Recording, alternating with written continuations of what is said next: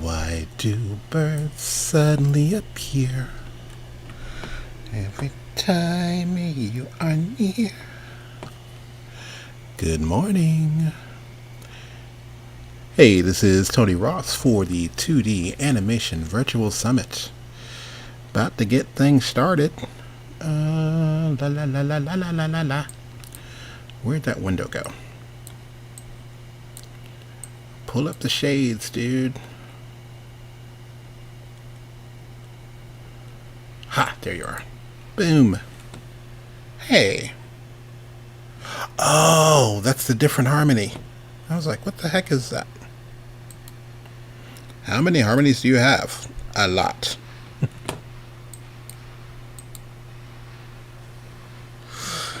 Hello, unicornalism. Unicornalism? Cool. I'm a sucker for unicorns. Vampire unicorns, big fat unicorns. All the unicorns are awesome. Hey, this is Tony Ross for the 2D Animation Virtual Summit. Welcome to day 4. So I sent out an email this morning, and I'll have to share this with you because it's an awesome thing. You don't even have one harmony. I'm in harmony with you, Ibis. Okay? I'm in harmony with you, dude. So I sent out an email this morning explaining to people, one, hey, I know things are crazy, but trying to pull this off, a little bit exhausted. Vampire unicorns. Yes, I'll see if I can pull up the picture later. I did. I actually reached out. I had the concept forever, and I reached out to Nina Paley. She runs this thing occasionally, where she'll go, "Hey, give me $100 and 2 words, and I get to draw what I want. You get the art." And so I sent that to her. And so the piece she did is awesome. But I sent out an email this morning. And to let you guys know what this week and technically last week has been like. Last week working on getting the summit, but my day job is technically teaching. I was teaching. I taught a what's called a video boot camp. So from 10 to 5 every day. I taught Monday and Tuesday was Premiere, and then Wednesday, Thursday, Friday was After Effects. Now, if you add on to that, my night job at the time, because it's occasionally all these things hit at once. So I was doing Monday and Wednesdays from 6 to 9 teaching Harmony Premium, and I was teaching that to 6 students, and that was a gig I'm doing in conjunction with Toon Boom. And then Tuesdays and Thursdays from about 6 to 8:30 I was teaching my own Tony Teach. I actually had a class that made, and so I was teaching with the Hudgens Center, teaching them Toon Boom Harmony, a totally different group.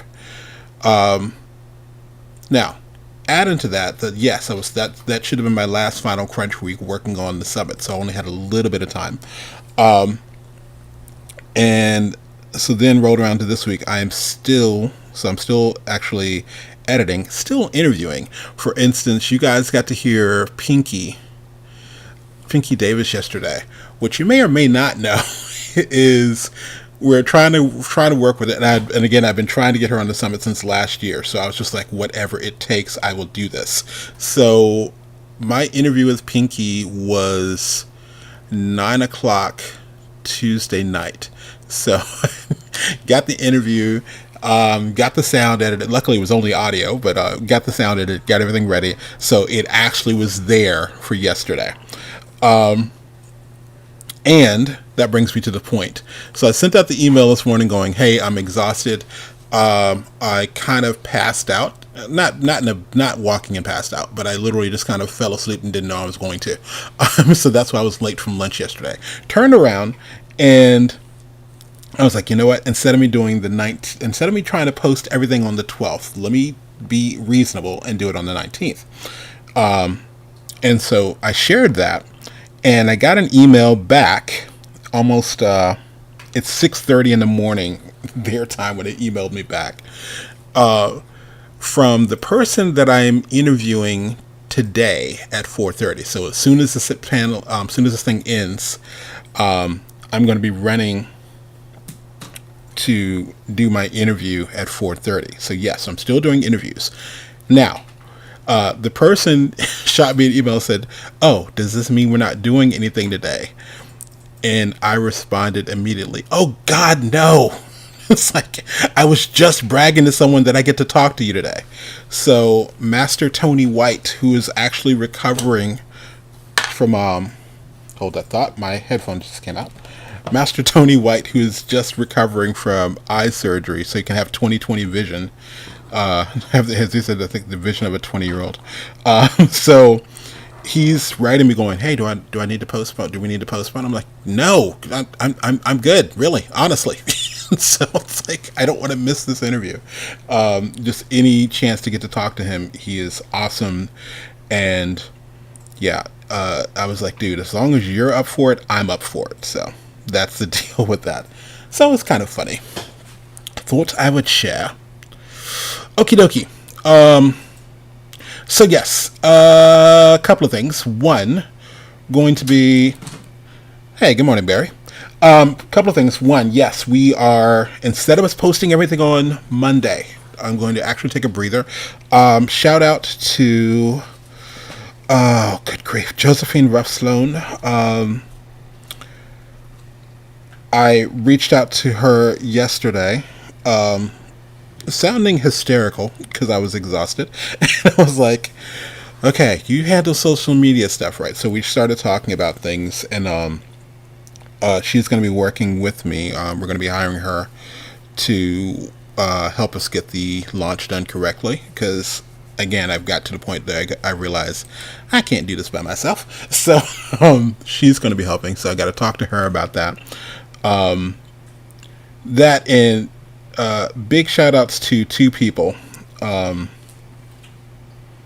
I was talking about Tasia Valencia yesterday. When I interviewed Tasia, again, I was kind of like going, okay, I'm so sorry. And she's literally, I'm sitting here talking to an Emmy Award winner voiceover person, and they're literally talking me down and calming me down, going, "Hey, Tony, do you want to go take a nap? And we can do this later. I'll just go record, and then we can come back later and do this." And it's like, and so I get back on the line with her, and I'm still dropping lines, and she's like, "It's okay, breathe." And then I'm thinking, like, she could have easily said, "Dude, call me when you get your shit together," but she didn't, and so bless her for that. And two, where's my thought? Oh yes, Josephine yesterday when I call her, mind you, interesting history about a couple of people. Josephine, I met her when she was in her teens. She was actually a student in a pre-college animation class I was teaching. So, and now she's this awesome social media person. I'll see if she's up for it. I'll see if, hopefully she's not going to kill me for actually talking about her life without telling her. But anyway, she's incredible with what she does, and it's like, okay. And I was expecting her to kind of go, "Dude, why don't you go sleep and we'll talk later?" But she was talking me through stuff, and she was telling me, like, "Have you drank water? Have you gone outside today? Get some." I was like, "I need coffee." She said, "Get green tea. It helps with the antioxidants." And I was like, "Wait, what?" So I am literally drinking green tea right now. It did actually help. So enough about that. Few announcements before I go ahead and kick on this first video. Yes, I'm still going to be doing the 21-day boot camp. Is it releasing next Friday? No. Figured let's be really creative. The 21-day boot camp for Toon Boom Harmony is going to release on October 21st. Have I posted links for that? Because I've had people asking. No. But when I do post links and then information about it, I'll be showing little clips of what I'm going to be doing today and all of next week. But basically, between now and the 21st, I want to do it like $21. If I can get 100 copies of that, I can afford to get a new computer. Because funny thing about that, besides me being tired, my computer, I sent one of the edits to my partner Chris Cartledge, and I said, I got an idea. Maybe can you export this for me? And I watched, we're on Skype, and I watched his computer shoot out two videos in under, I don't know, it was under 3 minutes. Meanwhile, my computer is going, dude, get back to me in about an hour and a half. And I'm like, oh my gosh, you're kidding me. So, yes, time to upgrade and change some things out. So that's what's going on. All right. So, a couple of things today. We got first coming up, we have Mr. Léon Dejournette. Works for some small company called Disney or something. I don't know. So, I'm going to see if I can pull that up.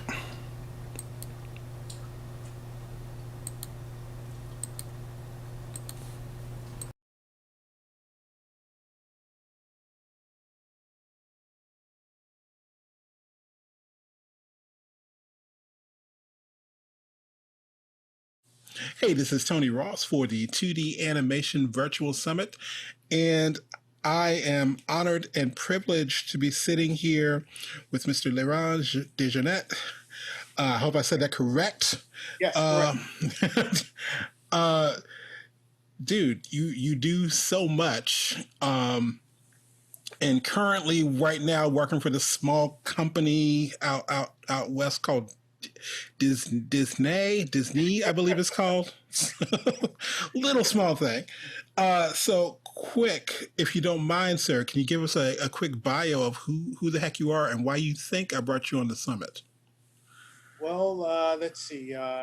I'll try to make it short as possible.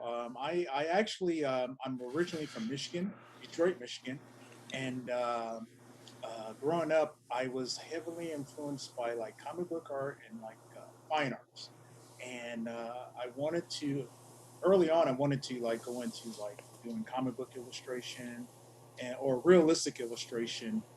At the time, a lot of things that were really popular were like movie poster art, and my favorite movie poster artist at the time was Drew Struzan. So when I got into art college, I went to Creative Studies or Center for Creative Studies. That's what it was when I went to it, but now it's called College for Creative Studies in Detroit, Michigan.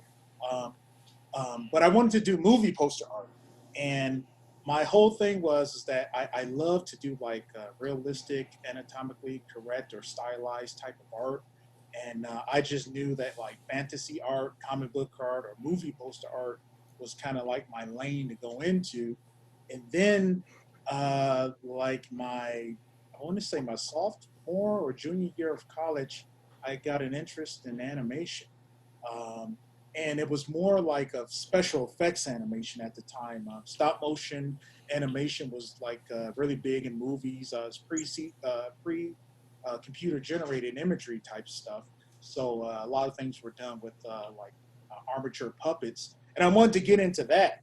And so I did a lot of like stop motion animation. It's kind of a long bio just to get No, you. dude, tell your story. Tell your story because I think I find it awesome. I was like, Yeah. go ahead. So like I was doing like stop motion animation in this like illustration realistic type of art, and um, that was kind of like my goal. It's like, okay, I kind of got this figure down packed. That I took many anatomy courses from famous great instructors and figure drawings, and I just tried to tighten up the craft.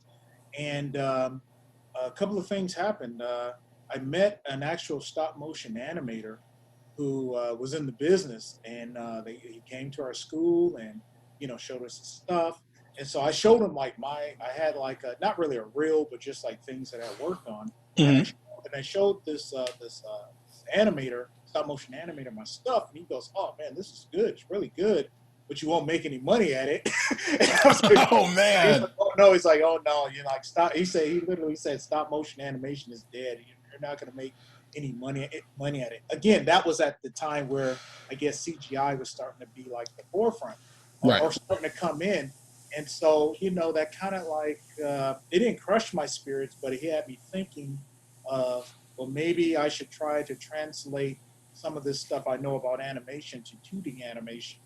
So, and at that time, I really didn't draw cartoony. Again, my whole style of animation was like more like I sculpted like realistic type armatures because I wanted to get into like that movie magic, stop motion effects. Okay. Phil Tippett was like kind of my guy. Yes. Okay. Yeah. So from there, I was still in college. A student who kind of saw that I was into animation. She had the Disney Illusion of Life book, and Oh wow. like her parents got it for, or not parents, but she got it as a Christmas gift. And she was one of those students who she was into art but not really into animation.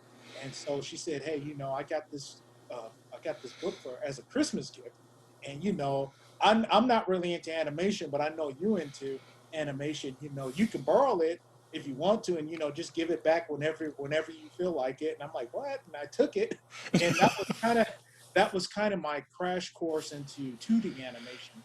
So Okay.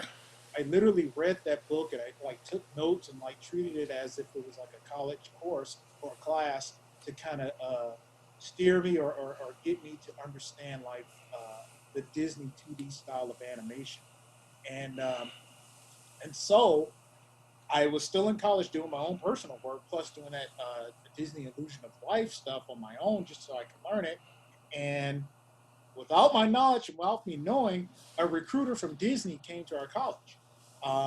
And this person came to our college to not necessarily recruit, but to see if the college had curriculums and the students sort of possessed the work that Disney was looking for, so they could partner with the college and potentially like at that time, Disney had like certain colleges that they were partnered with, and Right. so that they would have courses and things that were kind of gear the students towards animation. So by the time like they graduated, then the next step would be to like take an internship at Disney and then work on the films, feature film animation. And so this recruiter wanted to see like all the artwork or have students put up their art on the walls and kind of get I guess a gist of how the school and how the students are. And I put up my stuff, and all of my stuff most of the stuff that I put up were things that I did on my own from the Illusion of Life book. And when they saw that, the first thing the recruiter said was like, "Man, how come all this stuff is different from some of the other stuff?" And he's like, "What class did you take?" And I said, "Well, I just read the Illusion of Life book and home." And to make a long story short, there were some other students that kind of did the same thing that really wanted to get into animation, and Hmm. like our stuff just kind of stuck out like a sore thumb.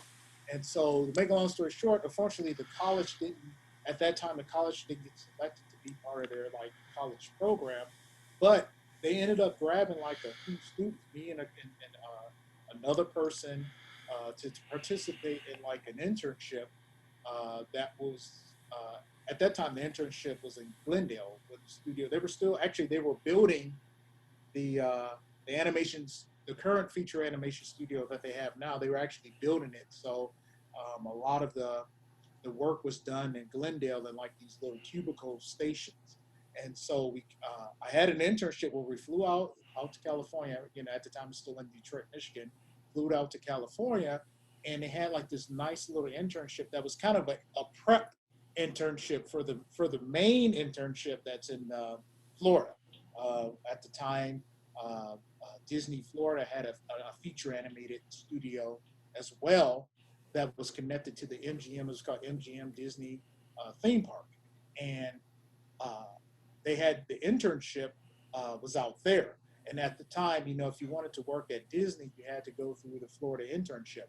And this thing that I was in California was kind of like a portfolio prep, so that you could get into the uh, uh, the Florida internship and then eventually become a Disney animator.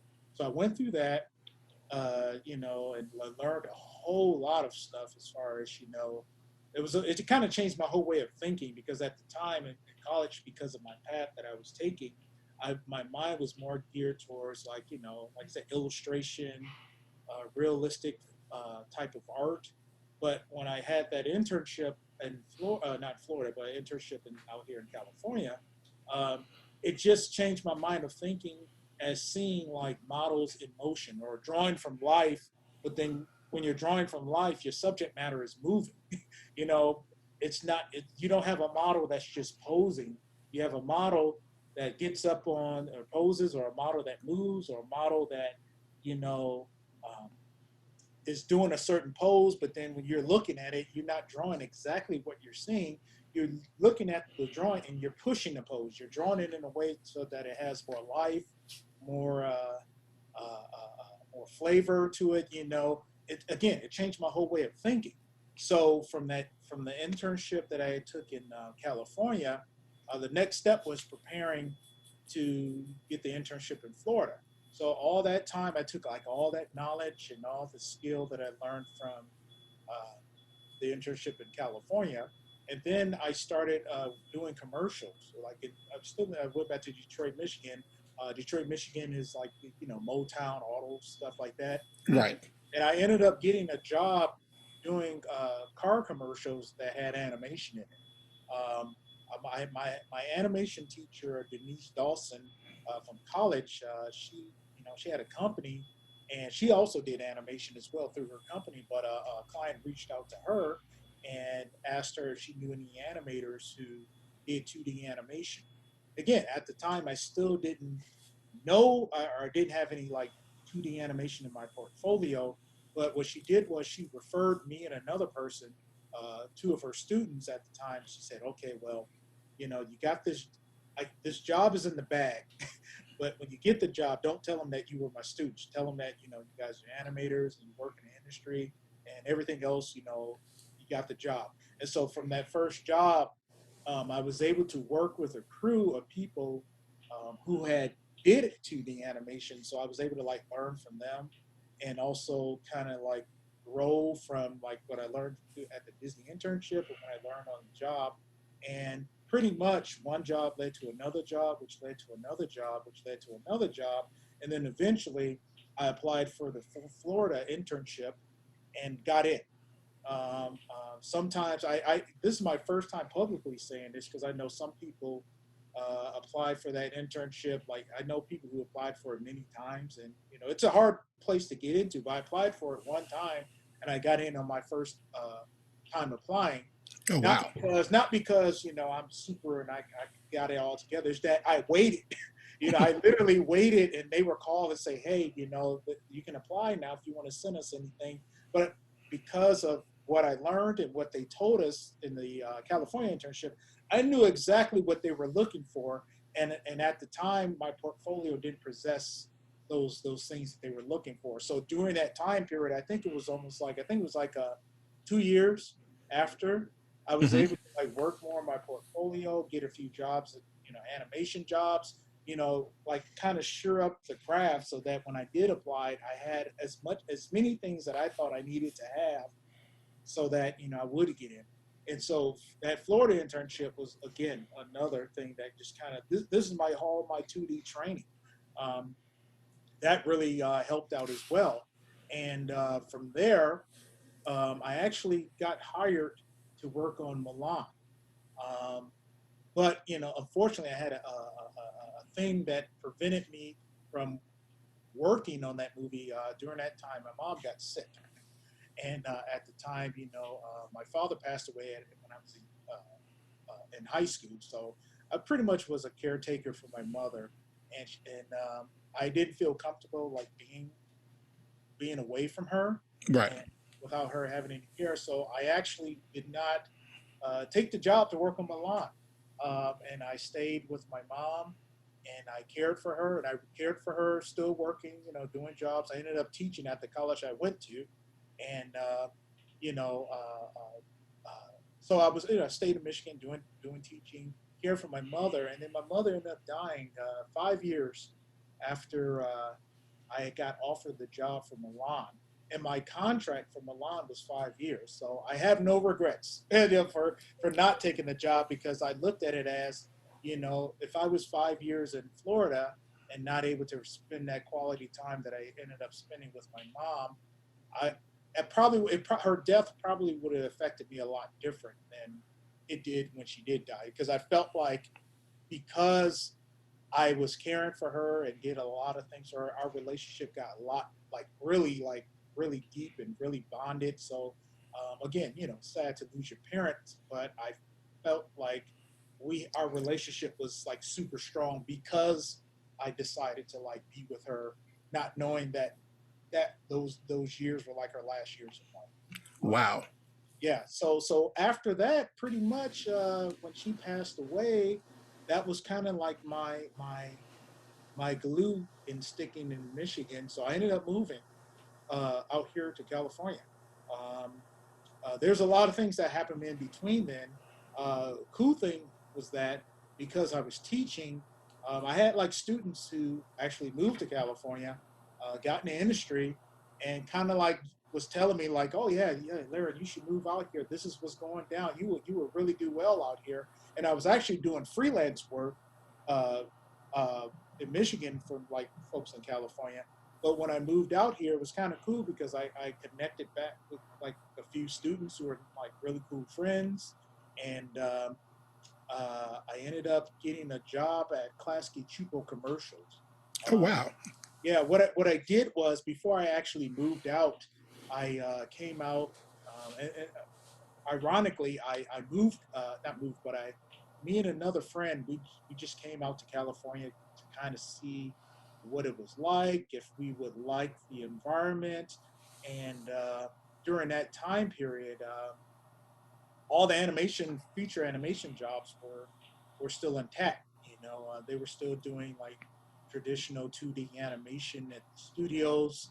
Uh, and a lot of the studios had like 2D animation work going on. Um, and I had connections out here. So a good friend, that worked at Disney, Donovan Howard, he introduced me to like other people that he knew in the industry.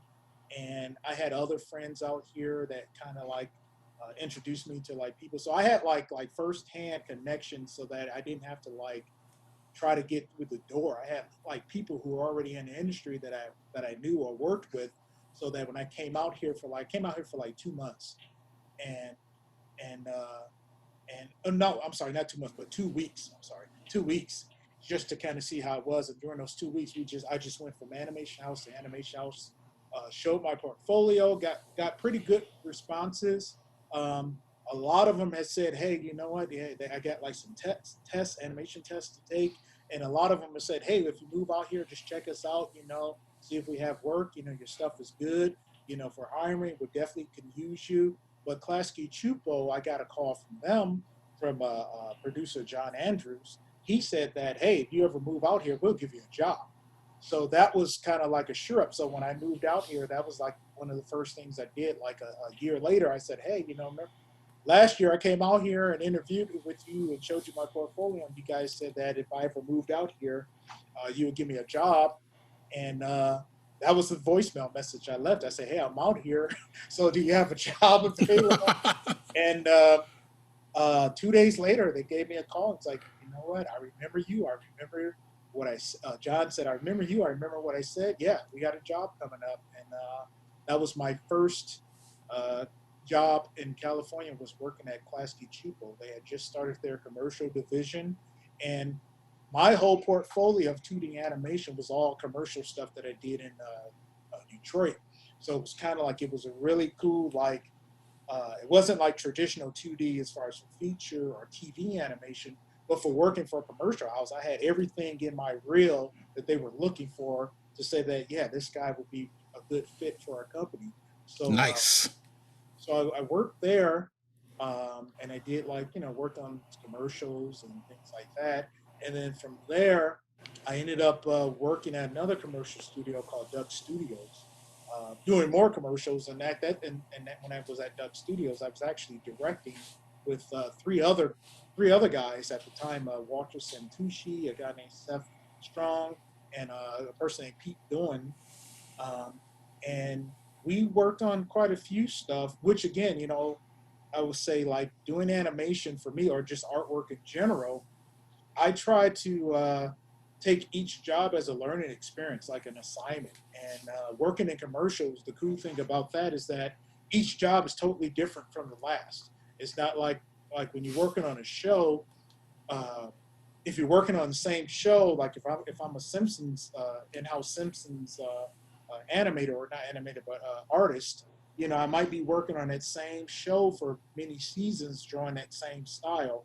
But in the commercials field, it's like you may have a job that's you're doing a Disney style. Then the next job, oh, it's a superhero style. And then the next job, it's it's a classic Chupo style or cut out animation style. It's like all these various styles. Some artists don't like doing that. Some artists kind of have their style and what they like to do. But for me, it kind of shaped and molded me so that I can do various styles. My whole background at the time was realistic stuff, but then I had to switch that whole realistic way of drawing and then start drawing like Disney style in order to like get that type of work. So for me, I think it just strengthened me as an artist. Um, and I won't go into every job, but for the most part, that the commercial work led to TV work. And I'll just say this at the time, all that commercial animation work was still doing traditional 2D animation where we used paper, pencil, scan in stuff, and colored through the computer. But it was all still traditional animation drawn by hand. Right. But then Flash started to make a big impact on our industry, and a lot of the jobs that I would potentially get, I didn't get them because I didn't know the program Flash. So what I did was I didn't take a course, and I just one of my friends recommended me getting a book.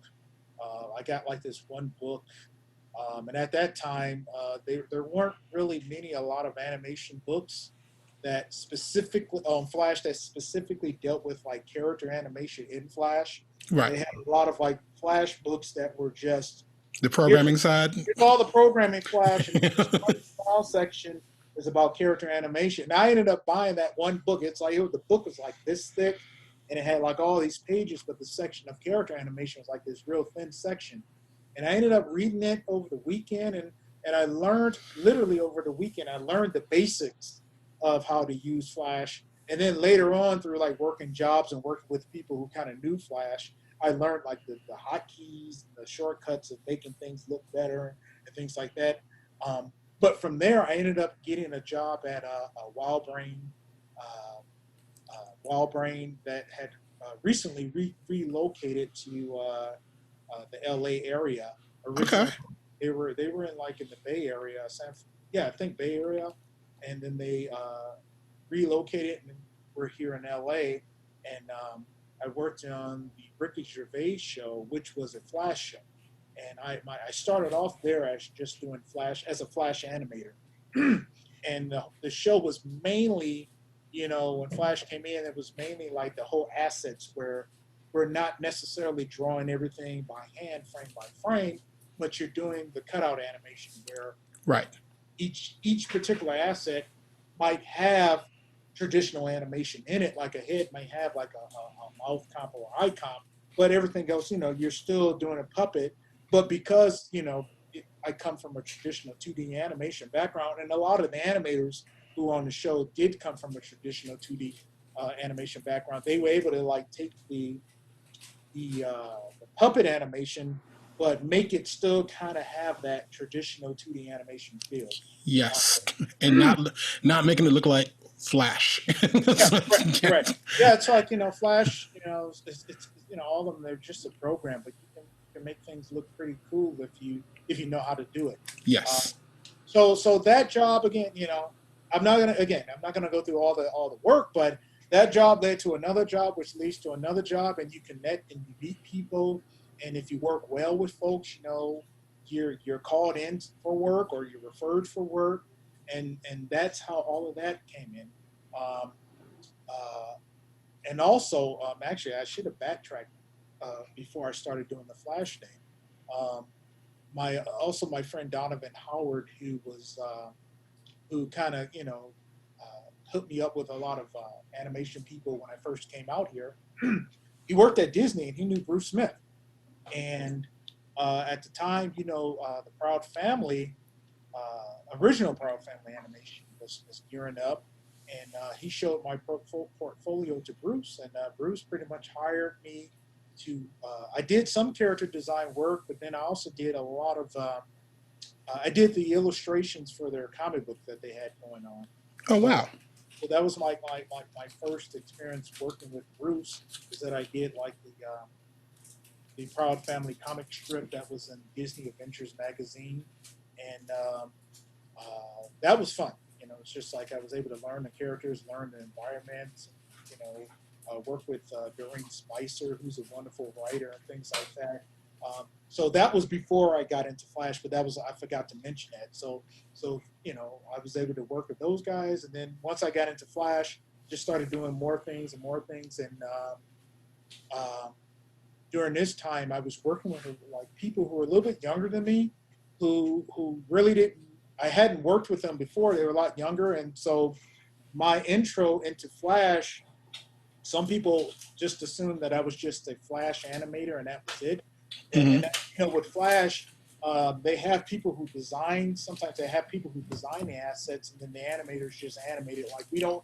The Right. animators necessarily don't have to draw anything because everything's kind of laid out for them. Right. But then once like some of the people at the studios found out that I actually did like character design work as well, then I immediately kind of started getting shifted more to start doing more character design and less animation, or actually both in some instances. Like sometimes if there were some assets that needed to be done, um, maybe I might like animate the assets for the animators and then like design the characters, kind of do double duty.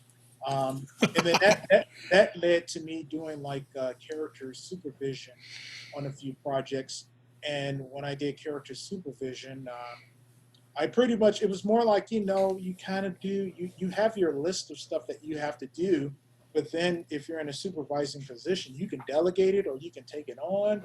You know, you can kind of do it however, as long as you get your list done, and you can delegate work or you can like work on work. But what I started doing is like when I was character supervising on Flash shows, uh, I would design characters and then I would try to do, if I could, try to like also design assets for the animators to kind of make the animation even better. You know, if I had time to do a cool mouth comp, I would go in and do a really traditional animated mouth comp. If there was like hair movement or anything within the asset that had some type of movement, if I can go in there and like just hand animate it in Flash and then give it to the animator as an asset, then it just made the show look even more like traditional animated. Nice. Yeah, and man, I'm all over the place with this bio. so so I mean, and I'll stop. And throughout all that time doing animation, here's another sidebar. I was still actually doing illustration work. I was still Wow. doing Okay. like freelance illustration work. Early on, I through my connection at Duck Studios, who had did graphics for. There was a guy there who did graphics for. Oh, geez, he did graphics for the Bernie Mac show, and I'm not sure if Duck Studios also did graphics for Jeff Foxworthy had a show where man, I forgot what it was. It was called the Blue Collar something Right. The tour. blue collar comedy tour. That one, Yeah, or but okay. but he had like a show at the time, I think, or something. But one of the guys at Duck had like a connection with Jeff Foxworthy, and they were looking for an illustrator to do like one of his books. And you know, Jeff Foxworthy is a freaking. I mean, all of his books are bestseller. You know, New York bestsellers list stuff like that. But I ended up doing like illustrating one, two. I ended up illustrating 5 books for him. Oh wow. And all the time doing that, I'm still doing animation. I'm still doing, you know, I'm like juggling it all. But yeah, I did illustration work while doing animation, and then as a sidebar too, I ended up getting the job with the Tops company, also illustrating doing Garbage Pail Kids. Yes, I Uh, saw that. That's. I was just like, man. Okay. and I'll tell this story, and it's a unique story because I wasn't really trying to get a job at Tops at the time. Um, I had worked. I'll put it this way: on working on a Jeff Foxworthy book. Um, I had like some illustrations online, And at the time, there wasn't Facebook, but there was like MySpace. MySpace, yeah. And Marlon Wayans had like a comic book and some things that he was doing, and he posted on his MySpace account and said, "Hey, you know what? I got this comic book out. Uh, can you guys?" He just pretty much he literally said, "Hey, can you guys take a look at it and give me some, let me know what you think," type of thing. Okay. And so I actually sent him a message. I was like, all right, and I asked him like some questions about it and stuff like that. And then he found out. At the time, I was working at Warner Brothers, and he found out I was working at Warner Brothers, and he started like we were going back and forth, literally going back and forth, messaging each other about his comic book. But then they found out, I did some things for Jeff Foxworthy, and he wanted to know things about that. And then at the time, they were working on a book that was again they had their own version of a humorous book that was kind of not the same as Jeff Foxworthy, but kind of was in similar as far as illustration wise, Right. similar to what. And so they hired me to like work on a couple of books for them. Um, and How I got the job working with Tops was that the Wayans brothers actually had a trading card series called Dozens, I think. It was Oh, basically cool. Dozens, Oh, and wow. they were doing a signing at Comic Con, and I had like one of my little nephews was out visiting for Comic Con, and he wanted to meet the Wayans, so I wanted to try to hook up with them to see if possibly they wouldn't mind meeting my little nephew. They were in a Comic Con panel, and they were going to be doing signing at the Tops booth. So I was waiting at the Tops booth for them to show up, and the panel went a little bit longer, and they never made it to the Tops booth. And so at the time, there were two art directors at the Tops booth, and they were like, "Oh, okay, well, art director named Jeff Zapata and John Williams, they were like, okay, well, since you waited all this time for them to show up, since they're not here, let me take it. You got a portfolio or something? Let's take a look at what you got." Oh, wow. And I showed and I showed them my portfolio, and then uh, the art director Jeff Zapata said, "Hey, you know what? We're looking for artists to do Garbage Pail Kids and Wacky Packages. Are you familiar with them?" And I said, "Oh yeah, I grew up with that stuff." And I gave them my information. They sent me a test, and I did well on the test, and that's how I started working with Tops. And again, just to let people know, in my younger years, I'm working on freelancing, doing Tops work or doing illustration work for other people. Uh, Also doing animation work. And then during that time, when I started working with Tops, I was actually teaching at Otis College as well. So I'm doing all this juggling things because, again, uh, I still didn't I still didn't feel like I had my foot in the door. To whereas I knew that, okay, if I had this particular route, that I would constantly have work. Work was always coming and going, and then when I took on extra work, things were overlap, and things I was up all night working my not really stressful, but not getting enough sleep and doing, taking care of myself health wise. But I tried to secure things so that I would never be without work, and it worked for a while. It worked for a long time until I finally got my foot in the door, and I finally got work that was consistent enough to whereas I can like start turning down like illustration work or like certain freelance animation jobs that were not like studio jobs that would keep me busy for a long time. Okay. I was about to say, because I'm just like, bruh, how are you doing all that? Like, I was like, this is before I got married, but I was like this man. I was literally like 4 hours of sleep, man, just trying to like just trying to hustle, right. more hustling and trying to find my path. I knew I had passion for a lot of stuff, but I really wanted to do animation. Um, and I think at the time for me, because my passion was like traditional 2D and those things weren't really around, I and when they closed up all the houses, I think it did something mentally to whereas I wanted to make sure I had like a plan B. Okay. I'm doing this stuff, but just in case this fails and now there's no more Flash animation jobs, I can always fall back on like illustrations. Excellent. If I can, and your bio is a perfect segue to my first question for you. What are your thoughts on the business of art and animation now versus 10 or 15 years ago? And what would you do differently given a chance, if anything?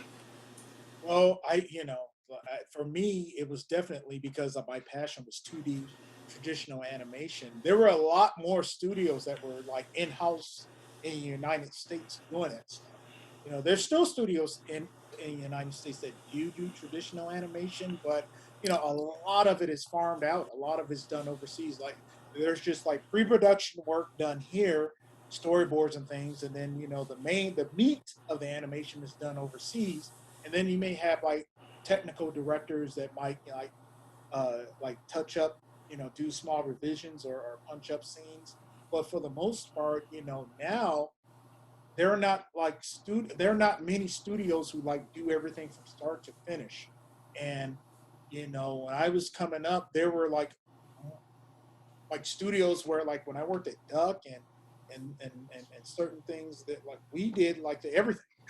We literally did everything in house and didn't have to farm out any animation. And there was more work for traditional 2D animators to really do like stuff. I think it's changing a little bit. A lot of people, because of the software, they're just doing stuff on their own. Not necessarily for studios, but it makes it easier for people who have that passion, who want to do traditional and 2D animation. You just get your software and you do it yourself. And I haven't really done more research to see how many like studios in the United States are doing everything.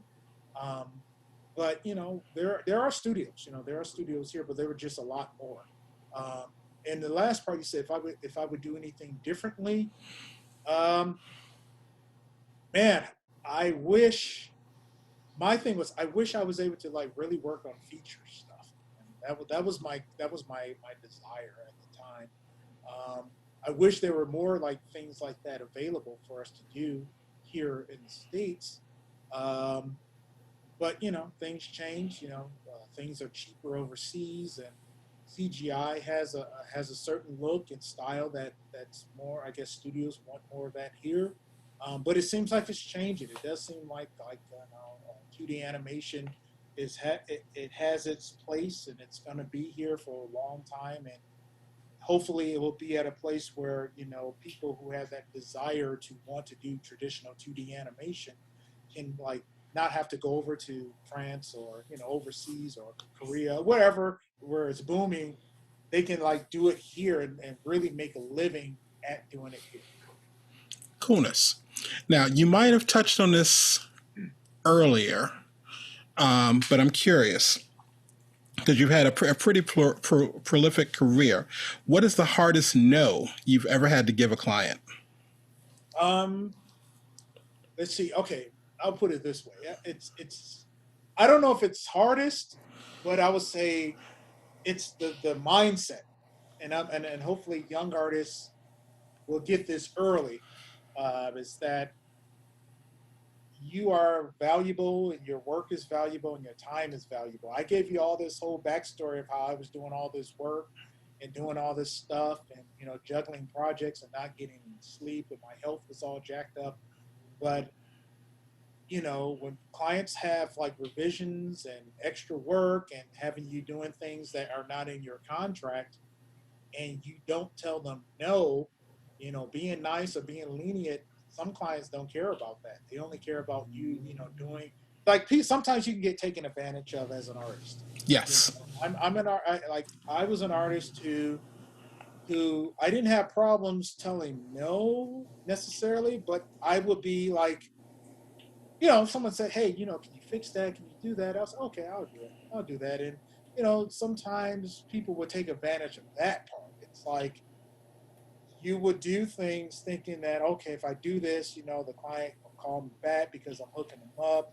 But I'm not taking on like I'm not saying I'm going to spend a week on changes. So that little small revision, no problem, I'll do it.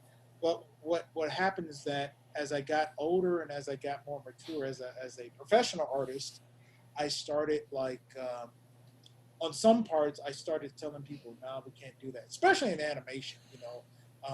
What I would sometimes do is like sometimes if I won't, I still try to work with the client to a point where it's still a team effort. So, like for instance, on an animated job or even an illustration, if a client says something that's like beyond budget or beyond time that we agreed to do, I will tell them not just no, but give them another solution of how to solve the problem.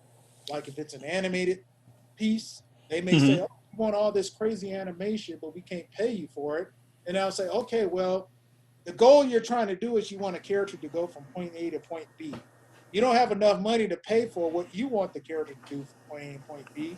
But hey, can we do this? Instead of it being all this crazy animation, can we do cycles? Can we do holds? Can we do, it's kind of like I'm trying to still make it work within your budget without just saying, nope, I'm not doing it. Nope, whatever. It's so that it we can still solve the problem without saying a hard no. Just same as like in the illustration. It's like sometimes a client may want you to do all this crazy drawing and this crazy layout without paying for your time and effort, or the budget just doesn't call for it. And I say, okay, well, instead of drawing this all these crowds and all these people in the scene, can we just draw like silhouettes and then have the main picture, detailed? It's like you kind of get what you're looking for without all the time and effort that you can't pay for. You know, so Wow. so Okay. so those are the type of no's that I try to do. But I have been sometimes say no, I can't do it. And even in that, I will say, well, if we can't do it based on the budget, I still try to do it in a way so I don't come across as like just this crazy hard stern person, but it's more Right. like I'm still trying to work, unless if the person's a jerk and I'm like, what, I'm never going to work with this client again. I don't want to work with this client again. Then maybe I might, just get hard and just cut them off.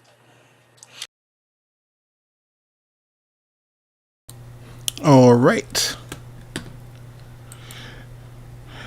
So there is like I said, there's a full interview. I think we talked. I want to say if we didn't talk an hour, we talked maybe 90 minutes. The full interview is going to be posted when we post everything on YouTube later. And it was funny because he kept emailing me back, and Laren, if you're listening, he kept emailing me back, dude, man, I probably went too long. You feel free to edit all that. I talk way too much, and I was like, dude, no, all of that is important. It's the reason the summit exists. Is yeah, I could go, oh, cool, you're working on this, cool, next question. You're working on this, cool, next question. I could do that, but that's not what the goal of this is. Shout out to Marissa, or my friend Ginger Tantavitong was talking about my, and I didn't think about it. She's kind of bringing like the humanity to what we do. There's other sides of it. Now, serious talk. Next up is my good friend and colleague, Mr. Tony Grillo. There are some subjects that are going to be discussed. There are names that are going to be mentioned during this discussion. We actually had a conversation about objectification versus empowerment.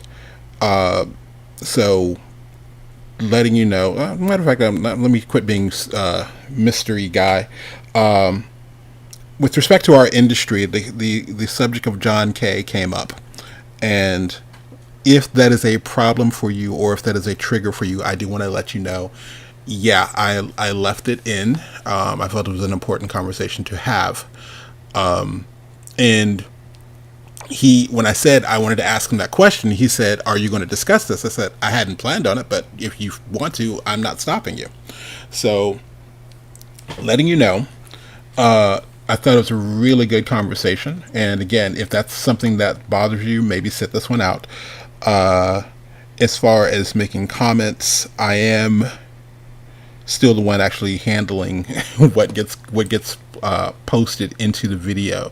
So, no offense to anyone. If you really have a stance on something, we can discuss that maybe at a different time. But if you don't see me post something that you've commented on into the video or into the live feed, it was a decision on my part, not Tony's part. I'm just kind of doing that.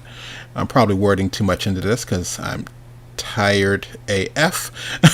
But anyway, enough about that. Let me address this. I am taking notes, like anytime I'm missing The like I do have to double check and see what happened with the volume on that edit. So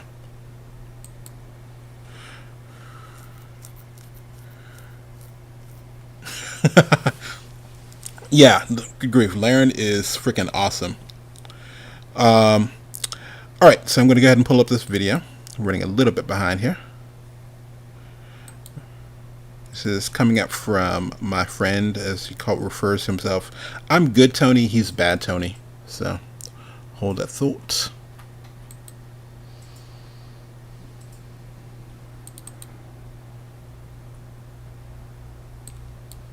Hey, this is Tony Ross with the 2D Animation Virtual Summit and hanging out with my good friend and name twin, Mr. Tony Grillo.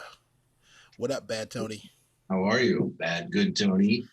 Bad, good Tony? Bad, good Tony. I'll take it. I'll take it. It's good to see your smiling face. I want to see my smiling face. I do not go on camera. That's not what I do. This is a picture that was a really nice picture of you smiling. Oh, that. Okay, cool. Yeah. That's a photo my buddy Drew took of me. So Like it's it. like, yeah, he's hilarious and an awesome artist and photographer. All right, good. Shout out to Drew Phillips. Okay, so quick question: who the hell are you? What do you do? Why would I put you on my summit? What's up? Tony, I don't know, man. For some reason, I've had you convinced that I am an animation badass for the last 15 years. I'm just going to keep going with it. It worked with my wife and it's working with you. I'm not going to change your mind. No, sir. No, no. I've done some work. Yeah, I've been in animation for about 35 years now. Started with like one of the first digital 2D, dedicated 2D digital animation programs. And I'm not talking about like Deluxe Paint, like I did play with Deluxe Paint and all that stuff back in the day. But yeah, we started early on in the 90s with like the ones that really layered and allowed you to kind of use external assets and really kind of mimic the camera process, the original animation process. And yeah, I love it. Digital animation has made it easier for me to stay in this because I don't think I would be still doing this if I had to, paint on cells and photograph that. And but yeah, I started a company back in the late 90s called Flinch Studio that puts, focuses primarily on web animation, Flash, and we started doing entertainment for companies like Warner Brothers and Disney, and then Tim Burton and Adam Sandler and Gracie Films, and Mark Cuban brought us on to develop animation content for the Dallas Mavericks, online and in arena. So we just kind of started as like a little company, grew into a kind of a big company. And then when the web sort of imploded again, I shrunk down to mostly just me. And then, on occasion we'll build teams and create bigger projects, just depending on what's demanded. But nowadays I'm doing a lot more smaller independent projects for companies, either on occasion it's animation with characters, on sometimes it's motion design using a lot of After Effects. Toon Boom plays a big role sometimes, and even photography, even doing a lot of digital photography and effects. But it all kind of goes back to the character animation roots that that I started right out of college here in Atlanta, or back in Atlanta. Here in Atlanta. Here in You Atlanta. ain't you ain't in no Atlanta no more. I'm not in Atlanta anymore. We left actually almost exactly a year ago, moved from Atlanta to the Netherlands, where I think we just with COVID, I think we've seen that a lot of people are getting very comfortable working at home, or maybe getting very uncomfortable from having to work at home too much. But it's it's something that I was doing for years. I was working for Mark Cuban in Dallas while I was living in LA. And then I said, well, let's just move to Florida. I can afford to buy a house there. I can go surfing still, and I can keep working for Mark Cuban because he doesn't care where we are. A lot of companies don't. Some weirdly still do or did until recently. Felt like they had to have somebody right there in the same zip code with them, and then you sort of show them, we've been working. You've been a client for a year. I've never seen your face. Maybe you don't, I think people started getting more comfortable with that. And so, my feeling was, as long as I can still keep doing what I've been doing, do it in a different time zone, and, hopefully, as the case is, grow a client base here in Europe, where I live in the Netherlands, then there's no reason I can't live anywhere in the world, especially if there's again, a little bit of a local community that does kind of similar to what the US does in terms of developing animation. Amsterdam, interesting fact, actually has a Netflix location, a headquarters, a European headquarters for Netflix here.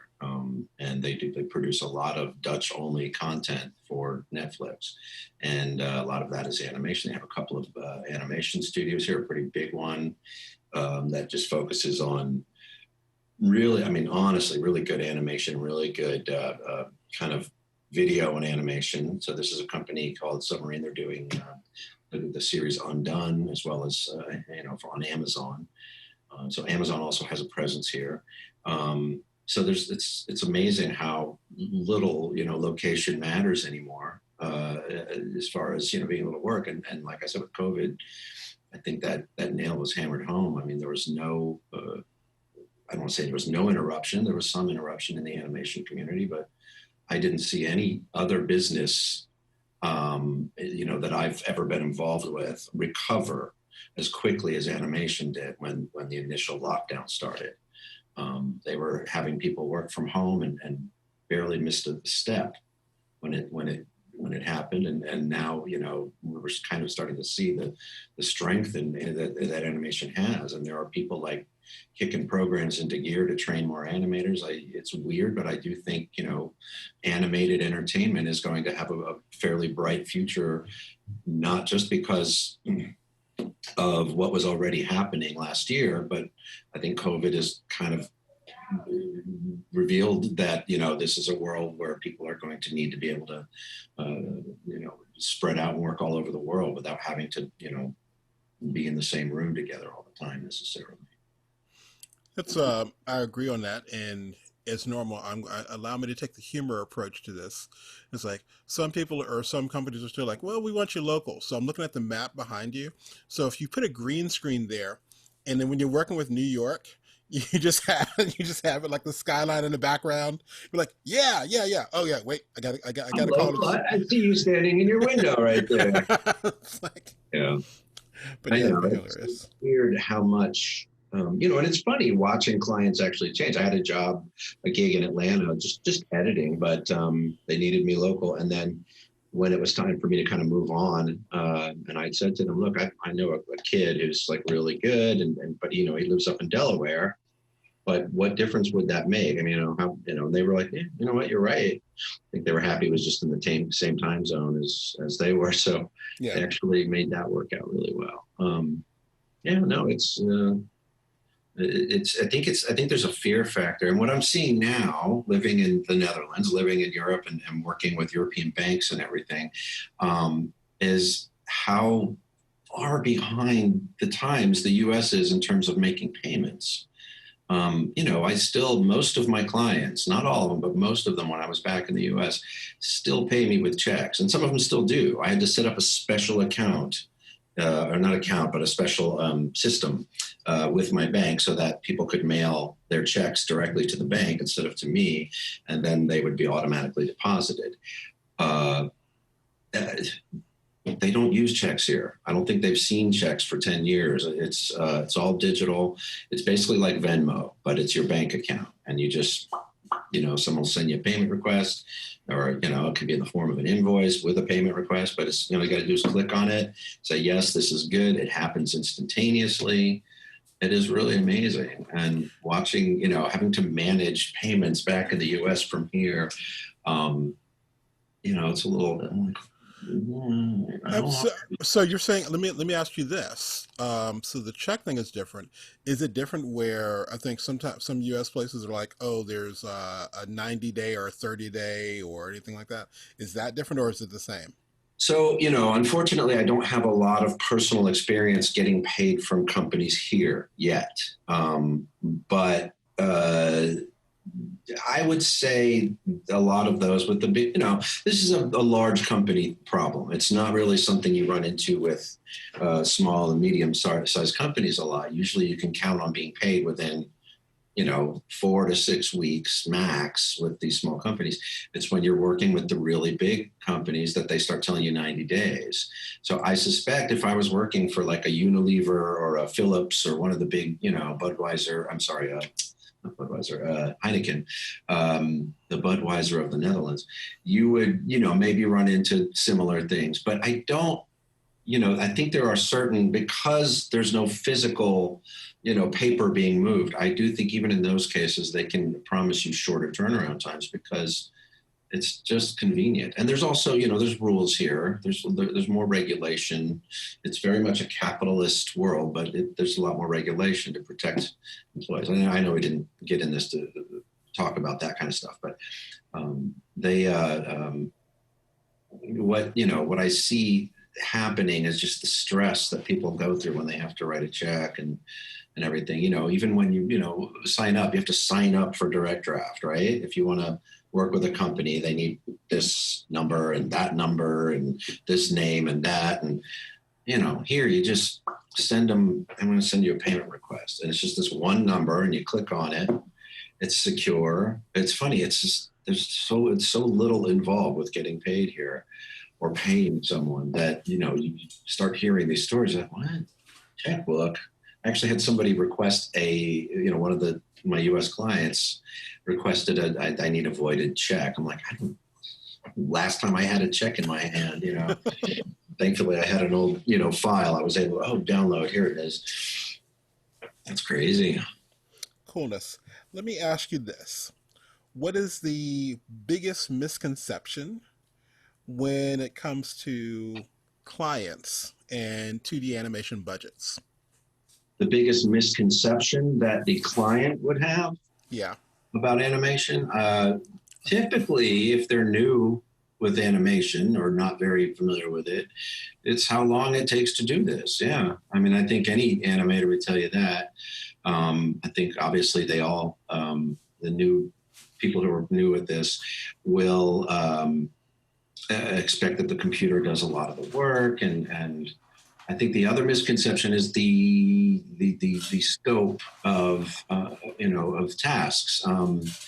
They just assume that because you're an animator, you can design, you can do backgrounds, you can do, the whole 9 yards. And sadly, I mean, that is kind of what you have to do now. And I think, it's what the days of being able to really explain to clients that, well, no, like I'm going to need to hire for 2 weeks, like a really gifted designer to help me develop character looks, hopefully within 2 weeks if they love what they're seeing, and then rig those characters and all. Like, they don't understand all that part of the process.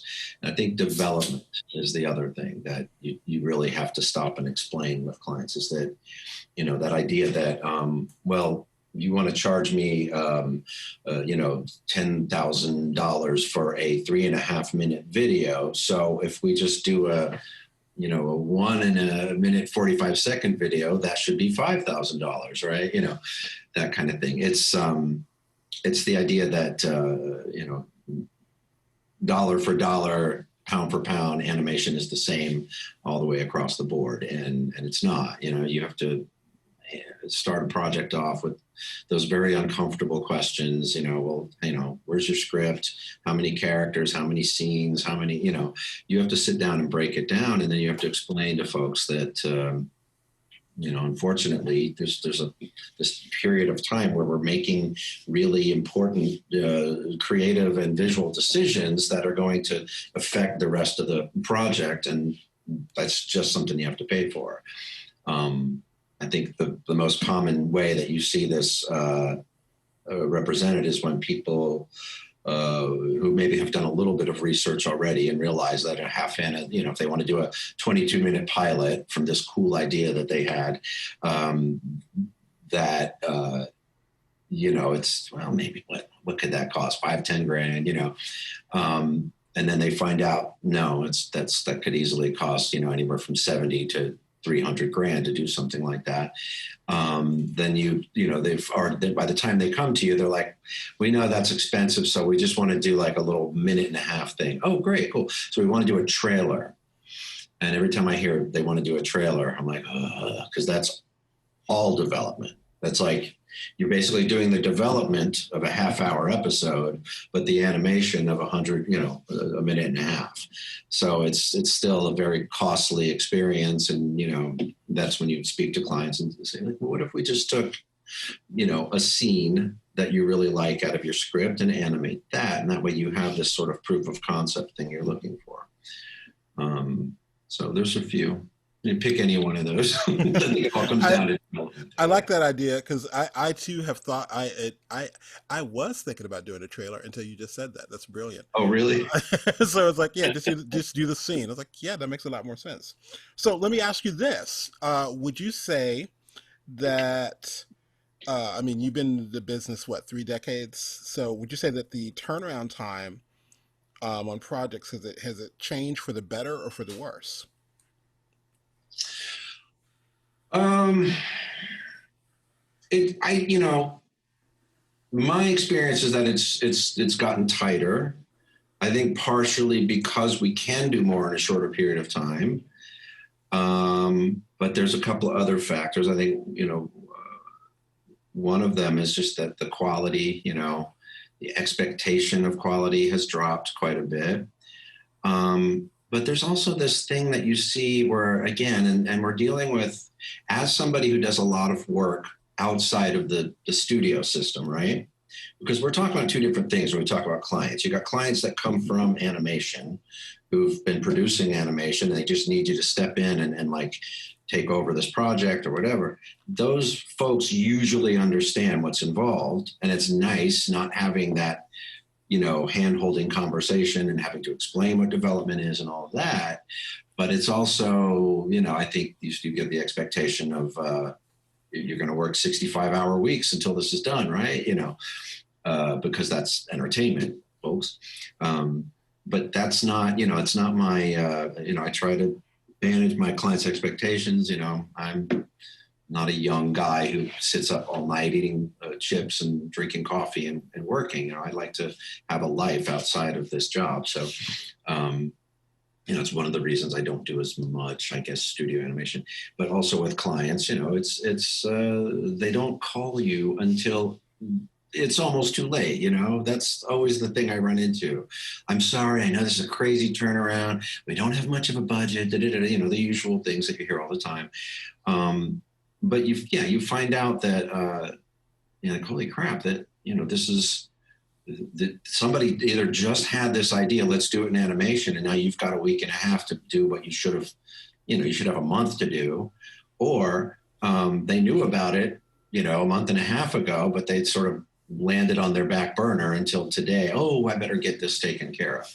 So I think I don't think in general that the expectations of turnarounds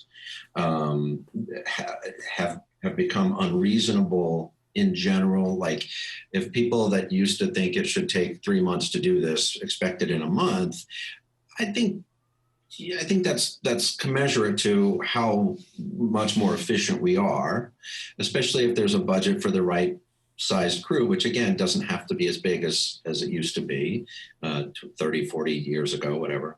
But there is still, it's just those folks that don't necessarily do animation every day that are stepping up and going, I need a project. And that's, I think there's usually, and I don't think that's necessarily different across the board. I think, or across time. I'm sure this, back in the 60s when, Raid wanted to do a commercial. They probably didn't give their crew nearly enough time to do it, or, you know, just taking that as an example. But what I think, trying to think, remember where I was going to go with this. I think that you just have an education factor where you have to kind of let people know this is what's involved and this is going to take a while, or, you know, we got to cut corners, or, you know, I think at the end of the day, you know, the ability to say yes to something and then explain how it's going to have to be done before that yes really counts. You know, like, I don't want to say, no, man, there's no way we're going to do that. I would sort of say, well, you know what if we just, you know, did one scene with character elements and then try to do the rest with, you know, depending on what it is, right? Like icons or I try to lay out what's realistic to folks and then let them decide. You know, I think it's troubling when you have somebody that calls you and says, you know, this is due in 2 months. Is there something you can do? Like, you have time? Can you, you know, pull it off in that short of a time? And I'll say, yeah, you know, as long as we get started, you know, show me your script, even if you only have an outline, whatever, as long as we can get started in a week or two, you know, blah, blah, blah. And then they don't call you until 3 weeks before. And now that yes that you gave them, you know, 5 months ago or 5 weeks ago is still, you know, you said you could do this. I'm like, yeah, I said I could do it 5 weeks ago. Now you're giving me 3 weeks. So that's, you know, there's always a little tension. You're either up in the price because you got to bring on more people, or, you know. Well, into that, I having married a wife who's in the graphic design business, and we learned this the hard way. When she would do like web design for people, and she would have it in the contract going, or when she says, yes, here's this price. This price is good on this. I would need to get this by this date and this by this date to keep this price.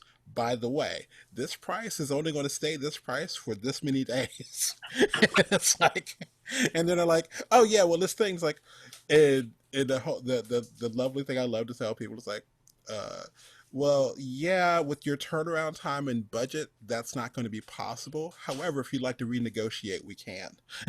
Yeah. It's like, really tough finding just the right finesse, you know, the right language in those situations, because it happens all the time. It's not just that, like it's the revisions, you know, the going overboard with revisions, or, you know, adding a round of revisions that isn't in the contract, or, you know, whatever. Like, I have a client, we have a great project this whole summer. And, you know, I tell her, like, let's get the script where it needs to be, and then we'll record it. And I really don't want to go back and record after that, personally. And it's not in the contract that we necessarily would do that. But, you know, it's not that big a deal. And she's a great client. So it is. Yes, it is always breaching technically the contract that we have when she asks me to change a couple of lines. And I want to, you know, be the guy that goes, what the fuck? I told you, you know, get this shit right. But why did you not read the script? Blah, blah, blah, blah, blah, blah. You know, sometimes you just can't make those judgment calls until you see it all put together. So, you know, I'm just like, yeah, no problem. We'll do it. Maybe I can work it into the recording session for the next one, or we'll just take, you know, some time out of our day. These days, it doesn't take a hell of a lot of time to record something, you know, to that quality and mix it in and all that stuff. So it's, you know, but you do get people that will tell you, you know, you just got to, you know, you tell them to fuck off. Like, you know, you know what I mean? Like your client, so they want to do another round of revisions. Tell them no. Tell them to go suck it. Blah, blah, blah. Yeah, great. You know, good luck finding clients and keeping clients, right, with that attitude. It's really easy. I see a lot of people telling you how to manage your clients when they're asking for too much or whatever. But the real world is that they want somebody that is going to just say yes. So you really got to find that balance. Like, is this really going to hurt you? You know, I had a client recently that we had a animation, a 5 project or video project, and 2 videos in, they wanted to change the next 3 videos. I'm like, oh crap, and I'm looking, and they're not quite the same. There's like adding in certain software simulations. It's kind of a little bit like a product demo, which if you've ever done a product demo where you can't just use screen grabs and you have to like recreate the software, the interface and things like that. It's time consuming, so we had to renegotiate, and we did the next one. And then I got another message. Hey, you know what? Can we change those last 2 again? And I had to say no. I'm like, no, I'm sorry. Like I really, we're at a point, because the promises you make at the beginning of a project, like, wow, you're really asking me to take a lot off, but it makes sense if we're doing 5 and I can amortize my costs, blah, blah, blah. You have to really be able to, know when to stop and how to stop. And yeah, I didn't get like a warm, fuzzy feeling when it was over, when I had to say no. But at the end of the day, I just, I know what I have in front of me. I still have 3 videos. So by the time this project's over, she's going to be super happy again because of the awesome work that I'm doing. And then, probably forget about that time I didn't let her change the last 2 videos. And then hopefully we'll go on to the next project, which will be those 2 videos she wanted to do plus, something else, right? So it's, for me, it's the idea of keeping a client.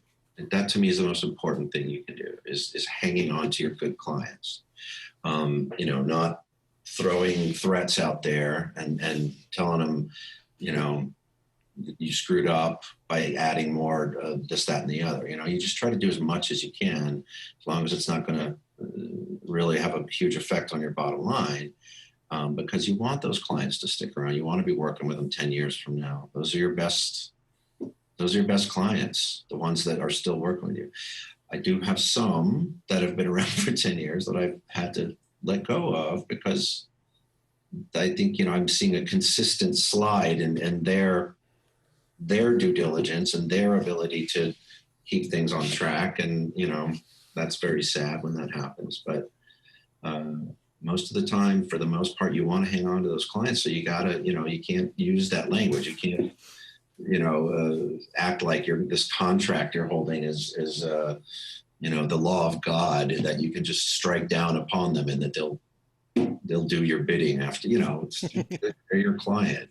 They pay you, they feed your kids and send them to college. So I think my I don't know if it's a counter or a compliment, but you'll figure it out. What I think about, what Mark Simon would always say is like, charge more. I definitely always charge more. He says, like, people aren't going to call me with ridiculous changes because they know I'm going to charge them more money. oh And then on top of that, what I would tell my students, I've worked for people from making $25 on a project, and the biggest to date was my wife and I got to work on a project and we got 21K. Guess what project bothered me the least? The 21K.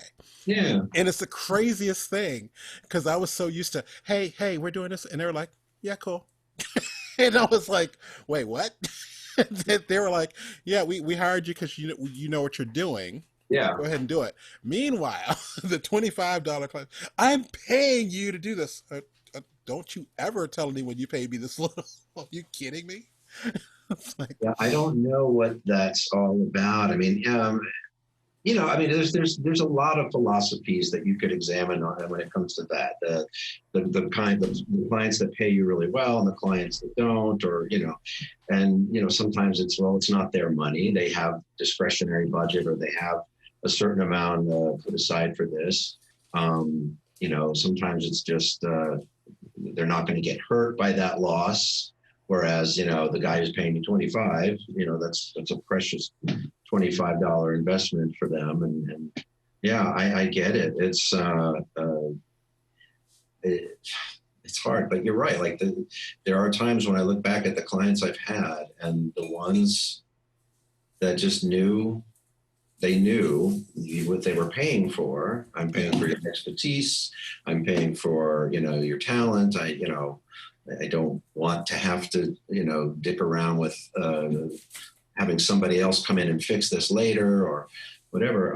The stress level just goes down.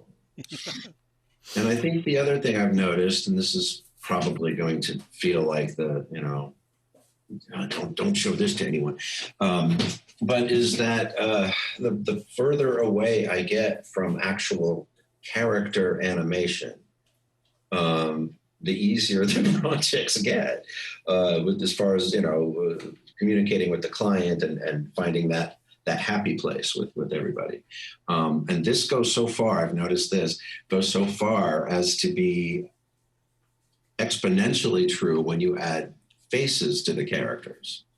So, there's a million different styles of animation you can play with. And the faceless character style is very popular now. Obviously, it's something that can be done in After Effects a lot of times. And not to say that After Effects doesn't have tools like Duke-Bacel and everything that will do facial expressions, but I think it's just a balance when you want character work, but you don't really have the budget and the time to turn around a production like that. You do something that's a little more like a mannequin, really, like a moving mannequin. And as soon as you take the face expressions and everything out of the picture, not only does it become a lot easier to manage, but the client projects their, whatever on the character. They don't see something that contradicts what they're expecting.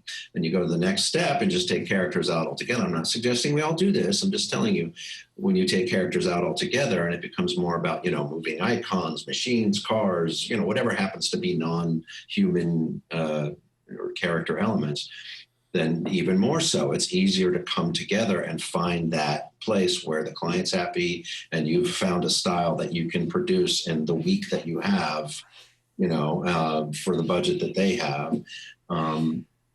You get to that happy place a lot faster. And I think just the stress level has gone down. So as much as I'm still doing character work from time to time, I still have, every year, a handful of projects that involve doing character animation. I really am enjoying doing like the motion design and the more straightforward video or video and graphics projects, just because, at the end of the day, I shut my computer off, I close my office door, I'm done. I go downstairs and enjoy living in the Netherlands.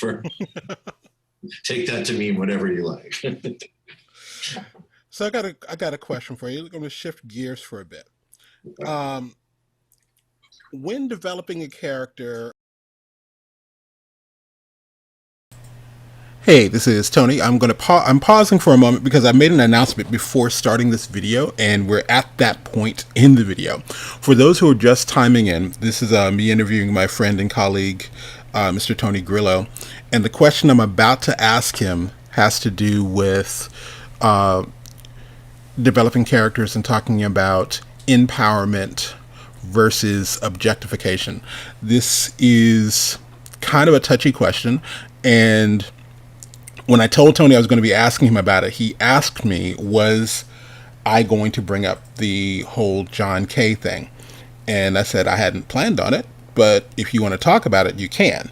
So that is, and in case you're not aware of this, there's some controversial things that happened, and some people are without getting too crazy about it, I'm simply saying if you're aware of the issues that happened with John Kay, and some of the young ladies in our industry, if any of this is a trigger for you or that's going to be a problem, you might want to sit this one out.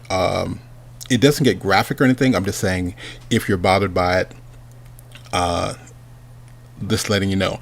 I'm making this announcement. Tony's not telling me to make this announcement. Also, any comments that I deem might steer things in a weird way, if we need to set up a totally different conference or summit and talk about this, we can. But if I don't post your comment, don't take it personally. It's just I did not want to do that at this time. Okay. Without further ado, here's the rest of this conversation.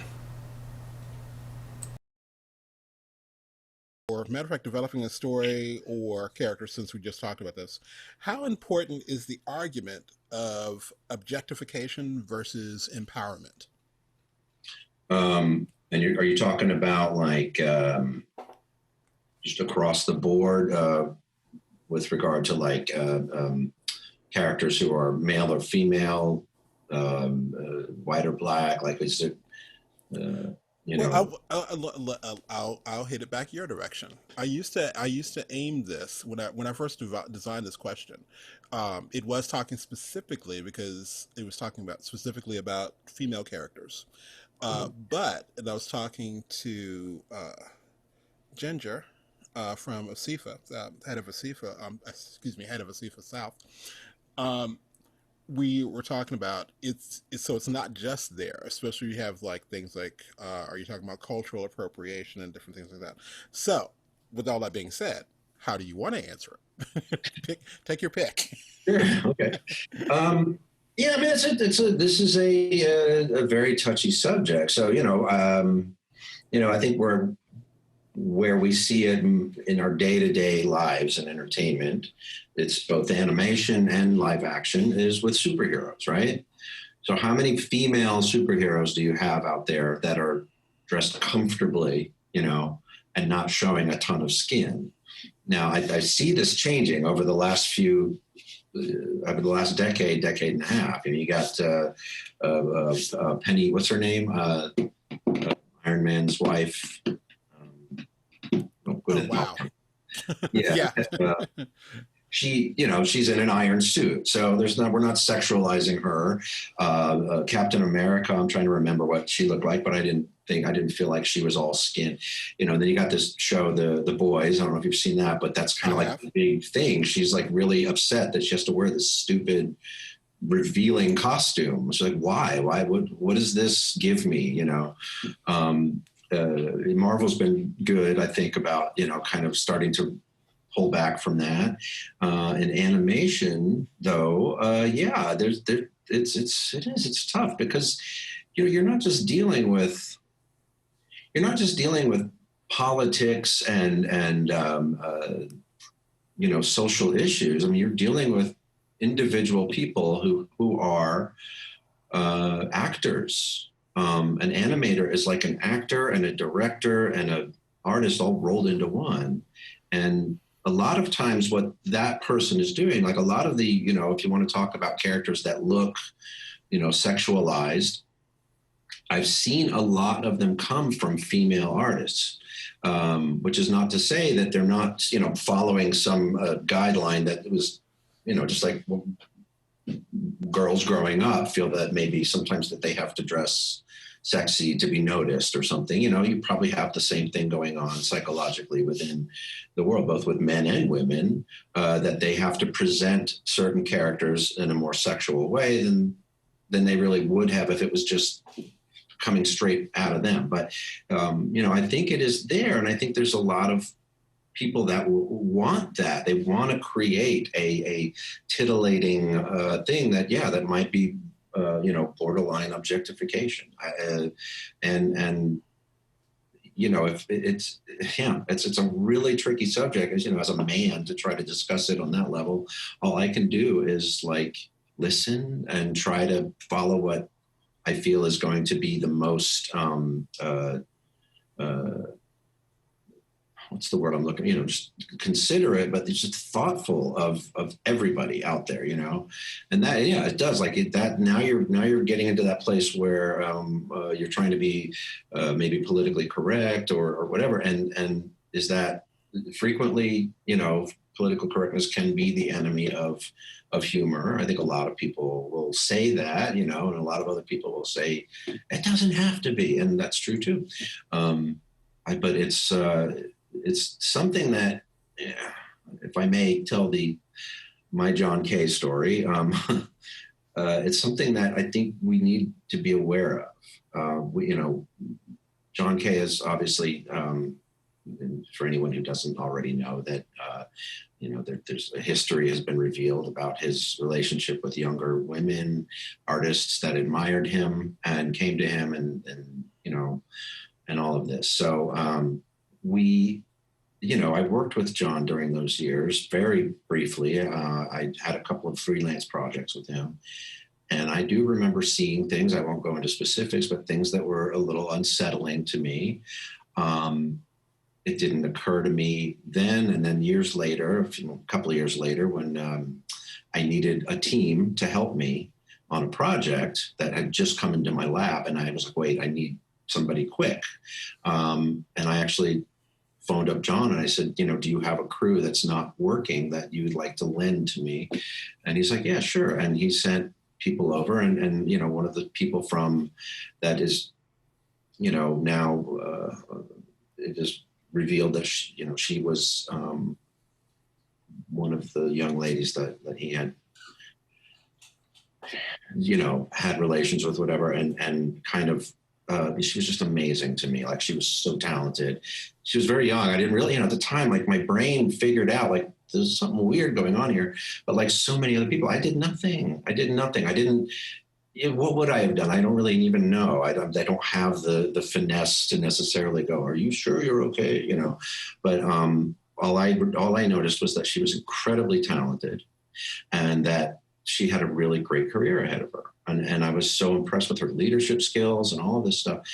And then to find out 20 years later that she quit animation because of what she went through with John, and hearing the echoes of that story, with everybody that Harvey Weinstein, destroyed their careers, the women that paid the price for not, for being a woman in the business. And I think the point that I'm making is that we have to be aware that it's still happening. It's still happening. There's still, there's a lot of people who still feel very strongly that if I come forward with what I feel are abuses or whatever, I'm going to lose my place in this industry. And to hear that, this is what happened to this woman that, I think she's getting back into it now, but 20 years outside of this industry that she was obviously meant for. She's obviously very good at what she did and should have been working in the industry the whole time, and felt for some reason that she was destroyed. John had a very, I'm going to say rabid, but he had some very dedicated, loyal fans. And I do think that, for what little I know about this, that there was some fear that there would be, backlash that she didn't want to deal with. So I think that's the key, is just like knowing that this is still happening. I don't know that I jump on the bandwagon of just like, demonizing everybody that, whatever. I mean, we've seen some, I think, over demonization lately and whatever, but living in the Netherlands, you realize like this is a culture that has developed in a way that it's not really very PC. They're not a PC culture, but at the same time, there's protection there. There's regulation and there's protection. There's an understanding that you don't do this. And I think that what we need to be is just aware that it's still happening. And if I were 20 years younger and I was seeing this go on, I would want to do something that I could, say, hey, look, I'm not here to blow the whistle on John Kay or whatever, but I want you to know that you're really good at what you're doing. And if you have to find your own thing, I will help you, or whatever I can do. I don't know what I could have done or what I could do, but I do think that, there's still people who feel trapped by it. So, the clue that we have, getting back to your question of objectification versus empowerment, is that there were characters that, he was drawing that were literally underage girls that were empowered by their ability to are you saying seduce? Seduce, yes. Is that empowerment?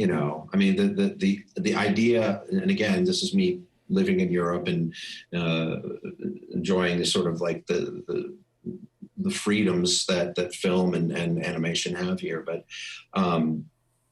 sexualization isn't necessarily something that we have to get rid of completely, because it's a big part of life. but yeah, it's not there.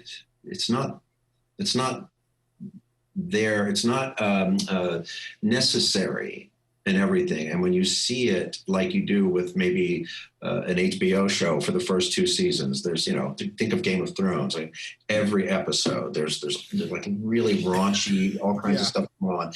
And then when the show finally like showed itself to actually be well written and well produced, you see the sex aspect of it sort of sliding away a little bit.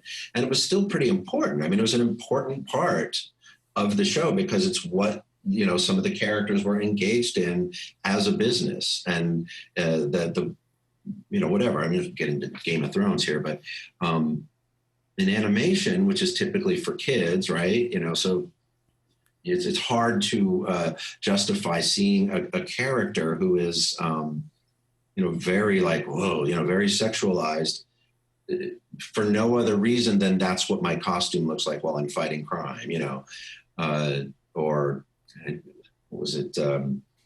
She-Ra, I think. Yeah. When we were kids, there was that cartoon. I just remember, like, as a kid, just entering puberty, I was like, whoa, that loincloth is almost, like it looks like it's going to just flip up at any moment, and like, I didn't really need that distraction. I wanted to see She-Ra fight a lion or something, like to me, it's a lot of times it does feel like you're just, hey, why is it now? Why is it in the context of this?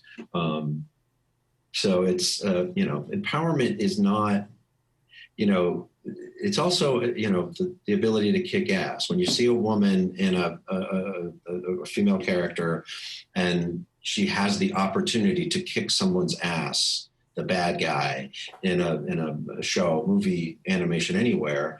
I mean, that's cool, because you're seeing the dudes do it. Let's see the women do it too. But it also seems like one of the two things women get to do, or maybe three, they get to be smart too. See, wow, you figured out the equation, or you're really sexy and you seduce the guy, or you kicked his ass, but it does. It's empowerment on a very limited scale,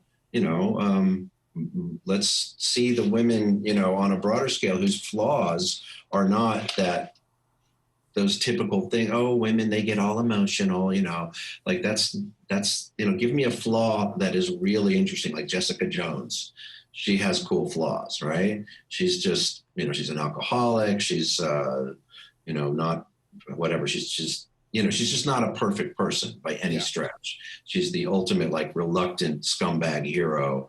And it really, like, made that show a lot of fun to watch. If all she ever did was be sexy and kick ass, it just would look like everything else. Okie dokie. So, and by the way, in case you're just joining us, it's not me cutting it off. What I've been doing is there was so much content this year. I've been cutting things off at about 40 or 50 minutes. The full interview with Tony is going to be on, will be popping up when we start posting on YouTube starting on the 19th. But yeah, I thought when he answered that question, I was just like, damn, I should have asked you this last year. But I think like it was such a really cool way of talking about things. Okay, quickly, where am I on time? Ooh, I got a few seconds. La la la la la la la la la la. Wherefore art thou? No, that's not what I'm looking for. Tab. There you are. So quickly, I want to show this tutorial I was actually started to develop for 21-day boot camp here. I'm going to hold on my O key, get my larger brush, use my rectangle tool. Seriously, bro, maybe larger. Hold on O. I'm in Harmony Premium, by the way.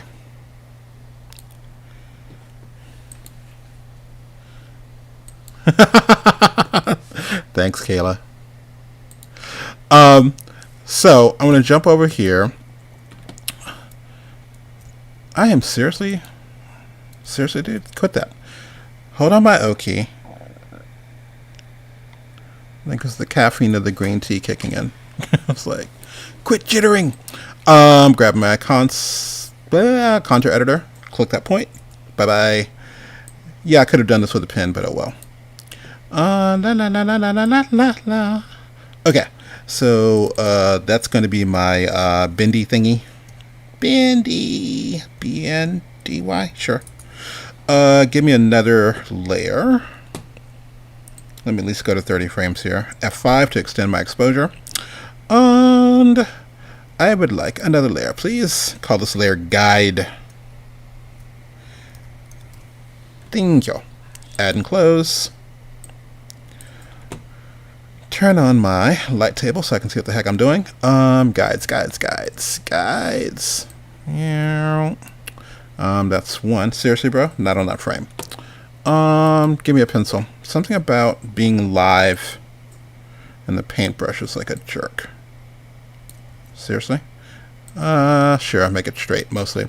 So it's there. Then we'll say extend the exposure. Let's do F5. And then turn on my onion skin. Thank you. Then quick question: which video editing software do you think is superior, Premiere Pro or DaVinci Resolve? Ooh. Can't we discuss something like Mac versus PC, or Star Wars versus Star Trek, or Prince versus Michael? Something a little less controversial.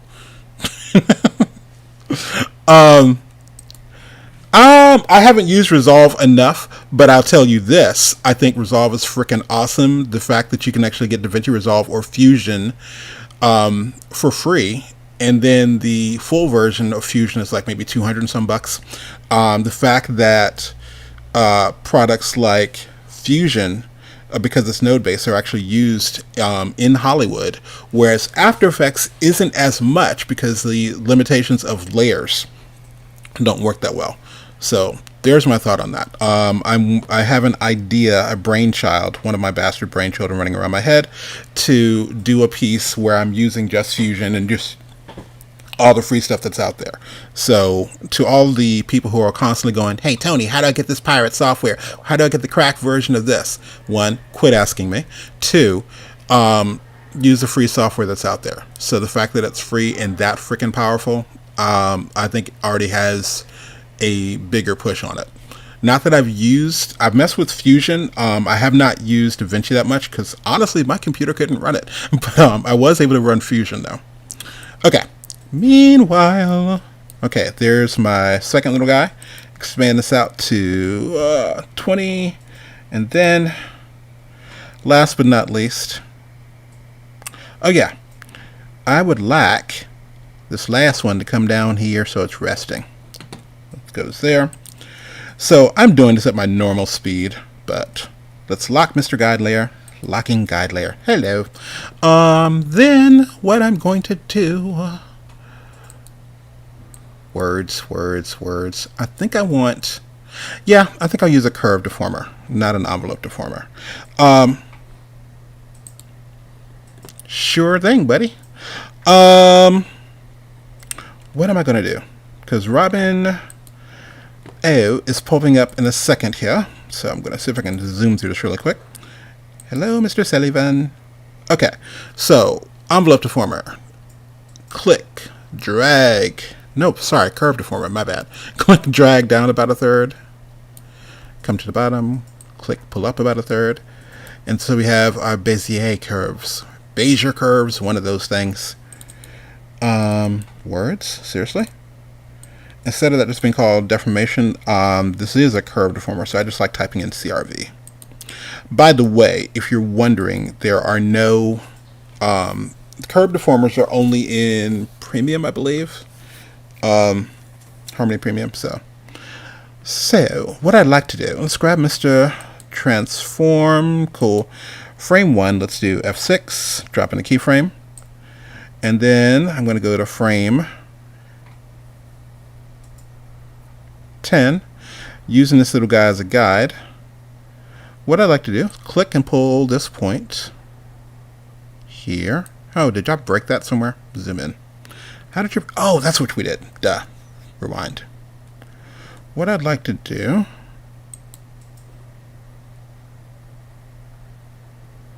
Wait, did I do that the wrong way? I did do that wrong way. How did I do that? Interesting. Fine. Give me a peg, damn it. I could have sworn that I did end up making an envelope deformer. I thought I made a curve deformer. Oh well. Not a big deal. So we do F6 for my peg. Go here. And here. Thank you, sir. Let's rotate this till it points to where that guide is. Thank you. And for the curve, I'm going to bend this. Oh, that bends the other way. Bend this down. And pull this guy up. What is up with your deformers? What's up with that? I need to actually adjust that a little bit.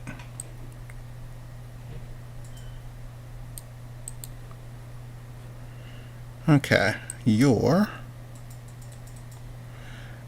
peg looks good there, I thought. Coolness. And then at the end, have it rest down here. Pull you up, thank you. But yeah, just kind of playing around with stuff. When we get back, we'll make it pretty and put some tentacles on it or something. Tentacles, suckers, one of those things. Meanwhile, turn off Mr. Guide. Bye-bye. Let me turn this test down to 12 frames a second. And stop you at where? 31? Sure. 31, 35, blah, blah, blah.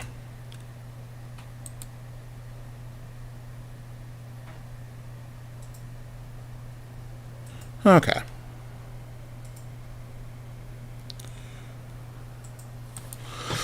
So yeah, one of the little fun things that's happening going to be happening on the 21-day boot camp, because it's like I think there are some things out there and people go, oh, it's intimidating. It's like, let me show you like how to do some stuff really quick.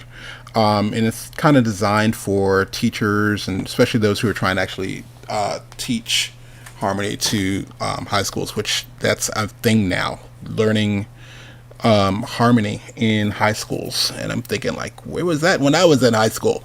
But anyway, I digress. Meanwhile, so we have, did I do that correctly? We have coming up next, Robin. Oh, hold that thought. Going to turn my mic off, and I'm sorry, I'm doing a really bad accent. Morty, mute.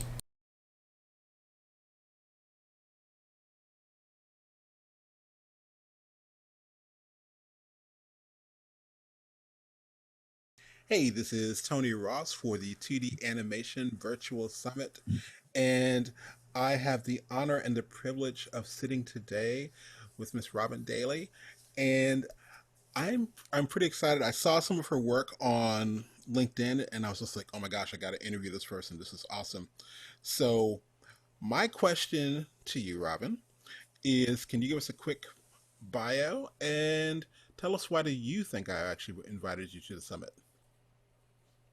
Yeah, so I live in South Africa. I was born here. I've always lived and worked here. I've always loved animation and just everything creative from a young age. And I always knew I wanted to do something creative. I wasn't quite sure what until I actually left school and realized that I could do animation, that it was actually an option to me. And yeah, I just kind of fell into it. And now I am happily married with my husband and our young son, and I'm an animation supervisor or head of department. Awesome. And I assume that you invited me on here because you saw one of my YouTube videos and you saw some of the other work that I've done, and you thought that it was a cool side to show of the animation industry, because I am a little bit, I'm not that positive, happy clappy type of person all the time. I can be a little bit hard in some of my videos with some of the advice that I give and the criticisms that I give, but I think it works. Definitely. Yeah, I say to a lot of my colleagues, I think a lot of times it feels like everyone wants to do the happy shiny side of animation. I'm like, yeah, but you do have to have Yeah, you have to have the other part of that too. Like you have to have those harsh critiques. Otherwise, we don't grow. Our business becomes more of a joke when it's exactly. not supposed to be. So, so I do have a couple of questions for you, and I want to run some of them by you. Would you say that your artistic influences are more classic or contemporary? Um, I would say that it's probably a combination of both for me. I studied art and art history, and I was really drawn to surrealism and Dadaism. I really like the way they explore the creative mind and the psychoanalysis of it and the juxtaposition of like the mundane and the absurd. So I get a lot of influence from that conceptually. And then stylistically, I think I am a lot more influenced by more current contemporary stuff, pop culture, graphic novels, comics, and certain illustration styles, and obviously cartoons. Interesting. Who's your favorite surrealist? I have to say Dolly, as cliched as that is. Point taken. Now, you that's the combination of your contemporary as well as classic. Have you looked at any of the quote unquote pop surrealist movement at all, or the pop No, surrealism? Okay. no. Yeah, there's I think that's what they're calling it now, but there's several magazines. I think there's literally one called Juxtapose. It's a magazine that kind of, my wife calls it skater art, but it's Yeah, just really crazy, I don't know, trippy kind of work, and I'm hoping it's not just a phase because it looks interesting of yeah. where it could go. All right, my next question: if you could snap your fingers and suddenly be working and or directing on your dream animation project, what is it, and does that dream change? I would say it would be to develop my own cartoon series, but not necessarily a kids series, more of an adult centered one, or at least for older teens or older kids. Um, I don't think there are enough of those around at the moment, although there are more now, obviously, with Netflix and stuff coming out with quite a few series. But that's always been my dream. It's never changed, and I don't think that will change, even if I never actually get to do it. It will always Okay. be my dream to do. So when you say, were you thinking like a drama or comedy or? I I think they both kind of appeal to me. I have, all these different things that appeal to me because, on the one hand, something like BoJack Horseman to me, that's been one of my favorite series because it was just, I mean, obviously that's a drama, but it just reaches so deeply into you, and I think people can often relate a lot more to animation. So it's good for those tougher topics because you're not looking at a real person, so you can relate as yourself to this person, like with BoJack Horseman with the animals. It's a lot easier to relate to them because there's not a human face to it. So I think it works well for drama. So I'd love to work on something like that. But then also, on the other hand, something like Steven Universe or Adventure Time or something like that, they're also great because they're lighthearted, but they address some deeper issues. Nice. I have never thought about why you would actually do a character like BoJack Horseman. It's like that. I never thought about it from that approach. You can relate to it because you're not seeing that human face and go, "Well, that's Yeah. nothing like me." I think that's brilliant. What do you think, or basically, what 2D animation needs is a lot more blank? What's in that blank, if anything? Well, like in my previous question, where I mentioned adult content, I think it needs a lot more adult content. People still have that impression of cartoons being for kids. I mean, if you're not in the animation industry, if you just talk to your average, business person who's not in our industry, they kind of dismiss cartoons. And I think there's still a lot of potential in animation, especially 2D animation for that, for the adult market. And I also think, especially mainstream, that cartoons are looking quite generic at the moment, a lot kind of just look the same. So I think a lot more difference in style and people stretching themselves a lot more style-wise. I think we could do with a lot more of that. Definitely. I heavily agree with that. I was the argument I was telling a colleague of mine the other day. I was like, can we quit giving everyone the same mouth style? It's like you can kind of grab it from one series and just drop it on the Exactly. other. Like, Yeah, exactly. I think, I mean, you can still rig it the same way, but don't make it look the same. It's like, good grief. Yes. Yes. Sometimes you can't even tell the difference between cartoons because they just look all so similar. Heavily agree with that one. Um, so my next question to you is not even for 25K would I animate or let me think. Hold on, let me reword that question because I was like, not even for 25K would I draw or animate blank. What's in that blank, if anything? I I would not work on anything pornographic just because that's awkward and weird. I don't want to be drawing that sort of stuff up close, thanks. Um, but also anything, any sort of like hateful content, anything that's prejudiced or that's going to hurt other people in some way. I wouldn't want to work on something that's racist or sexist or anything like that. So no amount of money could convince me to create content like that. Awesome. I also in I joke about this, but I'm also being serious. The I think my number is kind of that way. It's like there's certain things, yes, I will absolutely not do, and then there's other things that go, okay, I'm gonna do this, but I am not doing this under my name. It'll be a totally different. This is gonna be one of my aliases. So yeah. The other that and my colleague Ginger Tantavitang, who's like the head of ASIFA South, she brought up a really interesting point, and I never thought about it this way. She was talking about having the privilege to be able to turn that down, and I was like, okay. It's like, and my other colleague Lamont was talking about how, when he was a student, he goes, well, that there's a lot of stuff that he would do Yeah. that he wouldn't do now. But I was like, Yeah. okay, cool.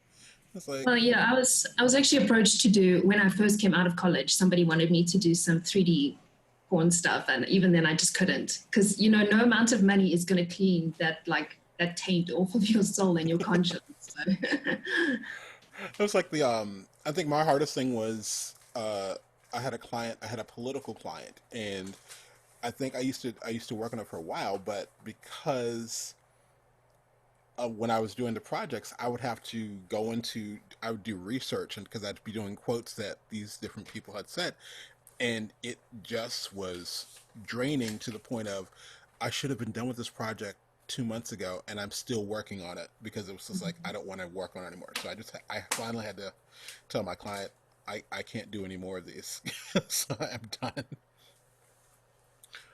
All right. So my last, well, not my last. Sorry, I am juggling questions here. Hold on. Okay, so everyone talks about the book that changed their lives or had a profound effect on them. What animation did that for you? Um, there are a few. I can't pinpoint one. I feel bad even pinpointing like 4 or 5 of them. Um, but I would say, firstly, The Nightmare Before Christmas, just because that kind of triggered my passion for animation, and seeing that you were allowed to be weird with it, and it didn't always have to be sort of like Disney kind of stuff, because I didn't really realize that before then.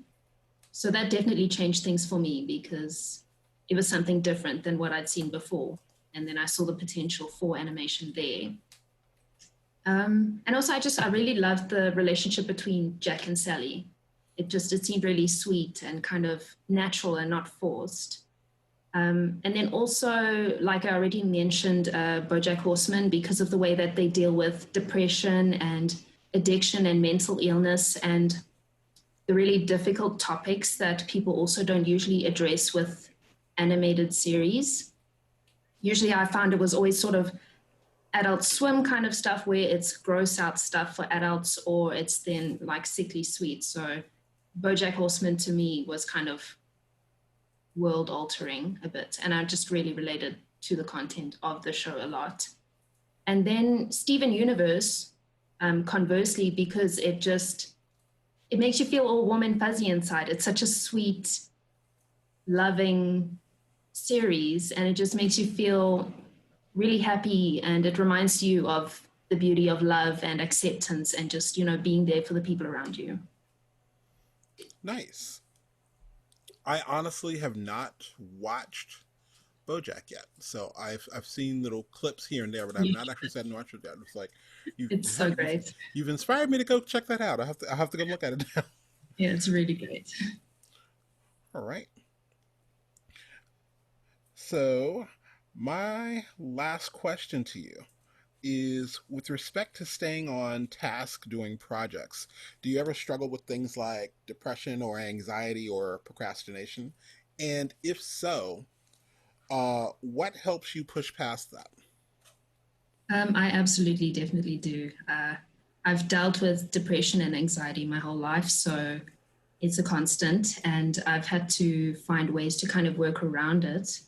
But my problem is that the way I deal with it is that I'm a workaholic. So I try and work through it so that I don't have to think of it because I'm just so busy that I literally don't have time. So it's always there in the background, but I'm kind of ignoring it because I've got all these deadlines and stuff looming over me that I have no choice but to just keep working. But sometimes it does get to the point where I can't ignore it anymore.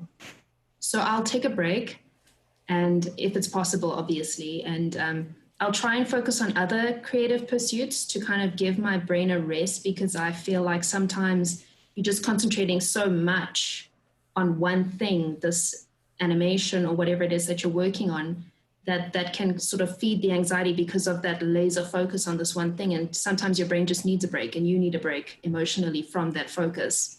So I think, yeah, trying other creative pursuits really helps me personally. And then also trying to maintain an exercise regime, because with the anxiety, all that cortisol has to go somewhere. So it's better to try and channel it into some exercise, boxing and stuff like that really helps me. And for the procrastination, I always try to prioritize my things and just work through it as if it's a list, and make sure that I meet certain deadlines or goals within a certain time frame, and just try and stick to that as much as possible. Awesome. So I'm glad to see. Well, I'm glad, I think maybe. I totally get that thing of where staying busy. Um, One of my personal things I went through is like several years ago when my father passed. Was like um, I remember I got the call that morning and I still headed into work, and so I was like letting people know. I was like, I'm getting ready to go, and they're like, oh my god, what can we do? You need to keep my mind off of that. We're gonna work. I'm checking out at this point. Don't bring it up to me. We're just gonna go. Mhm. And even at the funeral, after the funeral, I was like, I just went back to my room. And it was funny. Me and my brothers dealt with it the same way. None of us contacted each other, and I just went back to my hotel room. I think I was working on a Amazon book at the time, so I was like, I'm going to work on this. So it's just Yeah. like, and don't think I dealt with it for like several years. So it was weird. Seems that that's a common way to do it, I think, and we kind of avoid things we need to process and deal with. But I feel like if it works for you, if it helps you cope, then is it that bad? Definitely. Well, thank you again for doing this interview and meeting with me. So let me ask you, where can people find you? Um, is it like your YouTube or your what is that thing called? Is it Twitter? What things are legal these days? So it's like there's it's like where can we find you? So I'm everywhere except for what's that new one that the young kids are on? Oh my gosh. TikTok. I'm not on TikTok, but I am on Facebook. I'm on YouTube. I've got a YouTube channel, Robin O. That's where I have all my animation related videos, giving people tips and advice on animation and the animation industry, getting into it, and just basically how to improve your animation. And then I'm also on Facebook, Robin O Art Animation Illustration, and on Instagram. Awesome. Well, thanks again. This has been Tony Ross for the 2D Animation Virtual Summit. with Miss Robin Daly, and signing off. Say bye, Robin. Bye-bye. Thank you. Alrighty. So, who's up next? Um, playing with this. This is me rushing through something really ugly, and I could have sworn I actually gave that. How did I end up doing that as an envelope deformer? Anyway, so the fun thing about working with something like this is, I'm going to turn off Mr. Onion Skin. The fun thing about working with something like this is, why are you breaking? Hold that thought. What is up with you? Thank you. Quit that break. The fun thing about working with this is I can still come over here. Let's go to the drawing view. I can literally go, where's Mr. Pencil? Hello, Mr. Pencil. And draw this line in here. Words.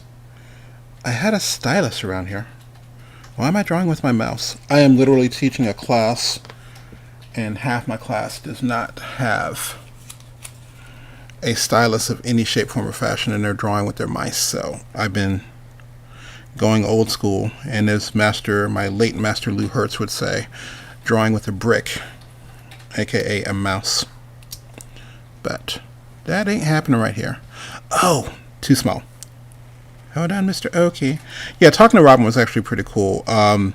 What led me to her in the first place was she was talking about how people are doing these animations, and the animation looks floaty. Specifically, if you ever seen those little things where it's like, I've seen it, unfortunately, and it's not the program, because I think the program is awesome. I think is it Splice? I'm trying to remember. But you always see these really, they'll do these little animated caricatures or something like that from a game, and this person will have hair like down to their butt, and the hair is heavy, but for some reason they're just standing there and it's just blowing in the wind. So yeah, it's like, dude, that shouldn't be blowing that way. Or if somebody's wearing like a chain or something like that, it's like floating in the wind. It's like, nope, it shouldn't be doing that at all. Okay, so go back to the camera view. So the cool part is, anyway, playing around with thoughts. Oh, by the way, I was writing a note because it occurred to me. I need to make a soapbox stand on something. So this is a call out to quote unquote professional animators that are out there, especially people who have been in the business for a while, especially those that that when you're first starting out, to directors, to people who are used to working with either small clients and or big clients. This is a challenge I am going to issue to you. I'm tired, so I'm going to sound grumpy, but I really mean this. If you are approached by younger animators or people who don't know the business, if they start asking you questions about budgeting and how to set budgets, please, for the love of God, do not do the wishy-washy thing of not answering their question. So if they're, well, it depends, give them something solid. Okay, so if there's like, well, and don't just send them to the calculator. I realize that there's this calculator out there, but you have to be able to say to them, hey, if you're going to do a project, if you're going to do something like, if I were, for instance, give them an example. If I were starting out and doing this 30-second spot for an individual on YouTube, I would probably start with the rate of this, somewhere around here, if I were doing this. Now, you're starting out, your rate would be different. Something like that. Because here's the problem. When you decide to not discuss things because, maybe you've actually, you don't want to tell them directly how much a certain project costs. You don't have to tell them the exact number. You don't have to give them your bank account or your social security number or anything like that. But when you don't give them that help and they have to either figure it out on their own, they're the ones who are going to end up going, okay, I guess I could offer something like this on Fiverr for maybe, I don't know, $500. Would that work? So give them an idea. Either that or quit complaining when people keep cheapening the industry, because the only way we're going to know, and I'm including myself on this, the only way we're going to know is if we ask people who actually know the answer to the question. Okay? So again, if I sound like I'm pissed, I kind of am, because I know for a fact that I would go to several people and I'm going, hey, I'm curious, what would this actually cost, you know? How much would this be? Yeah, Kayla, I agree. Yes, we need to help each other out. So it's like because you guys you've heard Laren talk about it. You've heard a lot of different panelists talk about this. Artists are taken advantage of a lot. Okay, so if we're reaching out to our big brothers and sisters, just respond. Kind of go, whoa, yeah, that's way too low. What you could probably comfortably on the low end, you should probably do this. Okay, help somebody out. Okay, I might end up doing a full day or a full freaking panel just on that subject where we talk about nothing but budgets. And if I need to pixelate your face out or give you the name of John Smith or Jane Doe, I don't give a damn.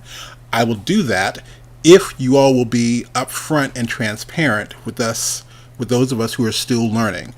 Either that, again, or just kind of quit bitching about Fiverr. Okay, off my soapbox now. Tired Tony is a grumpy Tony. So, anyway, I digress. Wow, lightheaded. Give me a second. Who the hell is next?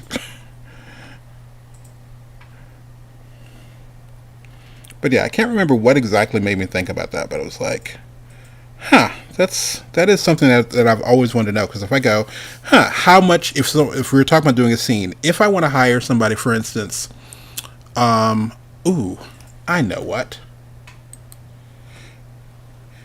Thank you. I agree. I think that would be a great panel. Matter of fact, I'm going to do, if anyone from there is listening, if anyone of my friends and people I trust knows someone that they're friends with and they trust, I'm going to call out a name. I have always been a fan of Titmouse. We're talking probably from way back in, oh good grief, downtown. So I've loved their work forever. If I were going to do a series, if I were going to do a series, I would probably go, yes, I would love them to handle it. However, I'm going, that's cool to say, but I don't know how much that would be. I want a Tesla Model X. Guess what? I know exactly how much that would cost me. So if I'm trying to do a 5-minute scene or a 3-minute scene, and I want Titmouse to handle it, and I want it to look like, hey, I like the way this particular series looked, what would something like that run? When someone approaches me and says that they would like, I don't know, and I kind of know the answers with explainer videos, but if I want something beyond that, So, meanwhile, I'm rambling.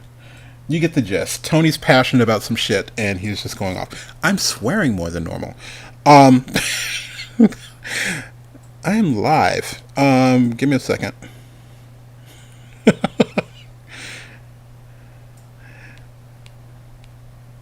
Disclaimers. You know how Tony gets when he drinks that green tea. Anyway, next up, what time are we at? Are we at the right time? Oh, perfect time. Yes, I rambled perfectly. So next up is my friend DeMille. Have you checked out? I don't think I have. Swift. I haven't. I don't think I have. I'll check it out.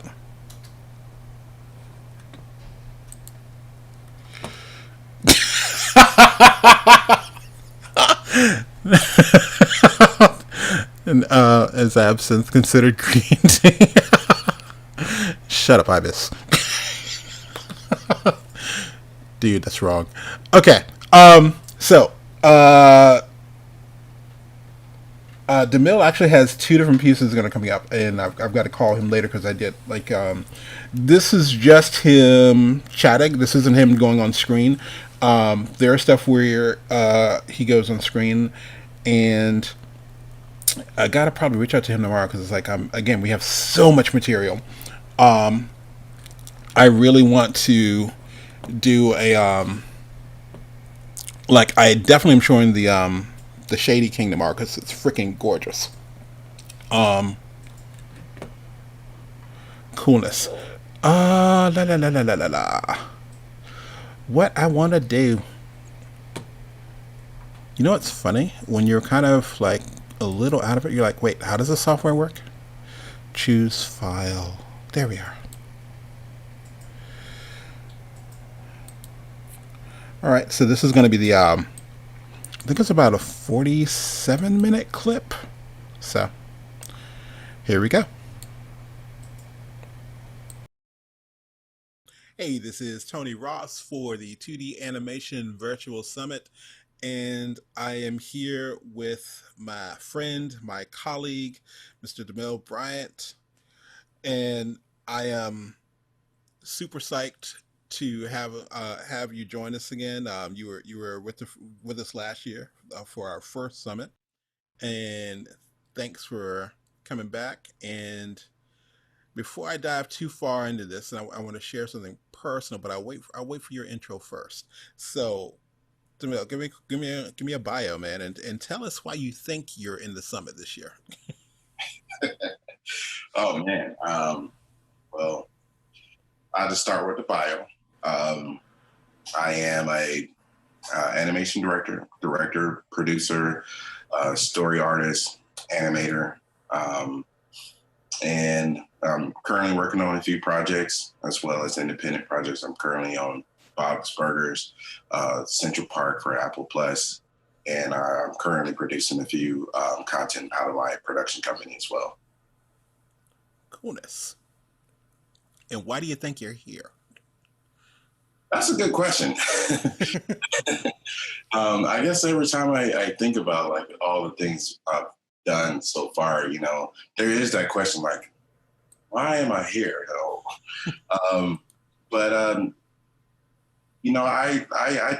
would say that I'm here to help educate and inspire people. I mean, there's been so many people that I've interacted with myself through my career that has inspired and like really helped me. And I think this is just like my opportunity to do the same for what everyone has done for me.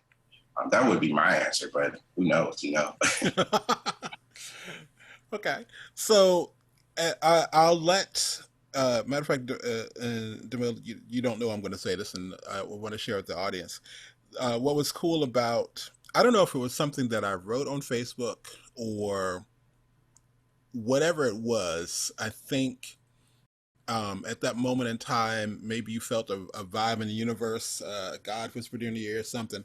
But uh, working on the summit has been a little tricky, and sometimes I'm thinking, do I really feel like doing this?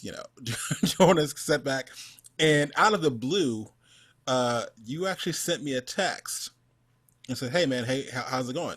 And I'm like, "It's going well. Just letting you know, man. Whenever you're ready to do the summit, I'm so down for this. I think it's a really good thing." And I'm like, "Thanks, cool."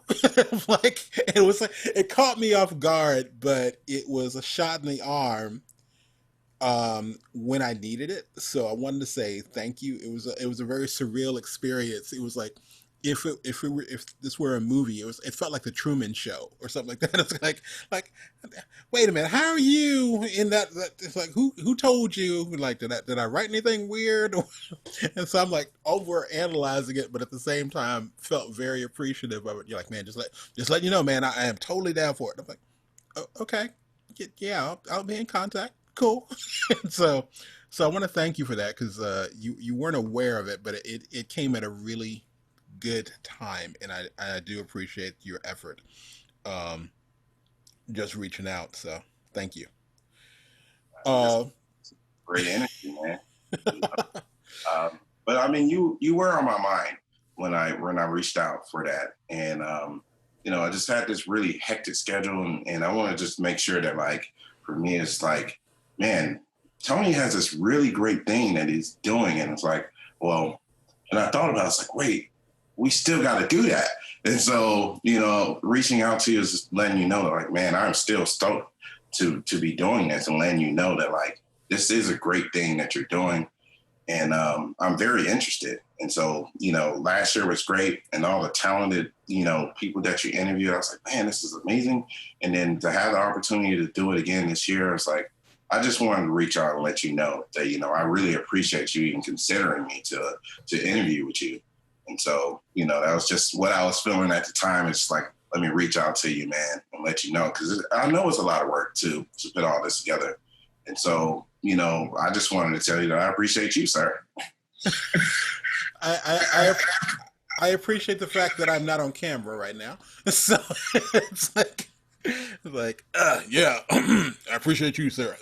We're good. We're good. So yeah. All right. So let me hit you with a couple of questions. Right. And as much as some of these questions are, I think there are some things that I do that I try to go, okay, I want to ask this specific question, of certain people. But at the same time, I think this year more than last year, um, I was trying not to call myself lazy, but I did recycle questions. And what I'm finding is I almost have to because we're all hitting it from different respects and different responses. And I'm going like, because every time I ask a question, that's really deep. Okay, cool. So I say all that to say, this is a new question for this year, but I'm using it with a couple of people. And so I'm going to ask you this. Everyone always talks about the book that changed their life or had a profound effect on them. What animation did that for you? Hmm. That's a really good question. I I have to say, Dexter Laboratory. You know, Okay. Okay. um, it's well, that whole genre of cartoons during that time. I think really inspired me, because it really just like watching an episode, of this kid that really didn't really fit in, and then was just smart beyond any means, and no one knew that except for him and his crazy sister. I would watch an episode and just really really get lost in my own imagination after watching an episode, and at times try to reenact some of the crazy things that he was doing, like he created this crazy board game, that was like so cool to me. And, I tried to do the same thing, because I just thought it was like just insane that, his imagination was, so great. And the things that he was creating were just coming out of the things that, he thought himself. Um, I wouldn't necessarily say that it led me to go down the animation path, but I would say that that cartoon, like, led me to continue to, believe in, my imagination and my creativity, and to never like give that up. So I would think that show itself, that and the Rugrats, just to, point it out, the Rugrats did the same thing. Like it definitely, really sparked my imagination, to one, be grounded in this kid's reality, a baby's reality. And then they would also imagine, their own world as well. And so, that kind of helped me kind of feel normal. Because as a kid, like, I did like imagine a lot. I played, by myself a lot. And my imagination was just all over the place. And, it's kind of hard to, bring that and talk to your friends without them like calling you weird. And, or like growing up and they stop imagining as much. And I'm still like watching cartoons and imagining stuff that, stuff like that made me feel normal. So I like that. You're bringing up the Rugrats. I think to me, even when you said that one, I still hear I hear the theme instantly in my head. But the opening, the camera, the camera moves, and that was so over the top for the time, and I think even for this day, where it was just like this weird panning thing and the almost fisheye lens perspective that was happening, and just in the opening credits was just like, man, that was incredible. Um, I was sharing with other people that my thing wasn't necessarily life changing as much as it was mind blowing. My wife and I caught the anime Paprika. I don't know if you've ever seen it, but we saw it in the theater, and if you haven't seen it, one, go look at it. But it was like it was so surreal. It was a 2D animation that we left the theater and we're just standing in the parking lot looking at normal reality, waiting for it to break. Like it was that it just messed with you in the most awesome, surreal way possible that you didn't even think reality was real anymore. So, but I like that idea of whether it's a cartoon or even some icons where it gave you permission to be different, and it was okay. So yeah, Dexter's definitely one of those cats. Um, my next question is, and this is I'm really curious on to get your answer on this. Not even for 25K would I do, or would I animate or direct blank? What is in that blank, if anything? And to be clear, it's not it's not like somebody's telling you to do a 5 minute short or a feature length film for 25K. It's reasonable. Matter of fact, let's say that it's quite generous for what they're asking. What's in your blank, if anything?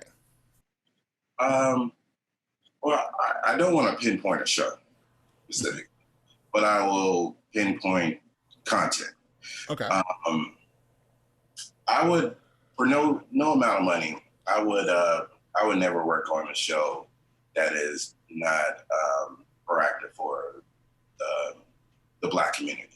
Okay. You know, I feel like there are shows and I just want to change the narrative, and I think that filmmakers in the industry, period, whether it's animation or live action, they're changing the narrative of how they tell Black stories.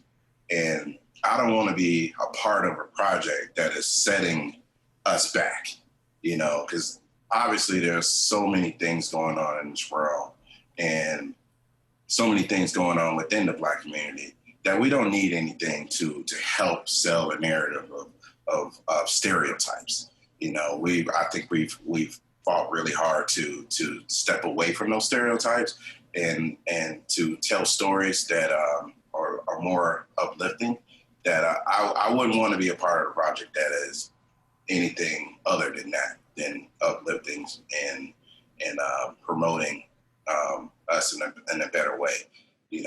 So that would be my answer. I guess another thing, yeah, I mean that would be my answer, because pretty much I've worked on some of everything. I mean, I've animated some pretty weird scenes.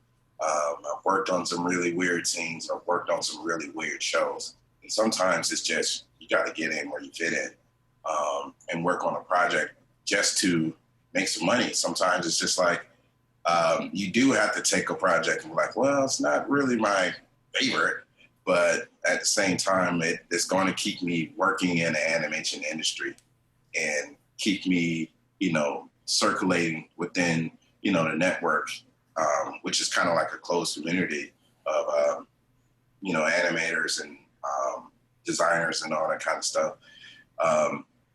But yeah, it's just that there's certain things it's like, no, I can't, man. Like, Right.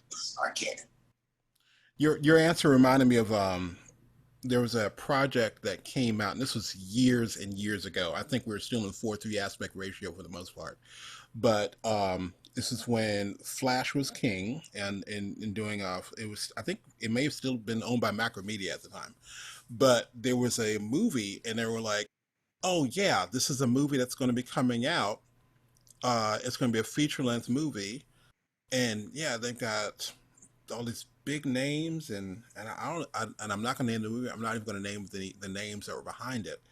So it has some of these big popular Hollywood actors who are going to do voice acting for it and all this stuff, and everyone was excited. And I was teaching Flash and everything like that. Everyone was excited for it, but the characters that were in it that were of color were pimps and prostitutes, and I was like, you realize how long we had to fight to get out to get out of that? And no, as excited as I am about a Flash movie, hell no.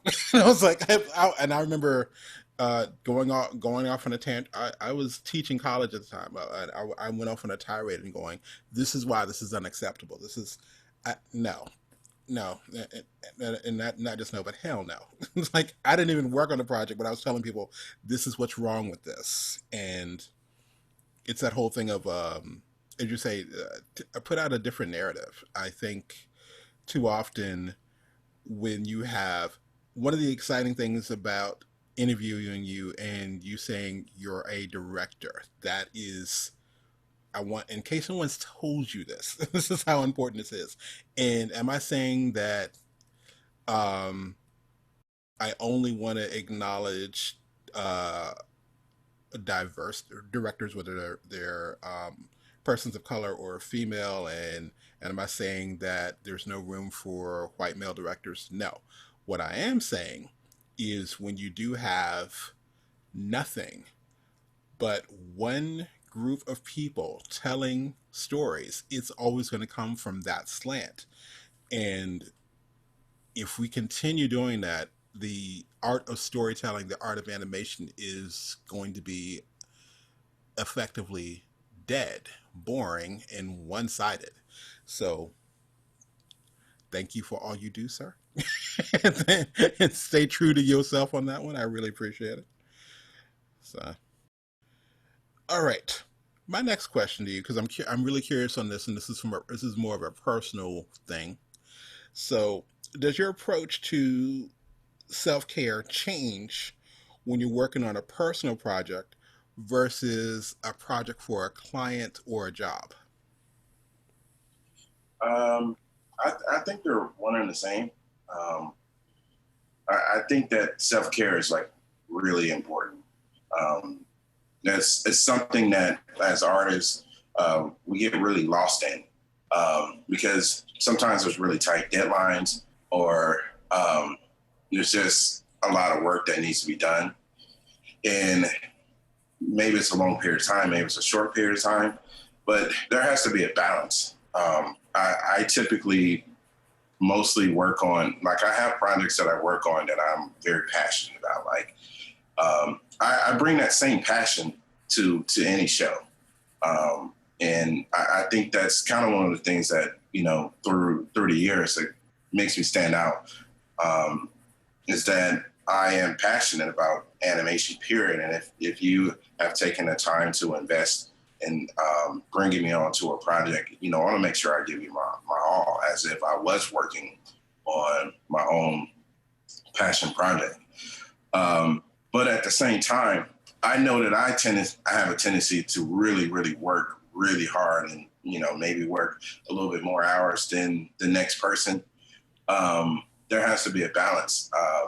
Last year, I think right before Animation Summit, it was an eye opener for me. I hurt my back, and I'm 32, and so hurting my back at 32 was like, oh, I got to make some changes. I think right before our summit last year in our interview, I was getting interviewed by New York Magazine, and so I was getting ready to take some photos for it.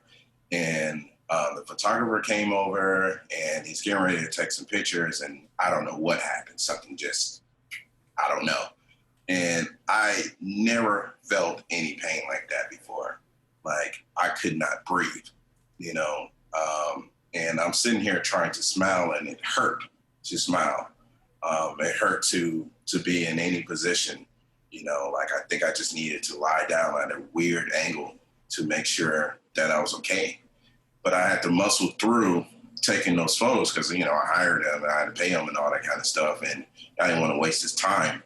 But I muscled through it, and man, the photos look like, I mean, to the outsider, they may look like great pictures, but at the same time, for me, it's like, man, I just remember being in so much pain. So, you know, I had to go to the chiropractor and do like physical therapy and all that kind of stuff. And I had to take a few days off, you know, before I was even okay to like, you know, like walking and work again. But for me, it was a moment that told me that I needed to like set up some more healthier lifestyle as it pertains to work. So moving forward from that moment, I started setting timers, you know, on my computer, on my watch, or wherever I needed.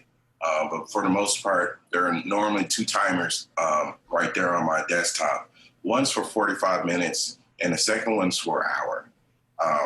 It helps me creatively to make sure that within those 45 minutes that there are no distractions, that I am not like on Facebook, I'm not on Instagram, I'm not, you know, browsing through the web. I'm doing nothing but working for 45 minutes. Whatever tasks I need to do, I am just doing that.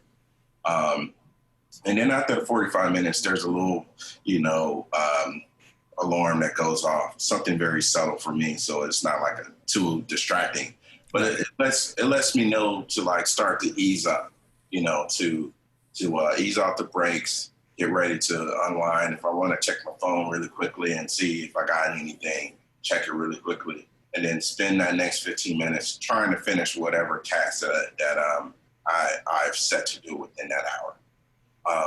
Now, after that hour, I have another alarm that goes off, and it's normally like it's like some generic clapping, you know, like cheering and stuff, and it's very subtle, but it lets me know like you have reached that hour, and you need to get up. So after every hour, I get up, I go take a break, I go walk somewhere, and then I come back and then restart that process 8 hours a day.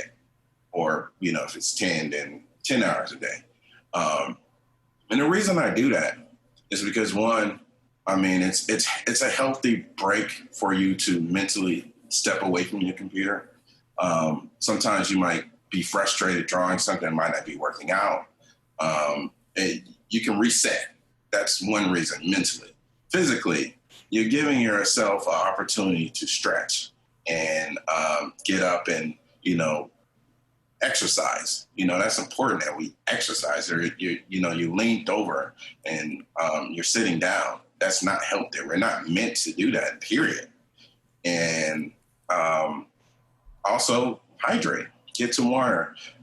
You know, when I'm in the studio, you know, I love taking that long walk to, you know, the water fountain or get some coffee or some tea, you know, because it does give me exercise. And then maybe 2 or 3 times out the day, I might like just go for a walk. You know, our studio's in this beautiful campus, and it's so beautiful outside. I mean, every season, you know, we don't really have seasons in California, but like, you know, it's beautiful. Almost every day you can just walk out and just kind of enjoy the campus, the scenery. And so, you know, it's a good opportunity just to walk and just take a little walk and come back and get back to work. But that's pretty much the reason I do it, so I can create some balance so I don't hurt myself, or that pain that I felt last year, I never feel that again, or imagine that being long lasting and older age. I'm like, I do not want that to be the case for me at all or anybody else. And so I always encourage anybody that if you're working at a desk, whether it's working in animation or just working in the office, is to set some boundaries, healthy mental boundaries, so you can like get up and exercise. Because sometimes we get caught up in just working and getting the job done, and we forget that we need to take care of our body as well as we're getting the job done. And it doesn't take that much to do it. 5 minutes, you're right back at work. So that was a long-winded one, but it's very important that I share that, period. Long-winded, but very necessary. And again, get out of my head. I think, I don't know if you saw that from an article, but I saw something similar. It was like a dude was talking about getting a timer. He said, it can't be on your phone and it can't be on your computer. He's literally, you're buying a kitchen timer. So I think I literally bought the same timer that dude had, but he set it for 48 minutes that you're concentrating, you're doing that thing. And then the 12 minutes is left after. So he was doing 48-12. Then you go ahead and do the other thing.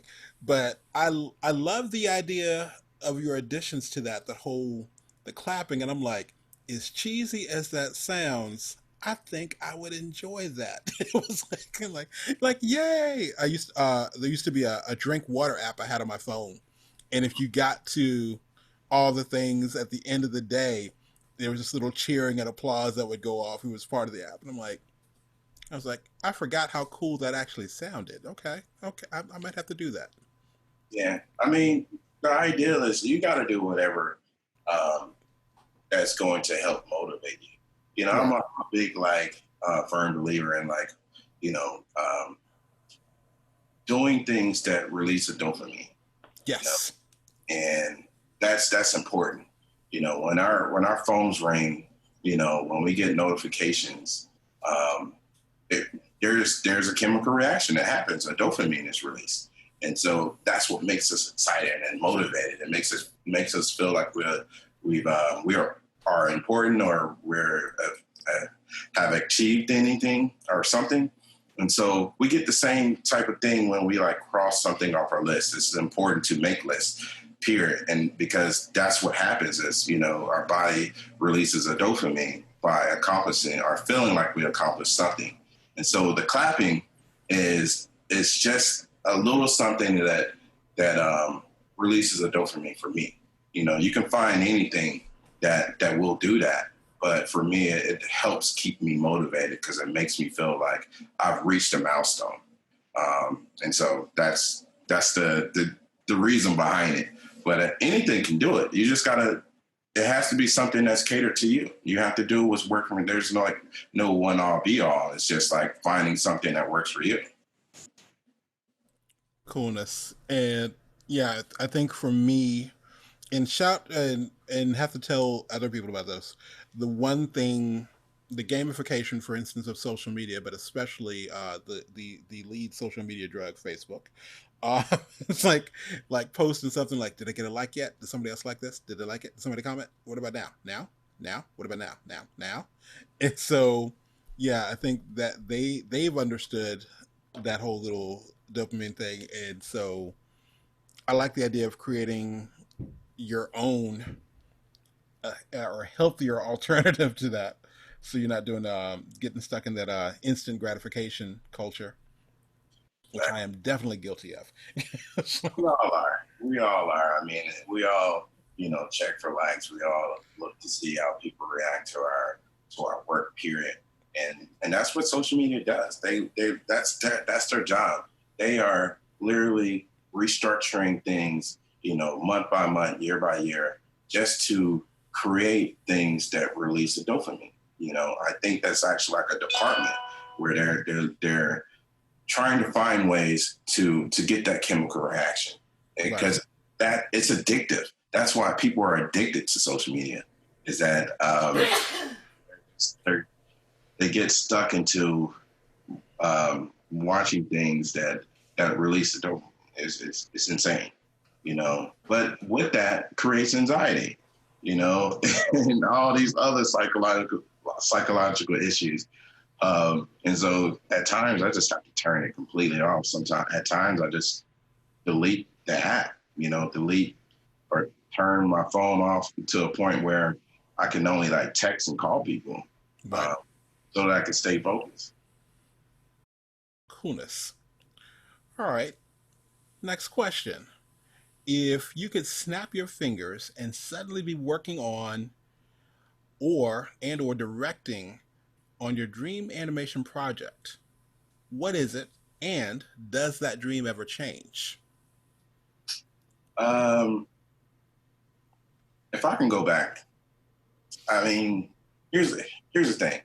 Like, I enjoy working in the animation industry now, but if I can go back to the '90s and work and on any show almost in the '90s, that would be a dream for me. Specifically, I would say Bebe's Kids Okay. is just one project that I just love. You know, and it's just one of those things. Like it's a beautiful movie. Um, I feel like if we created something like that now, I mean, I'm sure that the narrative would be a little bit different. But I think it does tell a pretty great like Black story, And the crazy thing is that I work with people that have worked on Baby's Kids, and to me, just being in their presence, like they're coworkers, I'm like geeking out every time I go in their office and see like Baby's Kids in the background. It's really exciting to see that kind of work. But I guess another one, like for real, like all star production that I would love to have been a part of is Space Jam. Mm. Like I have coworkers that have worked on Space Jam, and for me, I'm just like I try to play it cool, in my mind, I'm like just freaking out. They're like, that is the coolest thing ever. That like you worked on Space Jam, and to them it's like, yeah, and it's just another production to them. I'm like, no, it's not. It's Space Jam, you know. And the thing is, to me, I think the quality of animation holds up well, Right. you know. Um, so I guess those two would be like definitely like if I could go back in time. I'm happy right now, where I'm at. Like it's a dream to just work in animation, Right. but it's also a dream to work on Bob's Burgers. It's a great show. It's a great atmosphere. I mean, the people there are just amazing, like through and through. They're like good people, So when you have a good work environment, you can do great work, So It's funny you mentioned Bebe's Kids and pretty much the brainchild of the late great Robin Harris. And I don't know if you know this. Um, Baby's Kids was supposed to be live action, and unfortunately, he passed away before it could happen. So even the voice of Robin Harris isn't Robin Harris in the movie. right, It's a Faison. It's Faison Love. Yeah.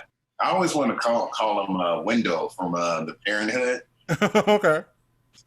But yes, Faison Love. Yeah, because he passed away. I want to say maybe a few months or maybe a year or so before production actually started. Right. But you see him at the very beginning, doing his classic stand up and telling the story. Right. And then we get into the film. But I mean, it's the way that happened. It's unfortunate. But it kind of created a beautiful masterpiece in a sense, So I definitely love the style of the characters because I hadn't really seen it before. It was just like it was almost like a very loose pen style. Like, yeah, I just drew this doodle, and it worked. It wasn't that a lot, and I'm sure you've seen this a lot of times when you see people do work, and you look at it and you're like, oh, bless your heart, it's like that kind of doodle. But this doodle was like, okay, every line had its purpose, and I thought it was really designed well. Yeah, because it's the same creator of Prop Family. Okay. I mean, he's done so much work. After that is Princess and the Frog. Okay. As well. So it's just kind of like we've seen this style, over and over again, and when you look at it in a lot of ways, it's like it's kind of how you interpret like some of those like cool jazz painting that are with very elongated features like fingers, and it creates this very strong rhythmatic drawing. Yes. And it's very kind of organic, and it just flows, So, and it definitely, it's a style that brings out, their features, like their nose and lips and eyes, and it all works like really well together. And it translates very well, with also like any race character. But it's great because I think it does bring a lot of life to, people of color, and so I enjoy seeing, that style all the time. But let me give Bruce Smith the credit for it because he's the director behind it. And actually on campus, he's working on the Proud Family, and because we on our campus we share it with Disney and Insomniac Games, and I forgot there's another like anime studio that's over. There's so many different like companies within this campus, and I've ran into him, and I just like kind of like stared at him, He was like in the distance, and I was just walking in the commissary to grab some food, and I just stared at him walking in, and I keep one of those classic like you walk in, and you're like looking, and he noticed me, and he just stared at me back, and we just had this moment where we're just staring at each other. But it's just one of those things. Like I'm a big fan. I geek out over those kind of things, and just to be in the presence of someone that's made such an impact, right, in the animation community, and I guess world itself that's amazing. And it's like, it's like right there, That's I think what's and trust me, we're kindred souls on that.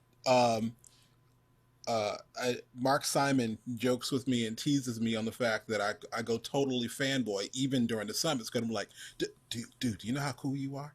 It's like, and just trying to do that. My funniest story about that was wasn't necessarily animation, but I remember long before I went to college, I was doing airbrush stuff, and I remember studying. I had a subscription to Airbrush magazine and everything, and studying all the stuff. So I ended up going to college, graduating, and a couple of years, and then I ended up actually teaching at the college. It was at the Atlanta College of Art, and one day they had the faculty show, and I didn't put anything in that year, so I'm walking around and I'm looking at the faculty show, and out of the corner of my eye, I catch this work that I know, and I'm going, that's Rick Lavelle's work. Freaking, that's Rick Lavelle's. Okay, cool. Rick Lavelle is teaching here now, and I'm like tripping out because the Atlanta College of Art was tiny. It had like maybe 500 students at its max, and it was tiny. So later on, I get to see and meet him and everything like that, and so I'm like heading down, to the computer labs to go teach a class, and there in the hallway is like Rick Lavelle, and then he's like, "Hey, Tony." I'm like, hey, Rick. I was going, that's freaking Rick, man. It's like I knew about him before I even knew this college existed. And then later he's like talking about, I was teaching a student, an illustration student, how to use Flash.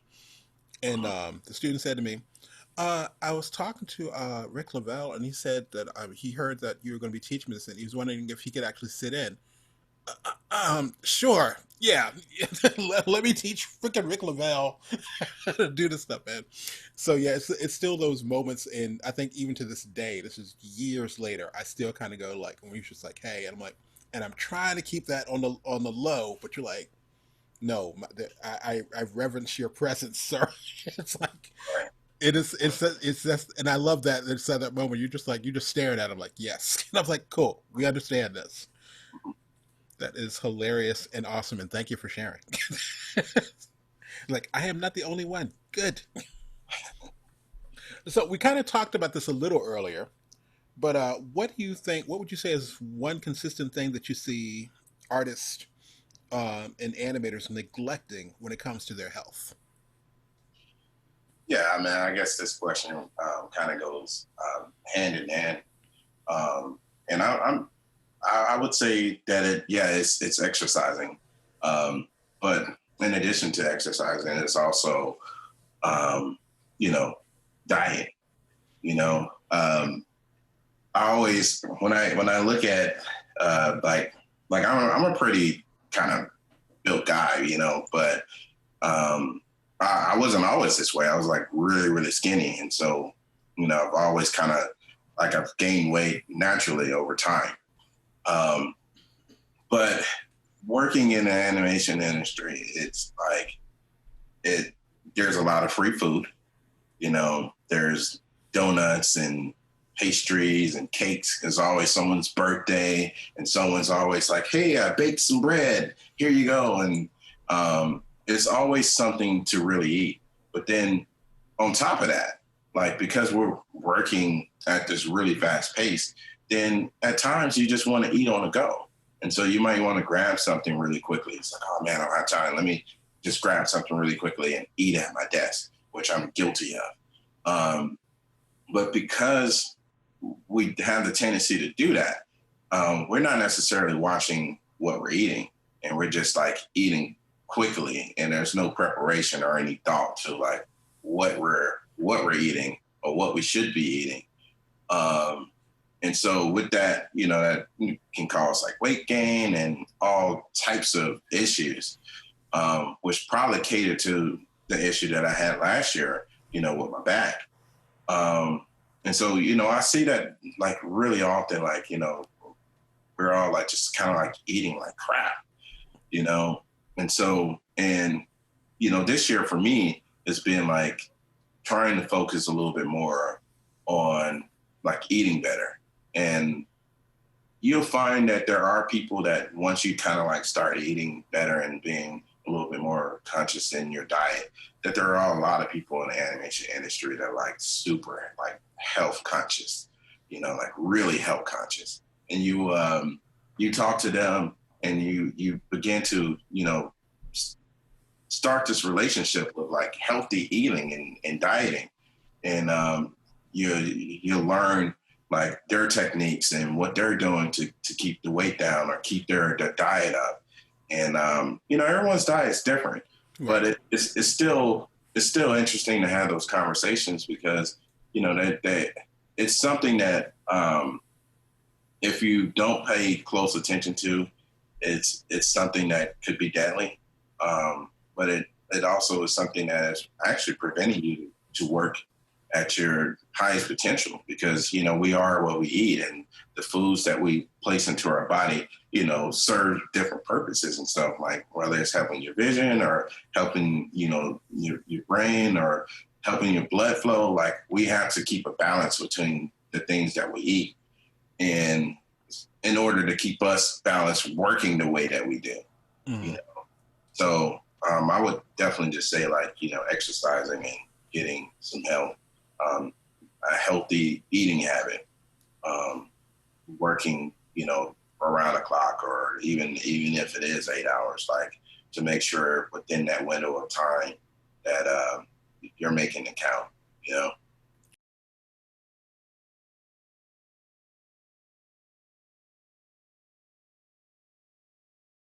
All right, and that is where that one ends. Like I said, the full video is going to be posted on when we start posting on the 19th La la la la la la la la la. Where are we? So I think coming up next is Cubum Lee. And if you are especially if you're into Tim Bim Harmony, it's Q is freaking awesome. I think he had taken this seemingly long hiatus from posting tutorials, and then came up with the latest one. He was posting his newest character, Olive, which looks incredible. So again, his video is like it's longer, but only I've posted. It's going to be just the first 45 minutes, I think. So I'm going to go ahead and play that, and you'll get to see him going through. Wait a minute, make sure I'm actually calling the right person. I think Q is on today.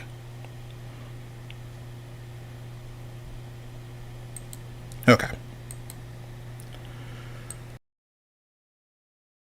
Hey, this is Tony Ross for the 2D Animation Virtual Summit, and I am super psyched to be joined today by one of my favorite animators, Mr. Kyubum Lee.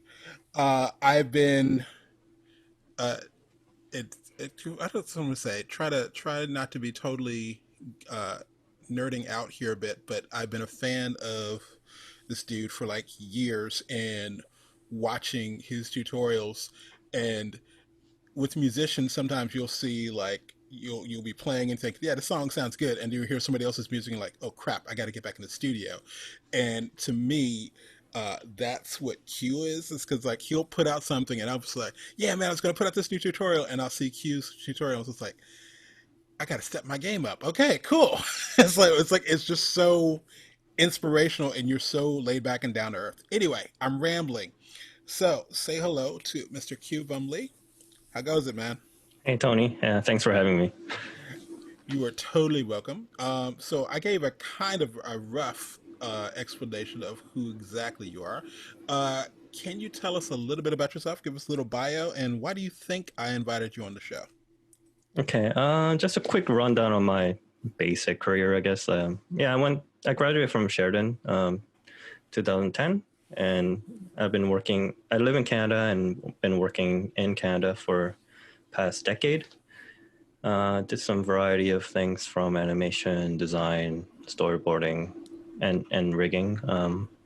For multiple different shows.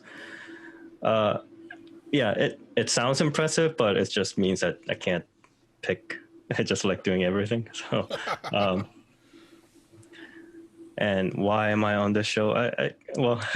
I guess because of the the recent like the rigging stuff that I started to put out. Uh, because I've been trying to make more content for the public, for people to check out. Cool. Yeah, my like I said, one of my first things that I got to watch you is when you did this little skit, and it was like I can't remember what the name of the character was, but you're doing a clip from Mean Girls. Like I can't go to Taco Bell I'm on an all carb diet or something weird like that. But yeah, that was probably one of my intros. That and the little lemonade pieces, those are incredible. If you all have not checked it out, definitely check out his YouTube channel. And I'm going to get started with a quick question here. One, I'm going to do a couple of questions, but I also want to see the new rig you did, which, dude, it looks awesome. The new rig Olive, done in Tim Bim Harmony Premium, and we'll get to that shortly. But I want to ask you a question. Would you say that your artistic influences are more classic or contemporary? It's completely contemporary. Like, I never really grew up wanting to be an artist necessarily. Pretty much like, I don't know. I imagine it's like same story with like 80% of the animation community. They just grow up watching cartoons, and you want to make cartoons. Uh, that's that's the gist of it. Yeah. So yeah, I'm not really a painter either. So yeah, so like my influences so far is just all contemporary. Coolness. There's I'm trying to think. I think you almost have like a more roundness to a lot of your characters, like as far as curved lines versus just kind of doing straight hard lines. Uh, Especially with the new character Olive. I want to ask you this other question. What 2D words? I'm going to say that one more time. What 2D animation needs is a lot more blank. What's in that blank, if anything? um, the first thing that pops into my head is budget, but that's kind of boring thing to talk about. So creative wise, what does 2D animation needs a lot more? I don't know. I think things are going pretty well. Like if you look at the shows that are coming out now, like the Ninja Turtles and like Glitch Tech, like that kind of thing, like, you know, for like TV type of show, like it looks amazing. Like it's feature level. So what does 2D animation needs? I think we just need more of that, I guess. Okay. Now I do want to bring up budget because I think that's an interesting thing. As far because we were talking about that the other day, there are people who are going, "Oh yeah, I'm a producer on this particular show," but they also have like a day job, and it's like, shouldn't we have enough money just to do this alone? You know, just little things like that. Oh, I never heard of producer working two jobs, but yeah, like Yeah, it's yeah. I don't I know actually one of our panelists I was talking to, I don't know if he's a producer, but I do know that he's like doing stuff for Netflix as well as doing like a regular job on top of that. Wow. So yeah, hold on one second. I forgot to turn something off.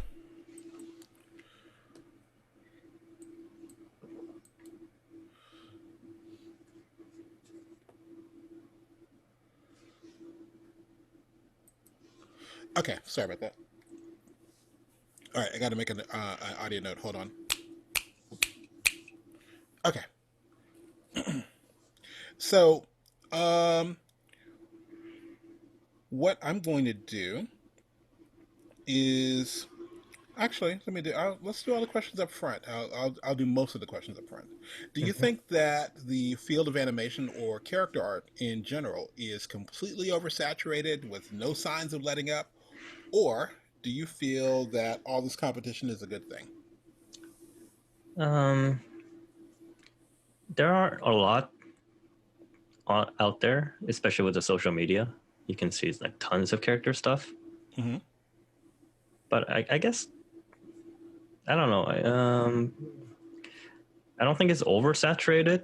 It's because what you see on social media, it does not reflect what industry needs. Ah, Because you know, like a lot of like any artist in any range, like from students to professionals, they, you know, create their own content, draw their own characters. But you know, that's not what character design industry is. Like that's, you know, it's actual work is about like turnarounds and just doing like simple poses and like expressions. So yeah, I wouldn't say it's, well, yeah. So in regarding the industry, I don't think it's oversaturated. And then for personal art, like more is better. Like, you know, you can just scroll through tons of the like cool stuff people are making. And yeah, is the competition a good thing? I mean, for industry, it probably is. But yeah, with the social media, I'm not necessarily sure what it does to kids these days. Because when I'm growing up, like we didn't have that much like exposure. Like we didn't have too many people to compare to, other than like few friends and like or industry pros that you see on like DVD Extra and stuff like that. right. So maybe even if you weren't as good, like you still don't doubt yourself too much. You just draw because you enjoy it. Right. Whereas these days, like, I don't know, maybe kids compare themselves to other artists, especially like, they put up their age in their like social media, like sometimes too. And I see like 17-year-old like drawing this like wicked like character designs. And I don't know, like I'm okay where I'm now, but if I was growing up looking at that stuff, like I don't know, like I don't know if I ever have a courage to just move on, like move forward. Wow, that's an interesting point. I hadn't thought about it that way. I know on my end, for instance, the fact that I know I've worked with Toon Boom a lot, working where I'm going out teaching high school teachers how to teach their students how to use Harmony Premium. And like when they first asked me to do it, I was like, okay, cool. I've been wanting to do Harmony Essentials, and they're like, oh no, you're going to be teaching in Premium. I'm like, but they're in high school. Okay, so it's like I think that there's like this massive shift that's happening. So I think with a combination of, as you're saying, they're looking online, seeing all these different things. There's a lot more. I mean, the fact that they have the internet in the first place, like I know I definitely grew up. I'm not sure if you did, but I didn't grow up with the internet. So it's like getting like access to tutorials or seeing other artists. I think it could be a good thing. I want to hope that it's a good thing, and yeah. Yeah, the information, like, yeah, there's an argument like you don't have to go to school at all. Like it's just out there for free. Yes, and that's a huge one. I get into fights because I did go to school. I do understand the purposes of it, and Mark Simon was even talking about it. Where if you do want to physically go to the school, especially if you're trying to go for animation, where you go is important because it's more of a networking thing. Yes. But yeah, it's just I think Yeah, it's interesting like that. because if we're strictly talking about the knowledge, you don't have to go to school, but school offers so much more than just knowledge, right? So Yes, agreed. I would agree on that. It's like the whole social aspect. That and especially for kids, and this is a shout out. Like if you've heard me argue the whole college versus not college, the main thing that I'm normally fighting against is, at least here in the states, how expensive it is, and to the point of there's some art schools that were more expensive than you going to Yale for a law degree, and it was just like, come on, guys. It's like, and at the same time, as you said, like we've got things where budgets aren't that great for animation. A lot of times it's like, but you're paying all these student loans. So that would be my main thing. But other than that, especially for kids, you got to get away from uh, kind of break the, as one of my mentors told me ages ago, like before I was even thinking about going to college, he said, you got to break the umbilical cord, get away. And when you, this is going to sound harsh, so no parents write me any hate mail on this. I think it's very necessary for, if your kid is going to go to college, they have to actually leave your home, preferably leave the state where they're in, and they have to be out on their own because it's going to force them to grow. Not only like, especially with art artistically, but just your maturity levels versus if you're constantly at home, you're not going to get that growth. But yeah, that's my right, take on that. because yeah, there's multiple things like in growing up as an artist. Like there's one part being good at art, but then also like managing your own schedules and your own budget. And if you live by yourself, like you'll learn that much quicker. Oh yes. Speaking of, here's a perfect little segue. So here's my question, and I ask a lot of people this because I'm curious. Um, Not even for 25K or $25,000 would I draw or animate blank. What's in that blank, if anything? And let me be clear: the amount it makes sense. It's not like somebody's telling you to do a feature length film for 25K. What they're actually asking you to do for that amount of money is not only decent, it's pretty nice. It's a pretty nice amount. Do you have your things like, nah, I'm not doing that? Now, is that Yeah, because is that regarding like what type of like material they're asking for? What type of material? Could be material, subject matter. Um, but again, whatever it is, it's Yeah. like, yeah, man, they're actually offering a lot of money for this one thing, but yeah, I can't get with that, or yeah, that's no problem. Yeah, like if it's like a subject matter, yeah, just anything involving like extreme sex and violence for the sake of that shock value, I would not do it. I think it's kind of without like going without saying, like a lot of people wouldn't really do that. So outside of that, me personally, if there's something that I would personally not like, mm,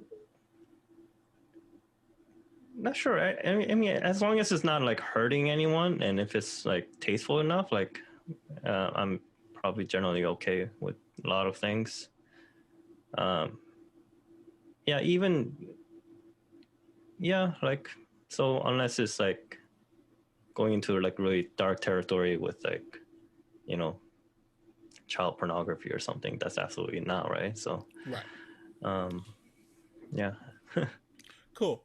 Like I said, I like to ask that question, and I was talking with Ginger Tentavitong from the head of Asifa South, and she brought up a point that I didn't even think about because she brought up the privilege question, and I was like, okay, I'm thinking, where are you going with this? It was like, she says, having the privilege to be able to turn down 25K and go, no, I'm not going to do that. And I was like, oh wow, I never thought about that. Because there's sometimes it's like, how are you at a point in your uh, career and or talking to Lamont Russ, he was like, yes, when he was just starting out, his answer on certain things would have changed at the beginning versus now. It's like, okay, so it's the idea of, can you afford to say no? I thought it was interesting.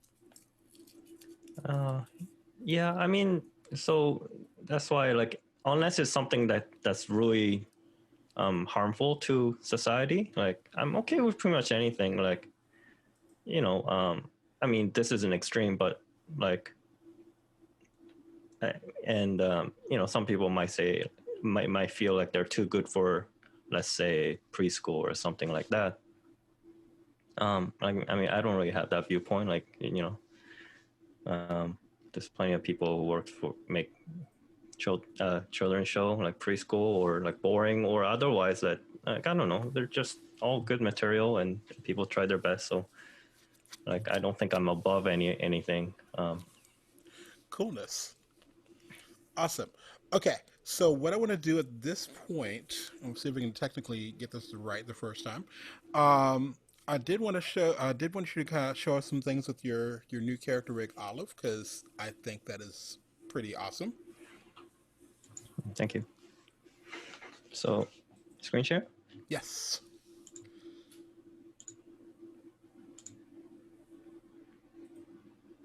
No, is that working?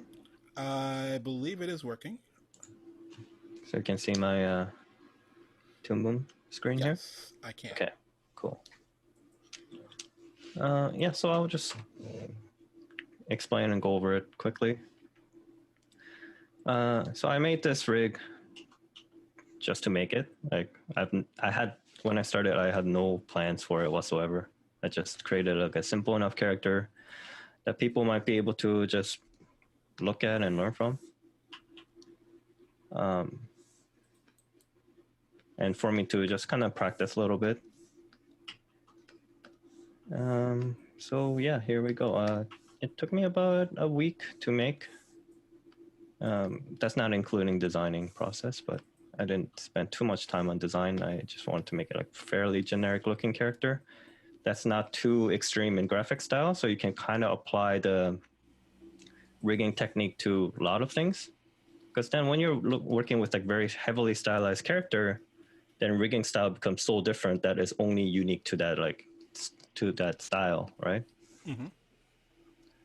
So I just basically made the rigging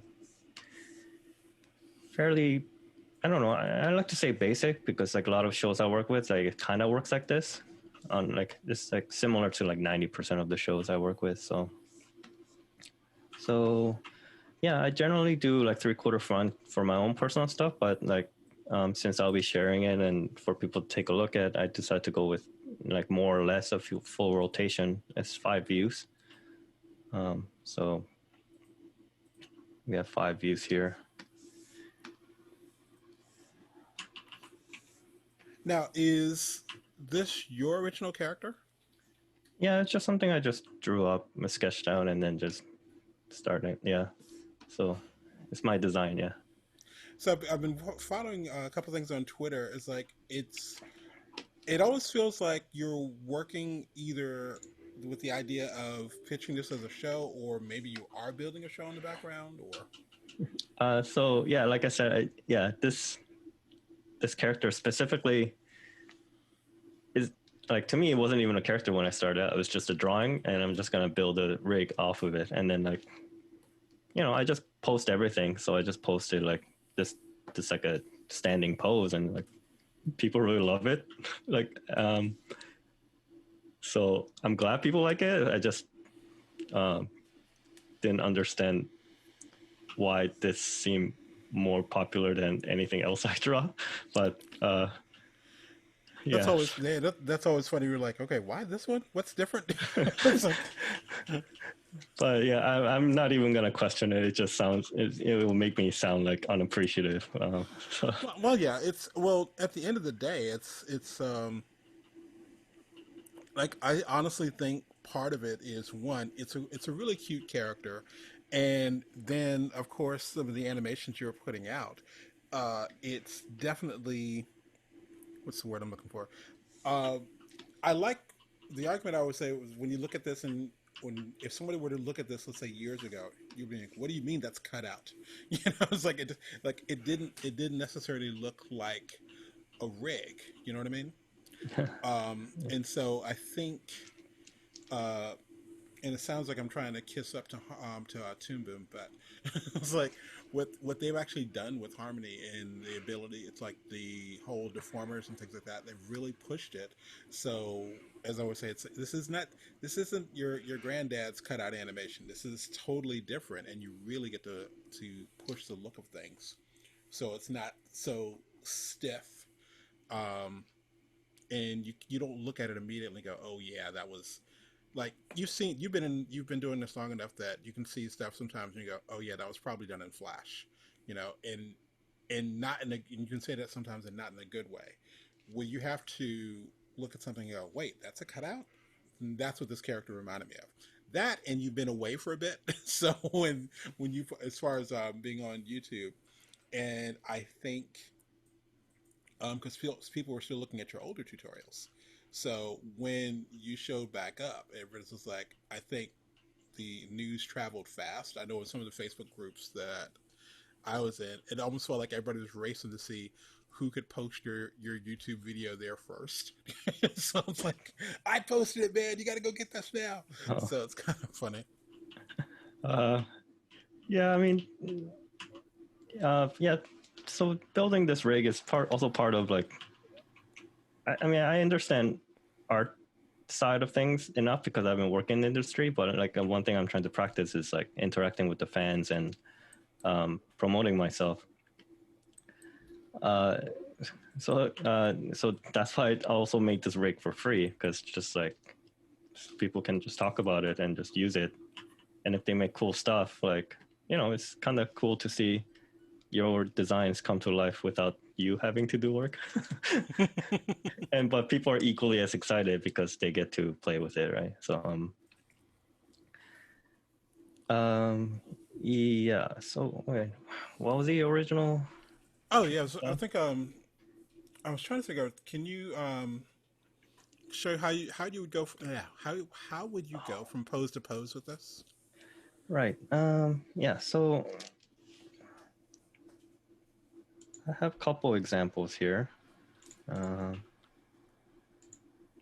So this is, might have seen it before. This is fully finished animation.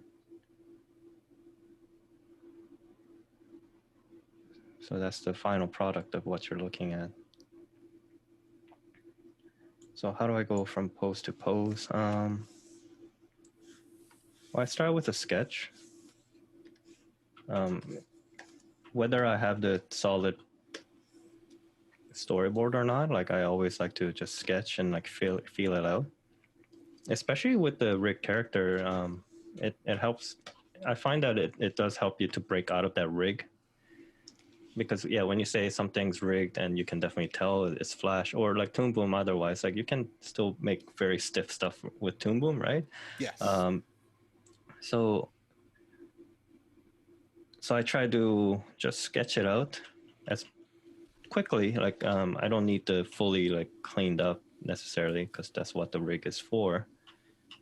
But it does help you to push the line of action that otherwise you won't get from just standing up pose. And then Nice. and using this, I also just quickly analyze like so this is version of like what I want, you know, and some, you know, and depending on the schedule you have, you may not be able to get to it right away, but you look at basic hand poses, you know, you can see I cleaned up a little bit here because that's the type of angle hand I didn't have, or especially like stuff like a crossed arm, like just wanted to see how it work on this character and if I need to draw a new arm or not. So so I just start with that. Okay. And then you kind of pose out your keys, right? So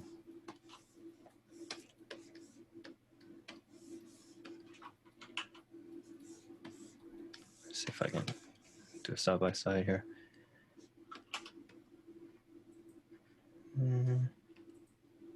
Yeah, so something like this.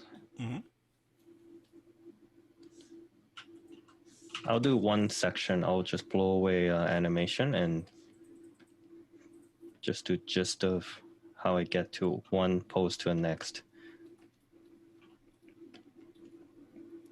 So let's take a look at extreme keys here. So this is my starting point. And then I have extreme, right? Or key. So and I also wanted a breakdown or like anticipation, right? So I didn't sketch this out, but I just like created like with the rig I got.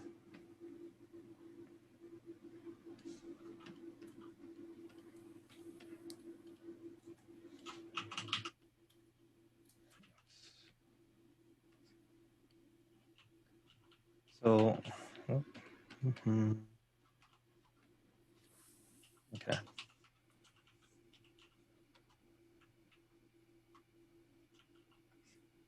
So once I have this, I just follow the sketch timing and so on, and then just tune it right away and see what I can get away with. Oh, sorry.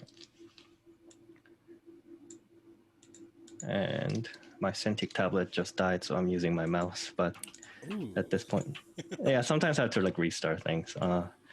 But yeah, I just use the software to just basically tween and then see if there's like anything in between that I can just kind of pick up. So I'll pick something like this so I can ease in and out. But obviously now we have like a weird thing going on with the cell.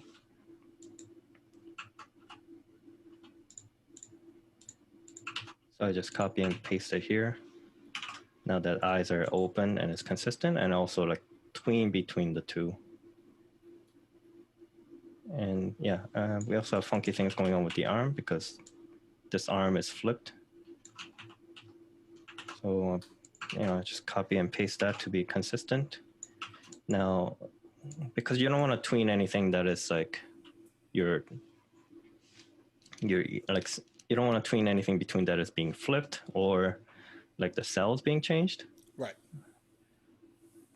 So, you know, you just have to keep that consistent so the program can actually help you out. It's like this neck part here. like that's not gonna tween, right? Because like you see the cell flipping. So for now, like keep it at the same cell and then see where it takes me.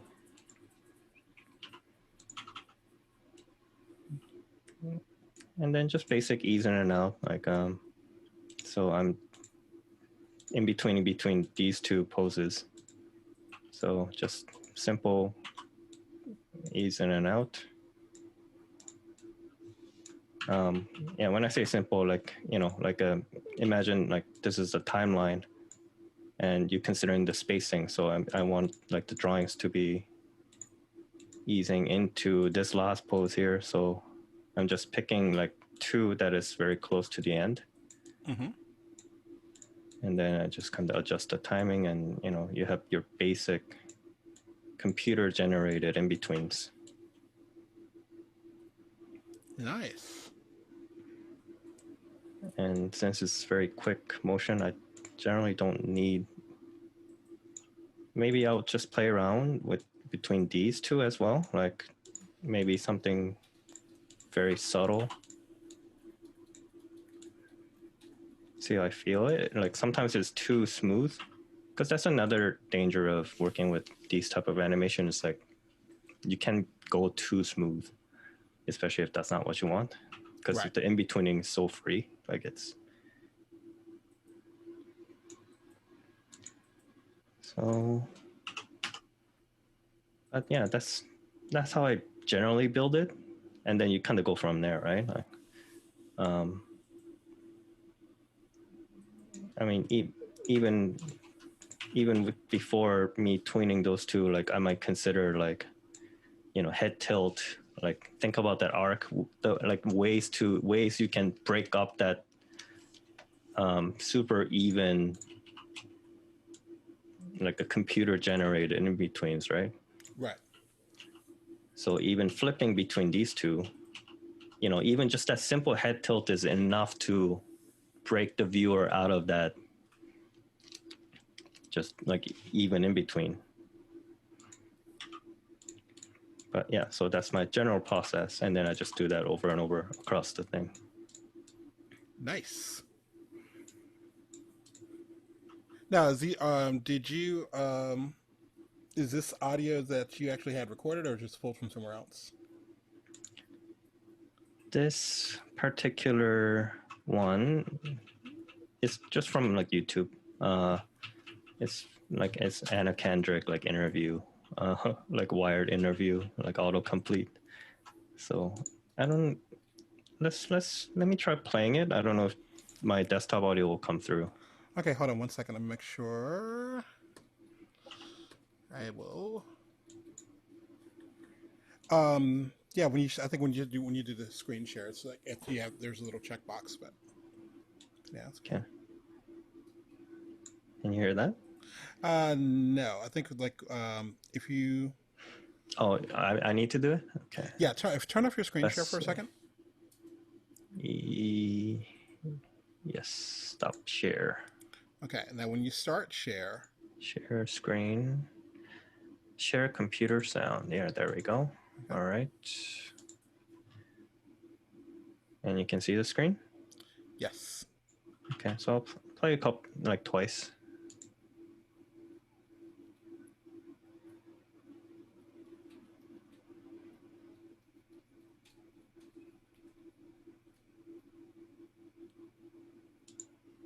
Excellent. Cool. So yeah, yeah, just grab it from the internet. Gotta love the internet.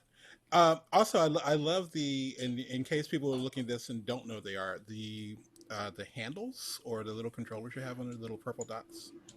I think those are pretty awesome. Yeah, I try to minimize these. In this version of the rig, I don't have any handles on the face. Mm-hmm. Like just one of the studios, they, especially like let's say the eyelid, like these are individual handles that I can work with. Mm-hmm. And I like that actually, because it gives you, the closer you are, like on your OpenGL view, the closer you are to the like final like render version, like it's better for the animator because like you don't get any surprises. Okay. Like when you're working with too many like modules, like shadows. Sometimes if you work with like a Toon Boom generated like shadow, like it doesn't show up on OpenGL view. So as an animator, you don't know what the heck that's gonna look like in the final version. So, if you can somehow indicate that and be able to appear on the OpenGL view, like it gives you a better sense of what the character is gonna look like. So yeah, but this individual handle is not really obvious to everyone, and so in the later version, I just added the eyelid.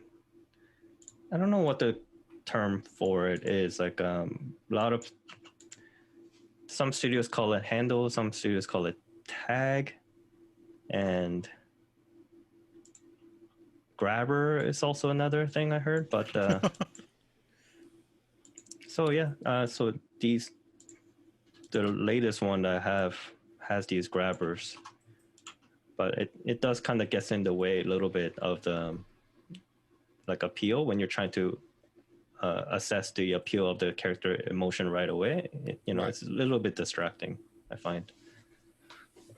It was like you're talking about that, and I almost run into the same thing when you're working in the node view. It's like, are the cables, threads, lines, connect? It's like all the little fun words everyone uses.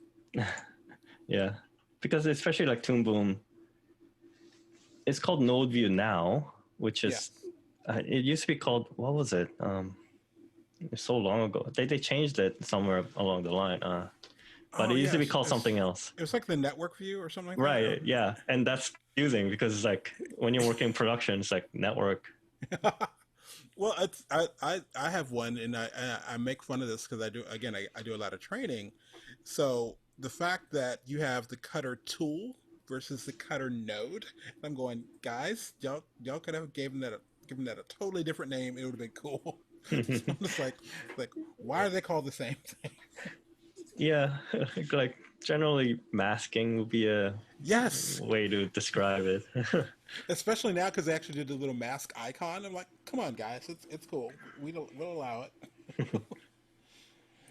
All right, so I have a question for you. Yeah. With respect to staying on task during projects, do you ever struggle with things like depression, anxiety, or procrastination? And if so, what helps you push past all of that? I'm sure everybody struggles. Yeah, I don't know. Like with individuals, like it feels like they're struggling the most compared to other people. So I feel the same way about myself. But yeah, this is something that's like took me a couple years, and I'm still learning how I react to certain situations. Because like I don't know, I'm still learning about myself, and like I'm trying to prevent some certain like things that trigger me into certain modes.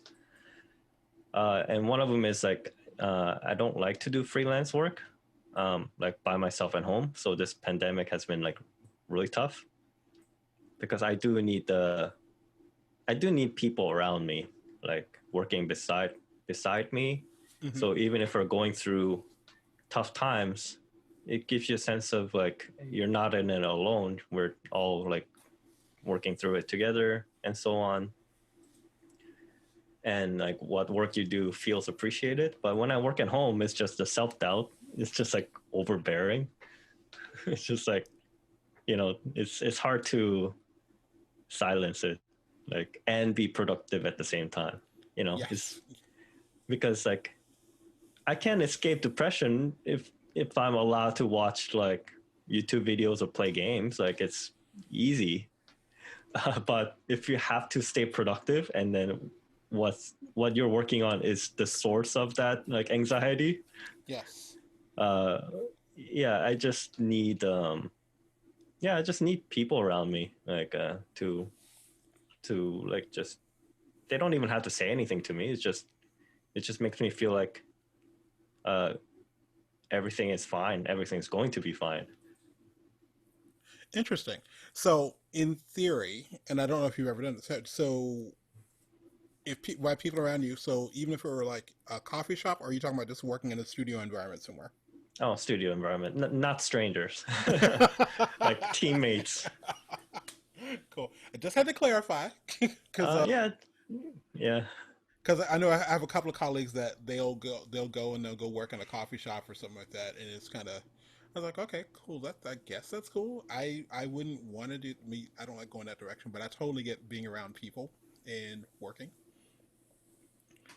For me, it's I think there are too many distractions at home. That's the one thing I hate about uh, dealing with something that's like I think when I go out because I normally go and work across town, even when I work on my personal projects. I can record and work from home, but it feels like it would take me a month to do something at home, whereas it might take me a couple of days or a week if I actually go out to the office and record. So it's like it's craziness.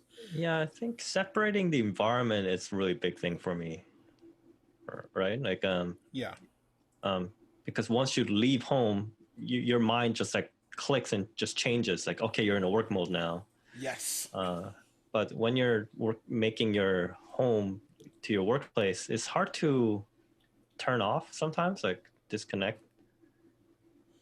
definitely. Yeah, so.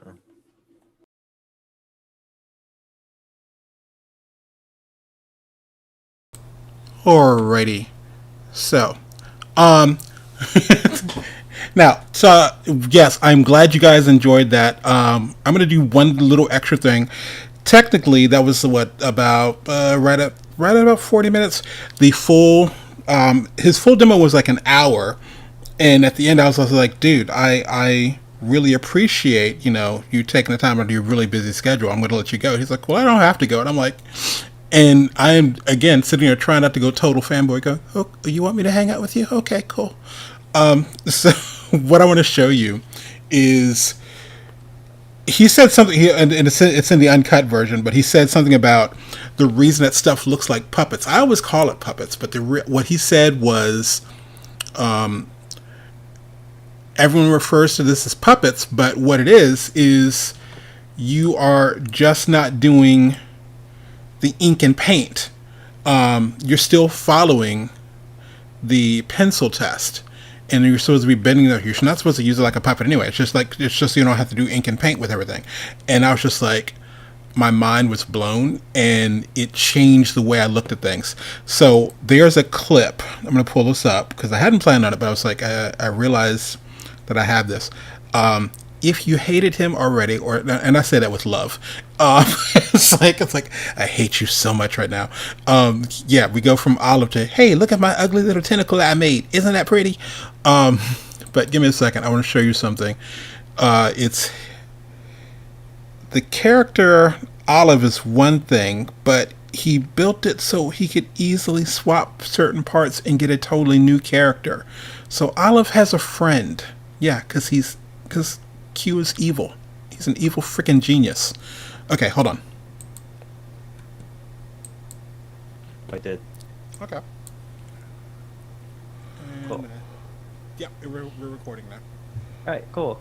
So I'll show a couple like sample animation that I did as a test in between the character rigging, because like it's important to test your rig, because it might not look it may look fine if you're just rotating bits around, but then once you're actually testing, especially like Z depth or like hierarchy, you'll find like there's some things that don't work well or some things that can be optimized. So regarding Pepper character, I did 2 animation, and I also recorded some like the steps, so maybe that will be kind of interesting to see as well.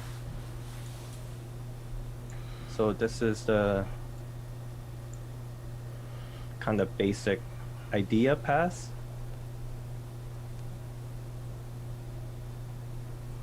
And then I start to animate. So this is my key poses. And I'm gonna bump up the volume a little bit here. That doesn't leave much to the imagination now, does it? That doesn't leave much to the imagination now, does it? And then some animation.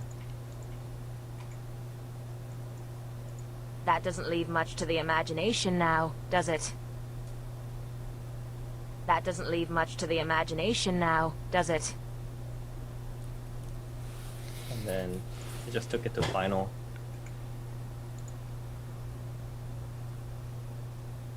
That doesn't leave much to the imagination now, does it?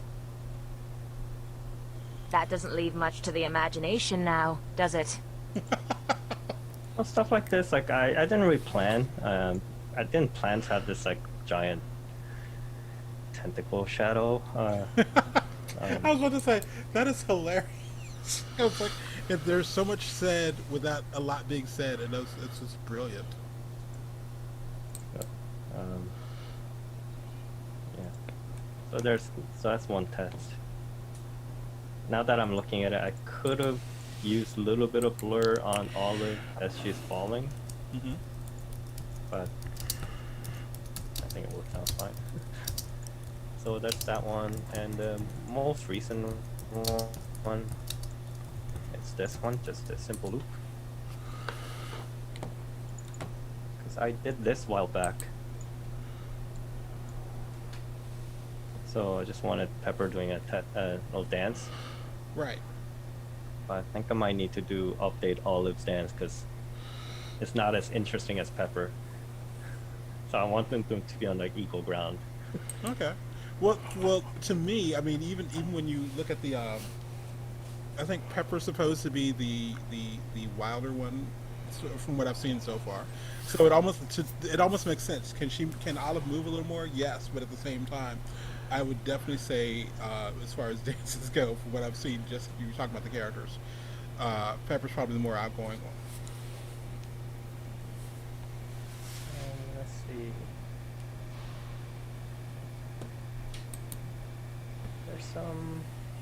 There's a couple tests.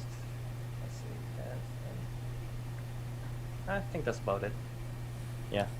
Coolness, man.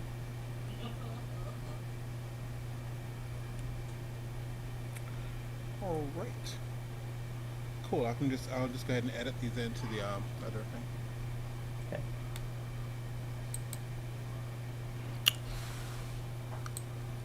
Okie dokie. So, all right. I pushed over a little bit, but that is going to be the first break. We're gonna pause. When we come back, if technology allows us, Dan Flores and I are going to be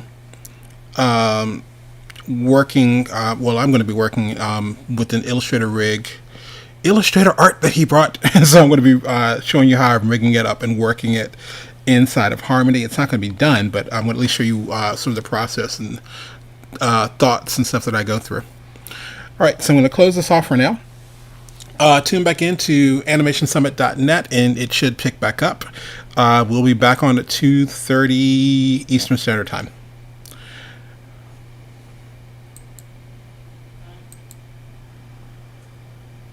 Skipper Wing, what's up, dude? You're totally welcome, man.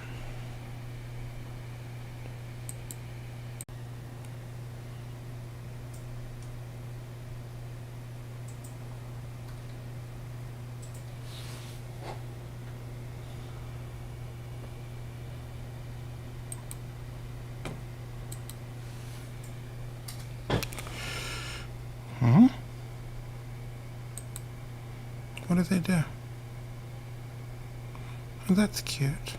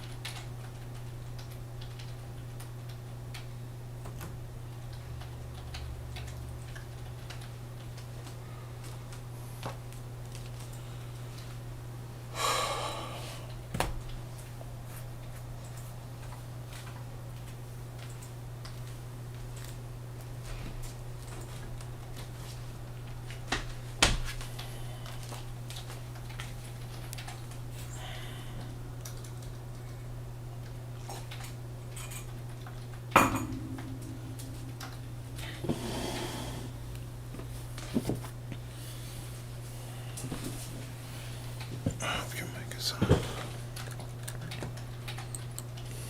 Is your mic on? No, it is not.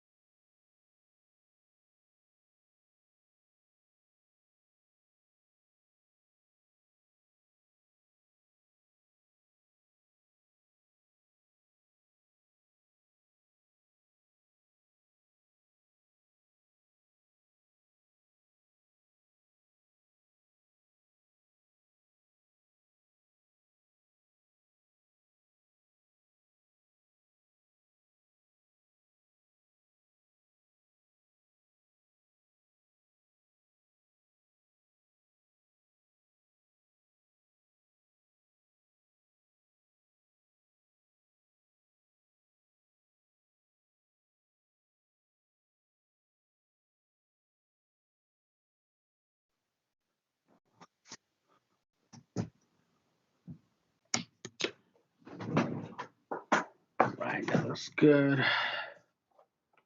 All right. Audio, I have that. I wonder how I can hear you.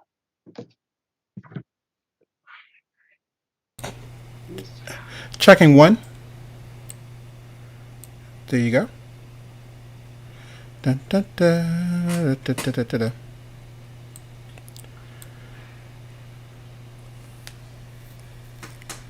It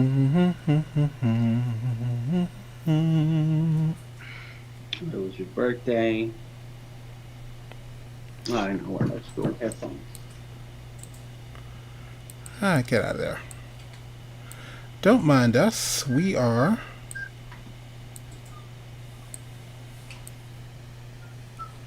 I don't know how long this will last. Da, da, da. Dan, let me know when you can hear me. Ba, ba, ba. Where are my headphones?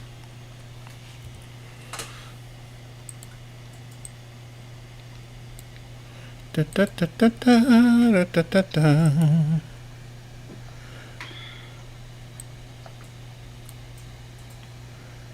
Now, where did that go?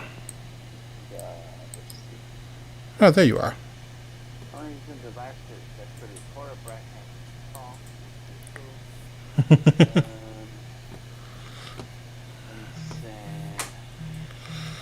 Really? Getting all this stuff set up. Right. Good. Let's see if I can find.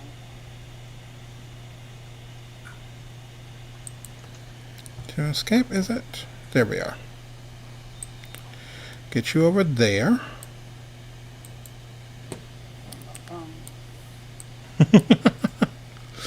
Let me do if I can do this. And evidently, where is my... So if you can hear me, yes, my mic is on. We're just getting some technical things going because we're trying something new. Well, it's not new.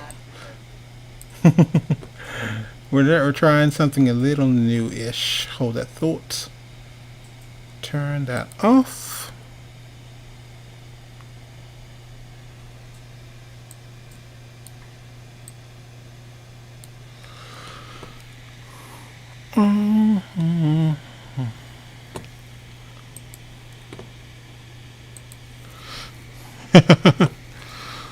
What's up?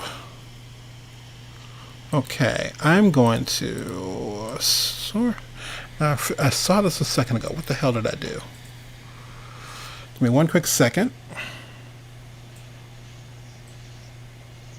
Trash. Papers, notes.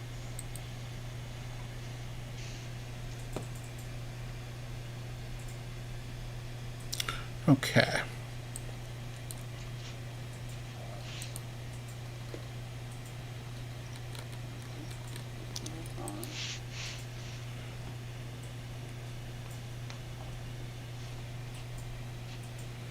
Okay, that's weird. Ah, there it is.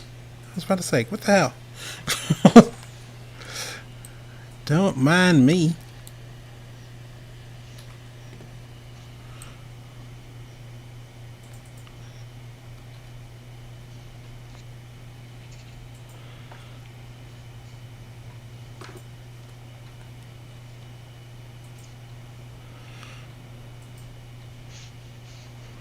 Okay.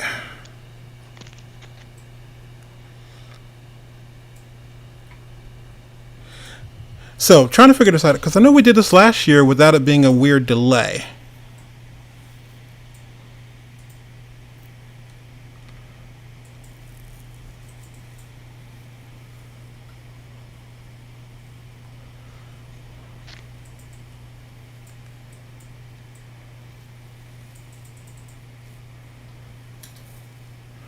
Okie doke. One last thing here.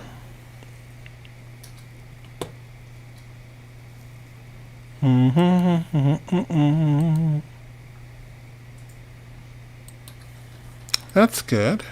Why won't that work?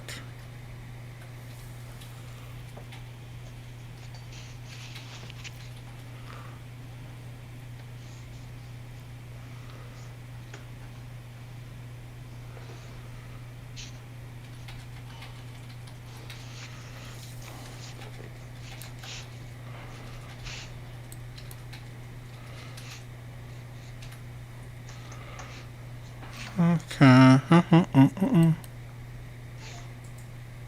Share recording, share screen. No. Ugh. Dear Microsoft, I hate you.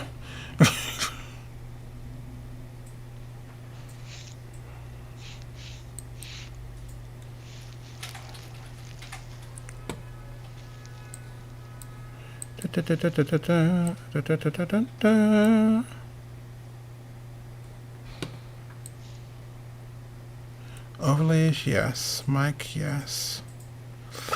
Why can't that work?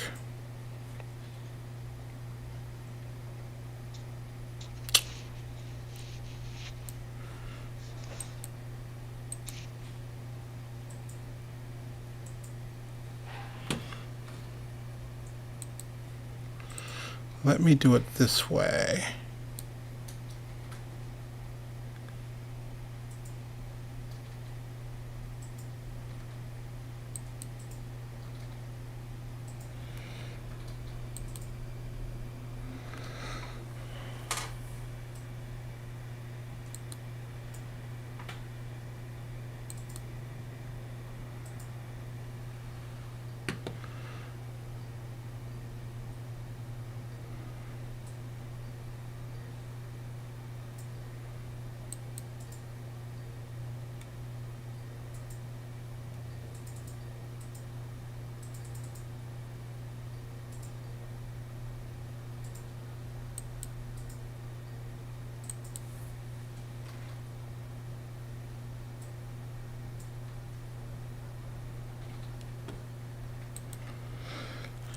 Okay, so we're trying to get a couple of technical things set up. I got to call Dan. If you can actually hear me, I've got to call you, and then it gets added that way.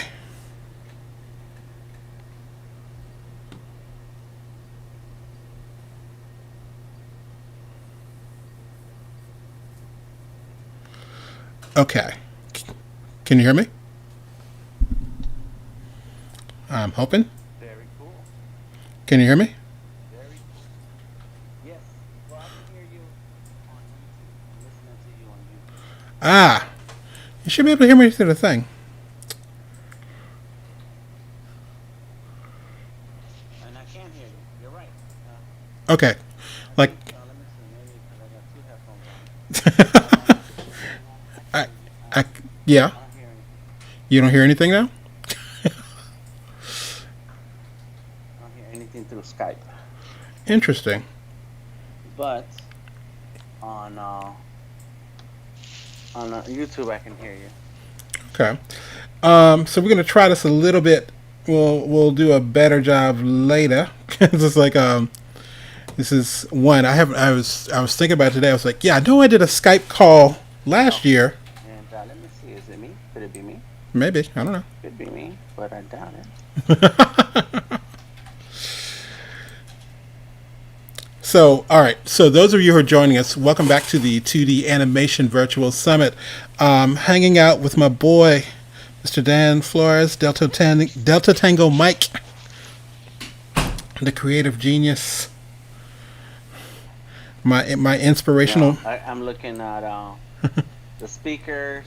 I'm straight on the speaker and microphone. I want to bring him down a little bit while he's figuring out stuff. Must have known I was going to say something weird. Okay. So Dan and I have been talking for years about doing a collab, and don't get me wrong. I'm here, and it's a long delay. Yeah, it is. Tony, there is a long delay from the time I hear something on YouTube, but I do not hear you at all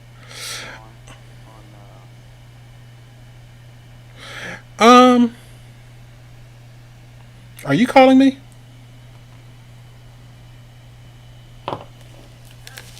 This is Tony.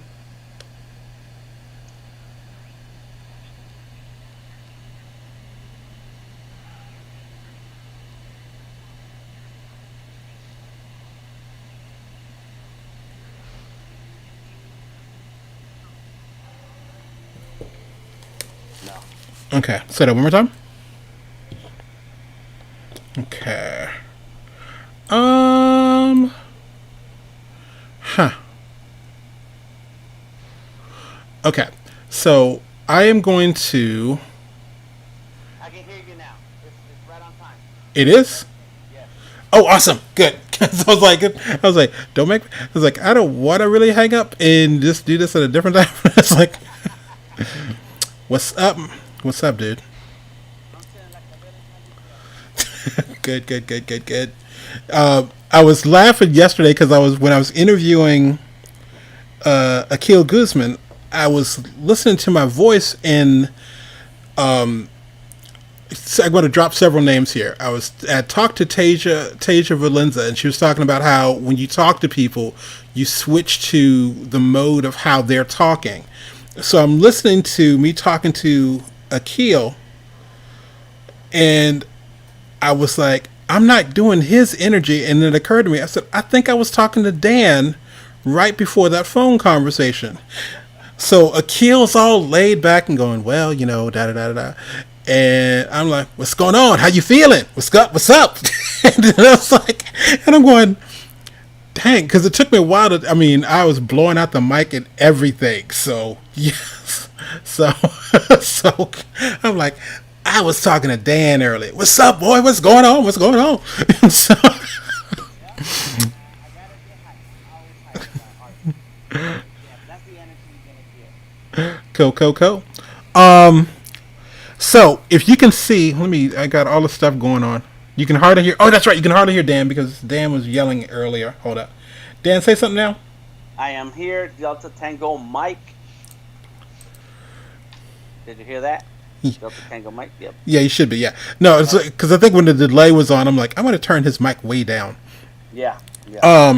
Dude, I've got to talk about. I need to almost get them on the show next year, but good grief, I love the software I'm using. Ecamm Live. They're not a sponsor. I'm not getting paid to say that, but the fact that I'm juggling all these different things and connecting to Restream.io. And all of it's running on my precious little Mac Mini here. You are testing fate. So yeah, it's pretty cool. Okay, so here's the deal. I haven't done this in a while. There we go. Okay, cool. Hadn't done this in a while, but wanted to show, because people always ask this. Can you bring in Illustrator files into Harmony? And normally I try to stop people from doing that. Mm-hmm. Hey, what's up, Tyree? I try to stop people from doing that for a reason. And it's the professor in me. A lot of people, like I remember even when we were trying to teach people how to use Flash, they'd be like, oh, can I make can I make my images over in Photoshop? No, just make stuff in Flash for now because I need you to learn the program. So same thing with Harmony, because Harmony can do so much. That being said, can you bring stuff over from Illustrator? Yes. So there's a certain way you have to do it. When you save it out, it has to be done. If you want layers, you're going to save out your individual pieces. Anything you want to be able to move on its own, you're going to do, there we are, you're going to separate it into layers, like, oh yeah, that's my arm. Everything is like separated into layers, and you do have to save it out in CS2, I believe. When you go to save an Illustrator file, save it out in CS2. Okay. So that was the only thing I had to change when you sent it to me. I just resaved it out. So when I did not pay attention to that part. I heard you say it on the video that you sent me, and by the time I finished, I ain't even think about it. Really, brother? Is that what we're doing in the new? Yeah. I'm gonna send you the directions. Dan, nah, I ain't listening to that mess. Like, man, yeah, you got it. You biscuit head. So, Yeah, but I do remember that part was in there, and I was like, why CS2? Like, that's so old. well, why CS2. Here's the answer. If anyone's wondering that, can you take a brand new Illustrator file, like Illustrator, whatever version they're on right now, and pull it over and import it into After Effects or Premiere or Adobe Animate? Yes, it's going to work right because they're in the same house, they're the same company. But there are certain things that are, I don't want to, it's not necessarily public domain, but later formats, you're allowed to actually do that. Look at you, you're bilingual, doing YouTube and the Facebook. Yeah, you know. I thought I was gonna see myself, but it's all good. Well, honestly, it's No, because it's all good. I still want to stay up to date on what's happening. You know what I mean? Oh yeah, trust me. I am. I don't know if you got my email. Like I am. The fact that I'm talking right now is awesome. The fact that I'm juggling technology and I'm going, do I want to risk trying to put him on camera and then just crash and everything? Nope. Yeah, that's too much stuff. Yeah. So it's like, well, and it's not even. I'm not even talking about the system. I'm talking about me personally because I'm going, I pulled this off. Cool. Because trust me when I tell you my bed is calling me, going, dude, get some sleep. You're gonna sleep like a baby after this week. Yeah, that's what I was telling people today. I was like, I can't go into. I was thinking about trying to repost everything on Monday, and then I was just like, you know what? If I do that, I'm really not, resting at all. So no, it's all good. Take your time. Take a week or two. Let people digest what they just saw this whole week. So, what I'm playing around with, I haven't even I think I added maybe. I want to say I added a deformer. Let me see if I did that. I think that's what I did. So basically, I set this up. If you think about rigged stuff, and here's the sad part, and I just thought about this. I'm sitting up here trying to show a rig or rigging something in Harmony, coming right after Cubum Lee, and I'm like, I probably should have arranged this differently. It's like maybe I should have went before him because coming after him is just like. So there's this thing I'm working on. Don't judge me. But no, in all seriousness though, no, Cubum Lee is a beast. The full interview he did is about an hour long. And then he actually added other stuff on there. Tomorrow we've got, Ali Putland. And I've been shifting. If you notice, if you're watching the schedule, when I did post the schedule, I've been moving Ollie around left and right, and until I figured out, oh crap, I'll just do like 40 or 50 minutes of everybody's thing and drop it in. Because Ollie and I, the first conversation we did was like over 2 hours, but we just kept talking to each other. And so we had to redo the interview, and even that one's like 90 minutes. So it's like, so anyway, I tell you all that. This Ollie is another dude. There's technically only 2 books written for Toon Boom Harmony. One of them is a physical book written by Adam Phillips years ago when Toon Boom still had the name Animate. This is before Adobe got it. And then the second one is by Ollie Putland, and you can get it from his Patreon, like paying $5 a month. Or if you want to be well, I don't want to say you're being dirt cheap, but if you can only afford to just do $5, just do the $5 and then step out. But again, if you can afford $5, if you can afford that coffee, cheeseburger, whatever the hell it is, it's the price of these days. Right. That's right. Send Ollie some cash. Send Ollie some money, because if you think, I think there's Ollie is a beast, Q is a beast.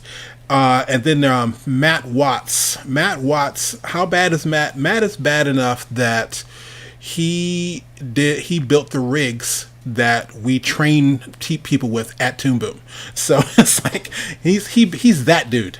So he's going to be on the show tomorrow, and all of these guys are so down to earth and so humble. and they're just like, "Oh, I just made this thing," and I'm just like, "I hate you." It's like I don't like you at all, man. Seriously though, let me bring this up. Oh, there it is. I was about to say, I know I had. Ah, that's what I did. Okay, cool. So what I did, what I'm playing around with here, so, I went in and added. This is called a envelope deformer, and the beauty of this is, if I did this right, I can get crazy with this arm here. But this is I think it's an open-ended arm. Yeah, it's open-ended, so I can actually move either end.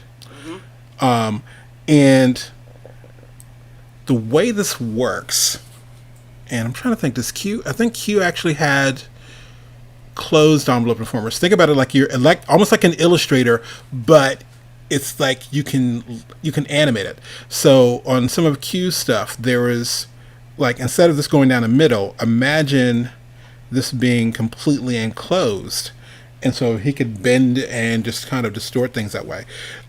Meanwhile, if you're for lack of a better reference, if you're somebody like me, you're doing just kind of I haven't actually connected that one yet.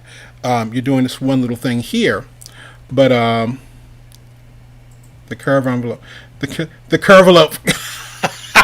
Yes, yeah. It's funny. Who is it? Matt Watts was talking about. He wanted them to get rid of the curve deformer. He said, "Why do you need the curve deformer when you can actually do?" I've got a hot mic. Thank you. I'm probably yelling because I'm talking to Dan. You hype? That's right, baby. Okay. So I'm going to see if I can do two things. Testing 1, 2, 3. Is my mic still hot? Mic sounds nice. Check 1.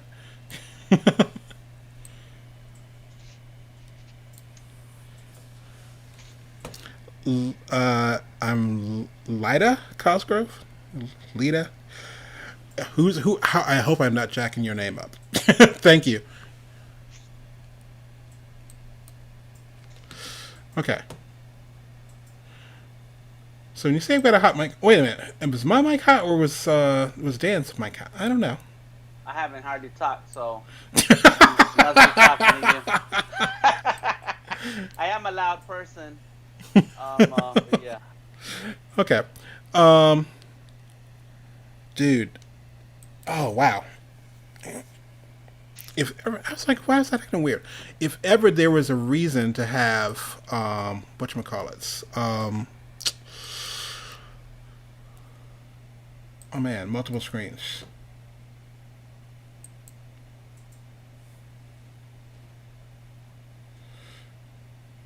You made her retract her message.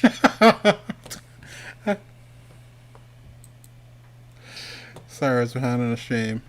Yeah. But Oh, okay. but thanks for the feedback, because we need to know what other people hear when we're talking, and when we're doing stuff, and so it's hard to monitor and talk and run the thing that we're supposed to run. So I know, right? Feedback. Yeah, this is this. Like I said, Yeah. this is yeah. For Dan, dude, I haven't even. I almost swore. I do that when I'm tired. Not that this is rated G or anything, but dude, I almost Dan. Who the hell are you? Do your intro, dude. Okay, cool. I get to talk. Word.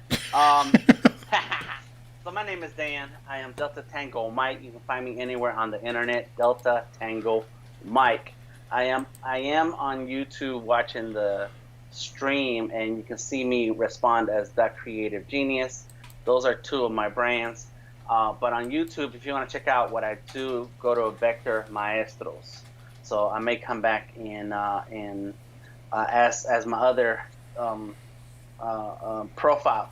In any case, I'm a 2D illustrator. I like to draw. I really love to draw. I was born to draw. Like, I don't want to do anything else with my life but draw. And so I found a way to get to the point in my life where the art that I create is what I like to draw, and I'm able to connect with clients who want what I can do, and so I get paid to draw. I feel like I live my life. Oh, there you go. You got my picture. I didn't know that. I was looking. There it is. I I feel like I am in kindergarten every day. You know, I got an iPad right here, got a sketchbook over here. I got tons of pencils and markers. It's like my whole office is nothing but things that allow me to be creative every day, all day.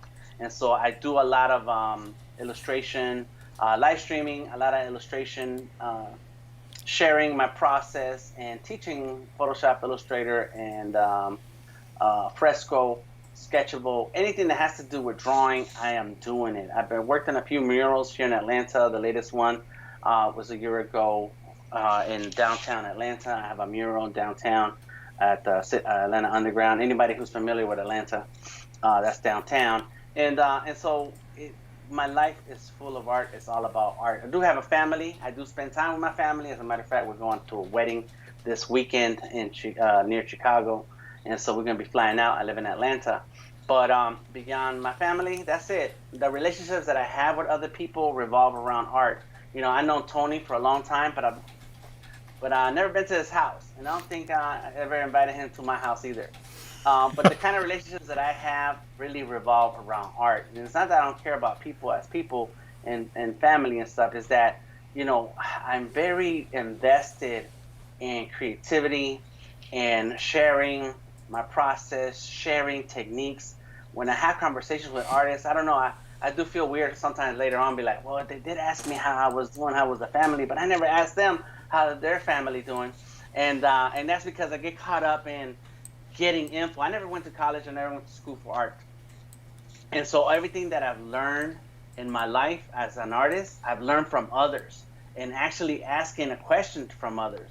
I've actually sat down with other artists, and like every time Tony is live talking about harmony and Toon Boom, I'm paying attention because that one day I know I'm going to open it, have the software, and then open it and figure out, oh yes, I know how to animate now because I've been watching Tony. But that's my process, is that I learn from others. And so my relationships are really revolve around artists, paying attention to what other artists are doing. Even on social media, I don't know anybody on Facebook that I went to high school with. I don't know anybody on any of social media that I kind of met through life on the side for something. No, I only follow artists. I stay connected to the art community, and I have a nonprofit called Art is King. And Art is King is a YouTube channel. It's also on iTunes. It's a podcast where I have interviewed 100 artists, asked them questions about their process, about their creativity, about their inspiration, and their career moves. Because to me, it's very important that artists find a way to earn with their art, to earn with their talent, if that's what they want. A lot of artists also just want to create and have fun, and that's good.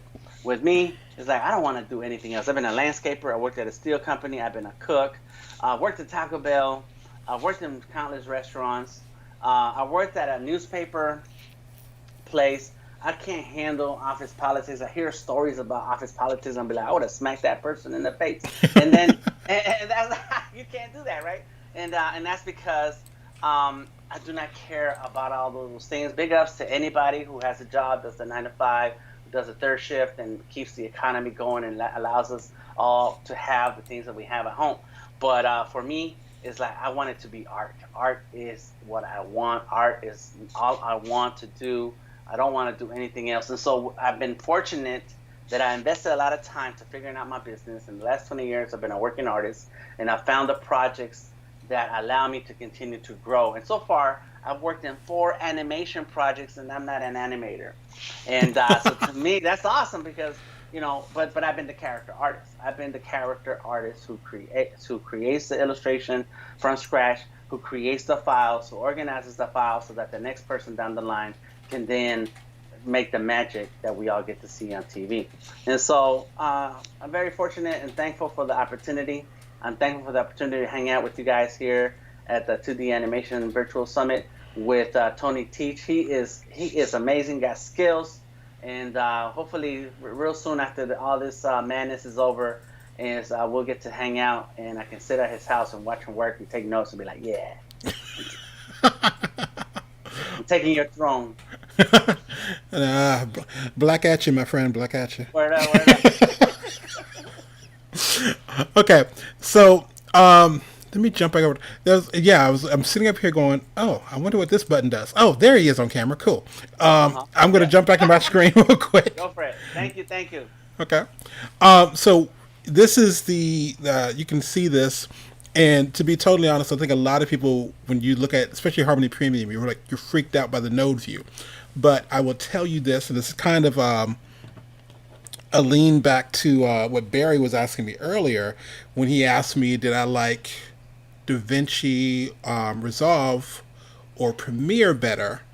And I mentioned Fusion. So if you're not aware of it, and these are not animation programs per se, these are more of visual graphics, and DaVinci Resolve is put out by Black Magic Design. They set it up that it is absolutely free for you to use. It is professional video editing software. So DaVinci Resolve is kind of the equivalent to Premiere. And there's a free version and then there's a paid version. But the paid version you don't have to pay an arm and a leg for. Their equivalent to that to their After Effects is called Fusion. Fusion is also free, but instead of it being layer based, it is what's the word? It's node based. You're welcome, my brother. Instead of it being layer based, it's node based, and when it's node based, you have a lot more power. That is a long way around to me telling you the following. I used to avoid using Harmony Premium, and specifically the node view, like the plague, because I'm like, I don't know, that's a lot of stuff going on. But what I can tell you is once you start working with it, you see how much power there really is.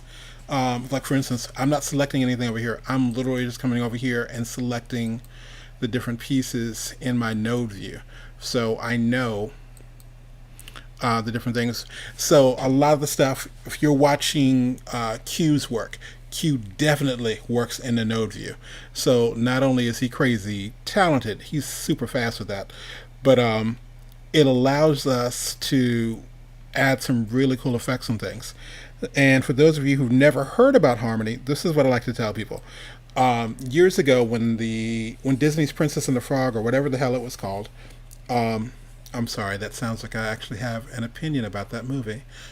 We'll talk about that in a second. So, if you watch that movie was one of the first movies that Disney pretty much did paperless, and they used Harmony to do it. So what I like to tell people is what they use, the Harmony they used then, the Harmony we currently have is way more powerful than that. It's been streamlined, it's been reworked, and I have to keep saying this, but it's not just because they're one of our sponsors. One, I've been in love with Toon Boom for years. They are big enough to be awesome and small enough to listen. So unlike another company that I used to use their animation software, when all professionals kept saying, hey, could you add this? Could you add this, please? Hey, you know what would help us? If you added this. And seemingly they kept ignoring animators until recently. And they're like, hey, we decided to answer those questions you wrote us 10 and 12 years ago. And the animators that wrote them are now using Toon Boom. So, thank you. So it's like I said, Toon Boom is like, studios are going, we need blah. Can you change this? Why is it doing this? And Toon Boom is like, is that all you got? Anything else you need? Okay, cool. Let me get back to you. Hold my beer. So it's like, yeah, love Toon Boom. Meanwhile, but yeah, this is Dan 1. This looks incredible. I'm trying to think. Is there a shot I can do? Where are we at on time? What time? It looks good. I did make sure that I kept the different layers. Yes. So that you can manage certain things. I did the eyeballs, I did the open eyes, and then kind of halfway closed eyes. I didn't do eyes closed all the way through. But yeah, man. And then I wasn't sure if I wanted to finish the whole background, because that was going to take me a lot more time. And I was like, no. Well, I know it's this week. Well, yeah. I was like, I said, I wonder what he's doing there, but it worked. Shoot. Let me see if I can. Let me see one. What time are we going till? La, la, la, la, la, la, la. Okay, only got a few. I've got technically a few minutes, but I want to show you. If I can show you one thing, this is a huge argument. Not argument. Let me be clear, because I sound hateful. One, and let me be clear. What was I talking about with respect to? Let me bring this up. Let me bring up my top view here. What was I talking about with respect to Princess and the Frog? Don't you hate when you're watching something or you believe something, and people say, "Well, no, nothing's going to change in my opinion," and that's been the argument. Like, no one can change your mind on Facebook there, and people. And I'm a little different because I might think a certain way, and then somebody points something out. I'm like, "Oh, wow, I never looked at it that way." So Disney's cap system that we used to Treasure Planet was a beast for them for using Toon Boom. Probably a lot more user friendly. Cool. I find Toon Boom intimidating. Really, such a busy UI, some really amazing stuff done. So yes, for the people who find it intimidating, I want to point this out, and this is literally why I'm working. I was going to announce it this week. It'll probably be announced officially. You'll start seeing clips of it next week. But it's the 21-day boot camp. And I wanted to design that specifically because if people say, I don't know about Toon Boom, Toon Boom has a 21-day trial. It's an odd number, but I'll work with it. So what I'm building out is it's 21 project-based lessons that even if you said, I've never touched Toon Boom, I ain't even looked at Flash before, or Adobe Animate, but it's set up so you can come in, and the first lesson is you animating dots going across the screen. By the 21st lesson, you have a fully rigged character, and even a fully rigged character in the node view. And it's not because... This is going to sound awfully arrogant, but bear with me for a second. This has nothing to do with how simple Toon Boom is to learn, because it's not. It does have to do with, as a colleague of mine referred to it as the Tony Teach method. My thing is, I can teach you how to use programs that you wouldn't think you would know how to do. I could sit anyone down, and I've actually done this with Toon Boom. They literally flew me to Miami earlier this year before everything shut down, and I was showing other teachers, and teachers would come to the booth and go, "I don't know, it's kind of intimidating." I'm like, "Sit down a second, let me show you something real quick." And the idea is, I mean, hell, I've taught somebody After Effects, and they had only used Microsoft Word before, so I know that I have some tried and true methods that can actually do it. So yeah, you guys keep an eye out for that because it's going to be kind of cool. Meanwhile, let me jump down here. I got to find, where did you put, don't mind me. Oh yeah, I can't click on the screen. Multiple screens here. Hold on. I'm like, why ain't that working? I'm looking at the Toon Boom website right now, and there's like 3 different payment ways, or 3 different versions: Essentials, Advanced, and Premium. It gets pretty high on the Premium. Well, look at this. Why is it high on the Premium? Because you can take a rig from Bob's Burgers and open it up in there. That's why. Bob's Burgers, almost anything on Fox, Disney, everybody uses that. And then the argument is that even on Essentials has a camera. The camera that I'm about to pull up now has a camera in the system. So I'm trying to figure out, why is that not pulling me on there? Oh, you big timer! You got the Premium. I technically have all of them because speaking as a teacher, because sometimes I have clients that have all the different levels, and people are like, well, I can't do this in. Well, like, I want to do this in there. Well, you could do it this way. And I always joke with Toon Boom going, like, Essentials is like the gateway drug. If you see what Essentials can do, and you're like, oh man, I want more. Cool. Let's step you up to Advanced. Like, you want the super duper? Okay, come over here. And then on top of that, you actually still have what is that called? I don't know. Why is this dragging? Oh, they got a permanent license too, though. So like me, I'm a beginner. Like I've never done nothing, and I'm thinking about that 21-day challenge that you're planning on because Yeah. I want to take it too. So would it? So for me, as a one person type of deal who's playing around and just wants to see their own creations animated for the fun of it, maybe even to throw a little short on YouTube, right? Like a minute, 5 minute max. Let's say I spend however long it needs to do for 5 minutes. Essentials is enough, right? I would dare argue, yes, it is because I literally did. I did a webinar with Toon Boom a couple of years back, showing how to do something, and it's not necessarily a production rig, but my argument has always been that even the bare essentials blows Adobe Animate out of the water. Just the things that it can do. Anyone that I am offending with that comment, feel free to email me. We'll go live, and you show how you do what you need to do, and animate, and I'll respond. I'll do it with one hand behind my back. I will do it with Harmony Essentials and go, this is the way I would handle that. So it's not trying to be, and again, I get it. It's kind of that whole Mac versus PC, however you want to handle that. Yeah. Some people just have a preference. Yeah, I mean, don't get me wrong, it is still intimidating. Do I still use Adobe Animate? Yes, I just don't really animate in it. I use it for its programming abilities and be able to do HTML5.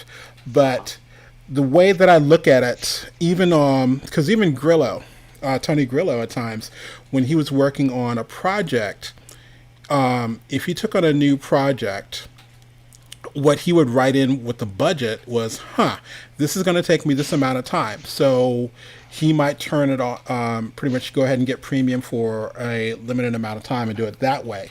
And outside, I mean, work that into the thing. Or worst case scenario where people have come in going, I really don't have a lot of money to work for this. If I really believed in the project, I've said this in the past, and I haven't done it haven't had to do it with Toon Boom because my relationship is different.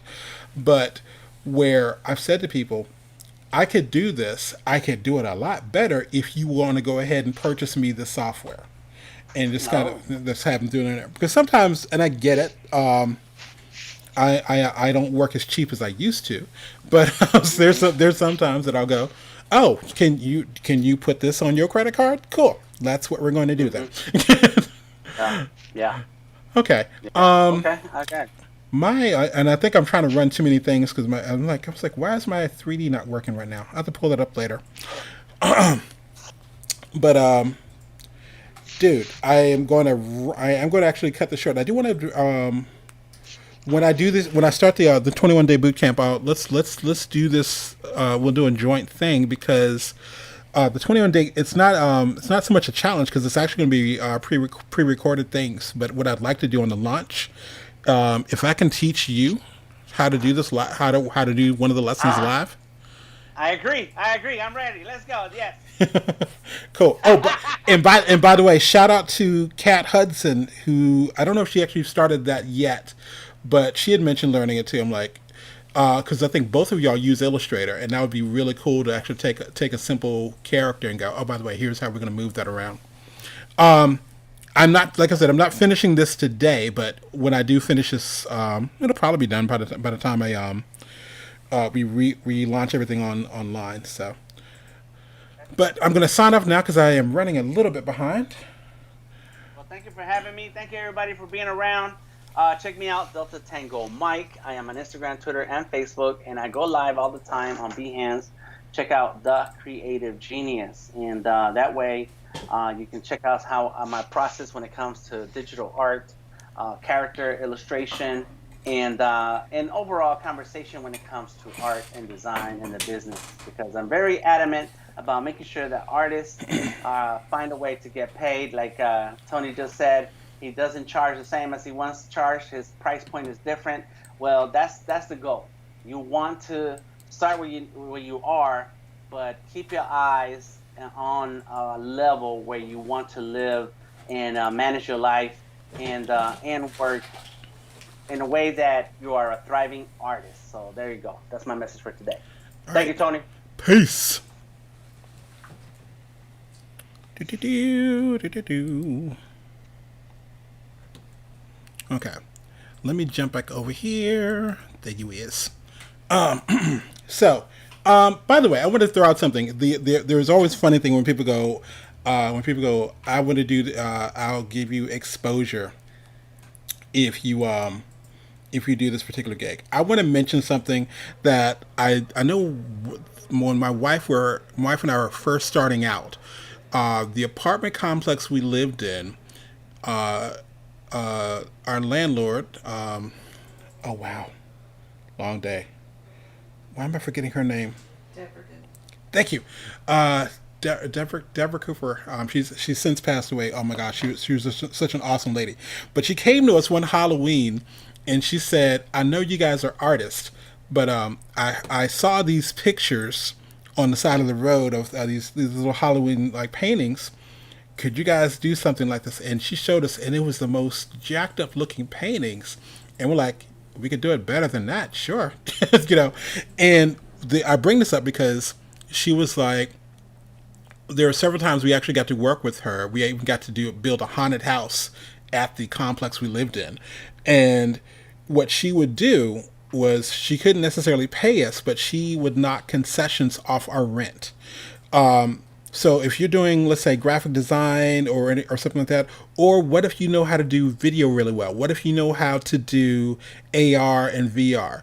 Especially if you don't live in a big corporate place, and even then, sometimes if you do, imagine reaching out to your complex and going, I can do this in exchange for.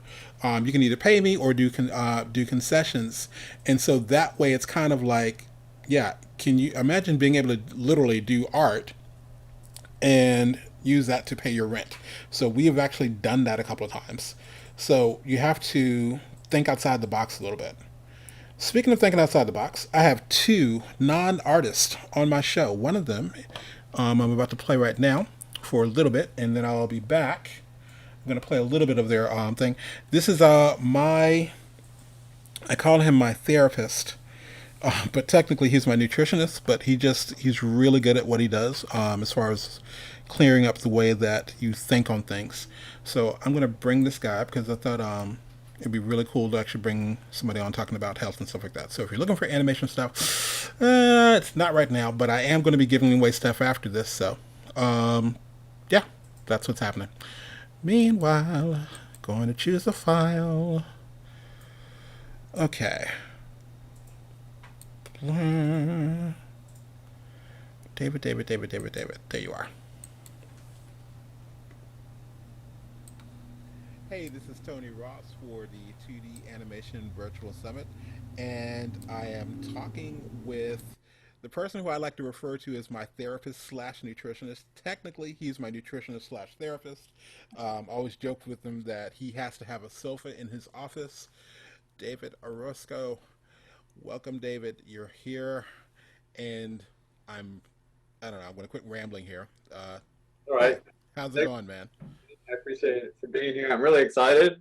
And you got some good questions for me, and I'm hoping to help your audience as much as I can. And it sounds like a great summit, too. So hit me with those questions, my friend. I'm ready. Okay, cool. Before I hit you with the questions, Okay. tell everyone a little bit about who and what you are as far as, well, other than human, but exactly why am I bringing you actually here to talk? So.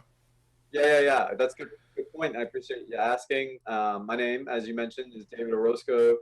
I have a podcast called One Small Bite.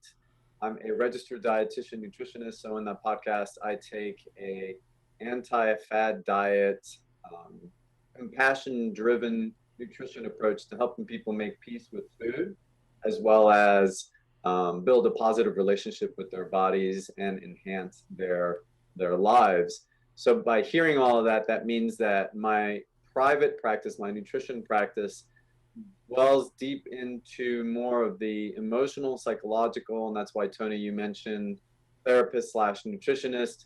A lot of what I do is why people eat, not what people eat. We do talk about what foods are healthy, what foods are important, but we also talk about why we eat what we eat. And that's a very big component of what is missing in a lot of our lives, is understanding all of that. So that's the approach that I take. I've been in practice for about 15 years. And I have 2 other clinicians, dietitians that work with me. I'm in Decatur, Georgia, and your insurance probably covers nutrition consults. Depends on your plan, of course, but I do offer on virtual courses or classes, virtual sessions, actually. Right now, my office is closed because of the pandemic, and so we're only doing anything virtual, so everything is online. Awesome. Yeah, and I don't know if people who follow me on Facebook actually know this. And the reason I actually referred to you as I always call you my therapist first. I'd gone for years talking about that I'd worked at this place and it was my dream job and everything like that. And I talked about this place, and by the time I worked there for 5 or 6 years, but by the time I left, I'd gained over 100 pounds and ended up with a nervous tick. And I'm telling, the first time I met with David, I'm telling him everything about this. And he goes, so you working at that job, you lost your confidence. And I was just like, wait, what? And it was the first time someone ever explained to me, maybe that wasn't a dream job. Maybe that totally destroyed who you were as a person. I was just like, dude, this is like awesome. Anyway, so yeah, that's why I've been a huge fan, and I wanted to definitely get you on here specifically because we're talking about the whole health and mental health things and crap that artists do. So one of the things I did notice about you, and this is my first question, you are beyond busy and seem to always have something going on. Do you have any tips on your time management skills, or just how are you doing all of that? Yeah, that's a really good question, especially for anybody that's doing work online or doing work virtually.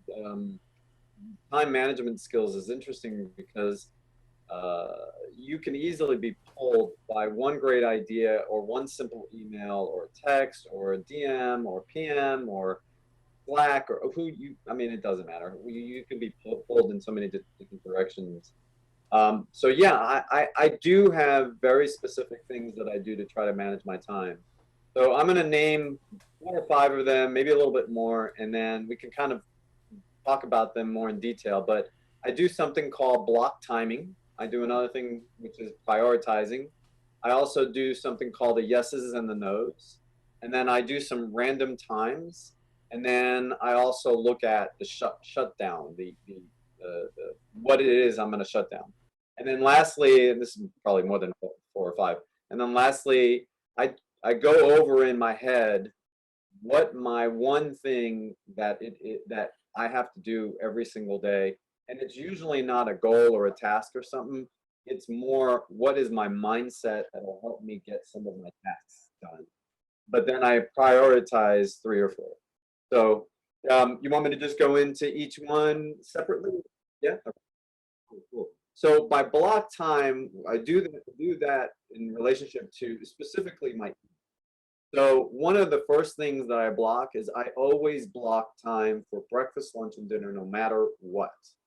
It doesn't matter if I'm traveling, doesn't matter if I've got clients, doesn't matter if I have a conference, a presentation, but I always block time.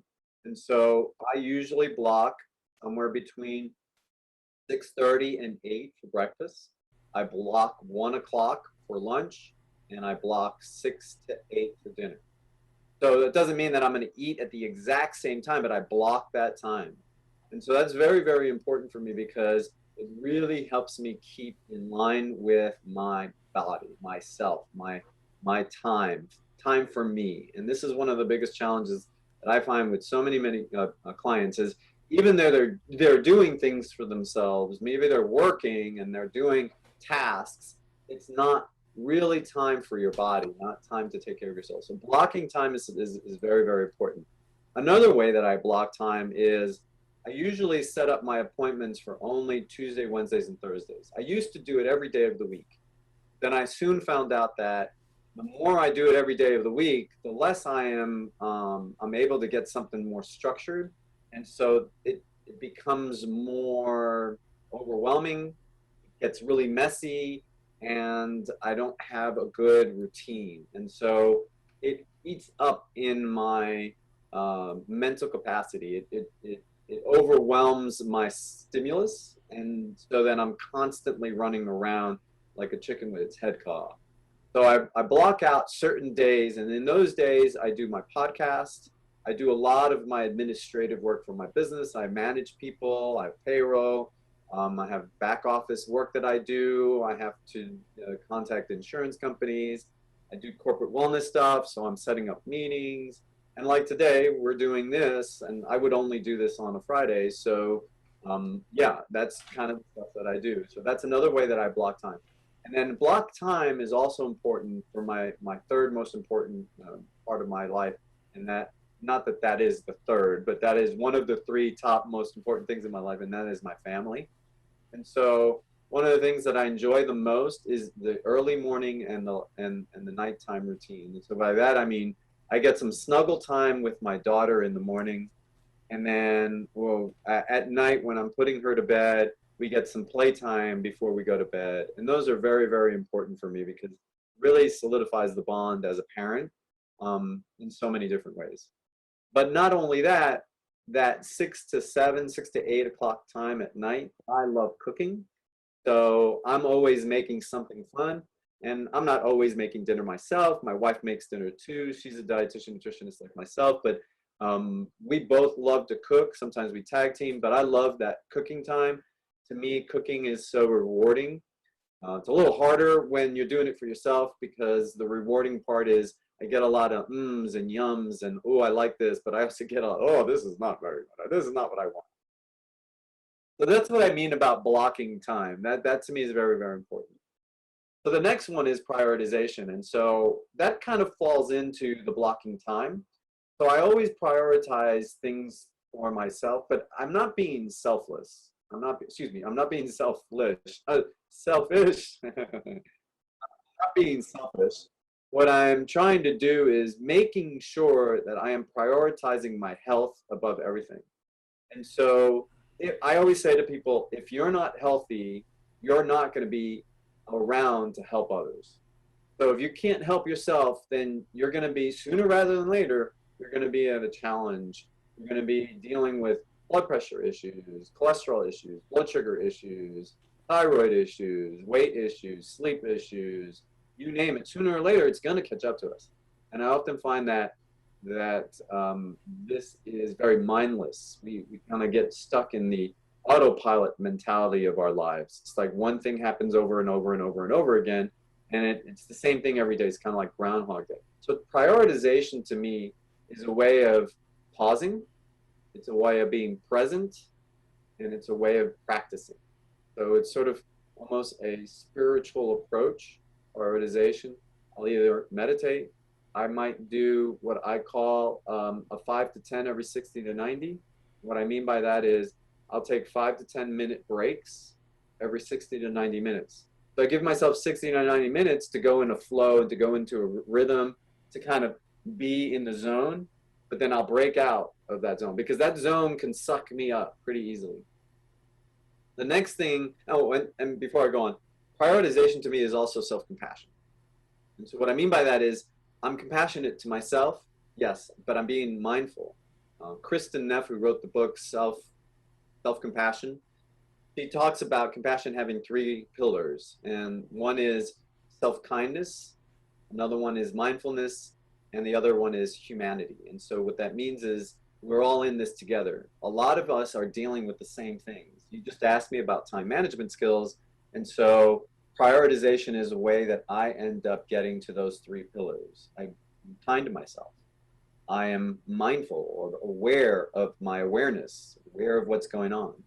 And then I understand that others are dealing with the same challenges. So that self-critic is a lot easier on me because I know I'm not the only one that's dealing with it. I know I'm not the best of everything, and I know that my expectations sometimes have to be lowered, so my self-critic isn't so strong. So prioritization kind of takes that hold. So the other one is, what do I mean by the yeses and the nos? This is probably best summarized by the Shonda Rhimes, and Tony, I think I've shown you this video before. Yes, you have. Yeah. Yes. Right, the Shonda Rhimes TED Talk, where she talks about her memoir, The Year of Saying Yes. And I thought it was very interesting because it really represents, or she really represents this titan. You know, she is Steve Jobs, the Bill Gates, the Elon Musks, the Oprahs, the Tony Robbins of the world. You know, there are these big icon figures. And if anybody that doesn't know who Shonda Rhimes is the creator, producer, and writer of Grey's Anatomy, How to Get Away with Murder, Scandal, and then a couple of other shows, really big popular shows. So she did this TED Talk. Essentially, she was saying yes to what really mattered, and that's what gave her what she calls her hum back.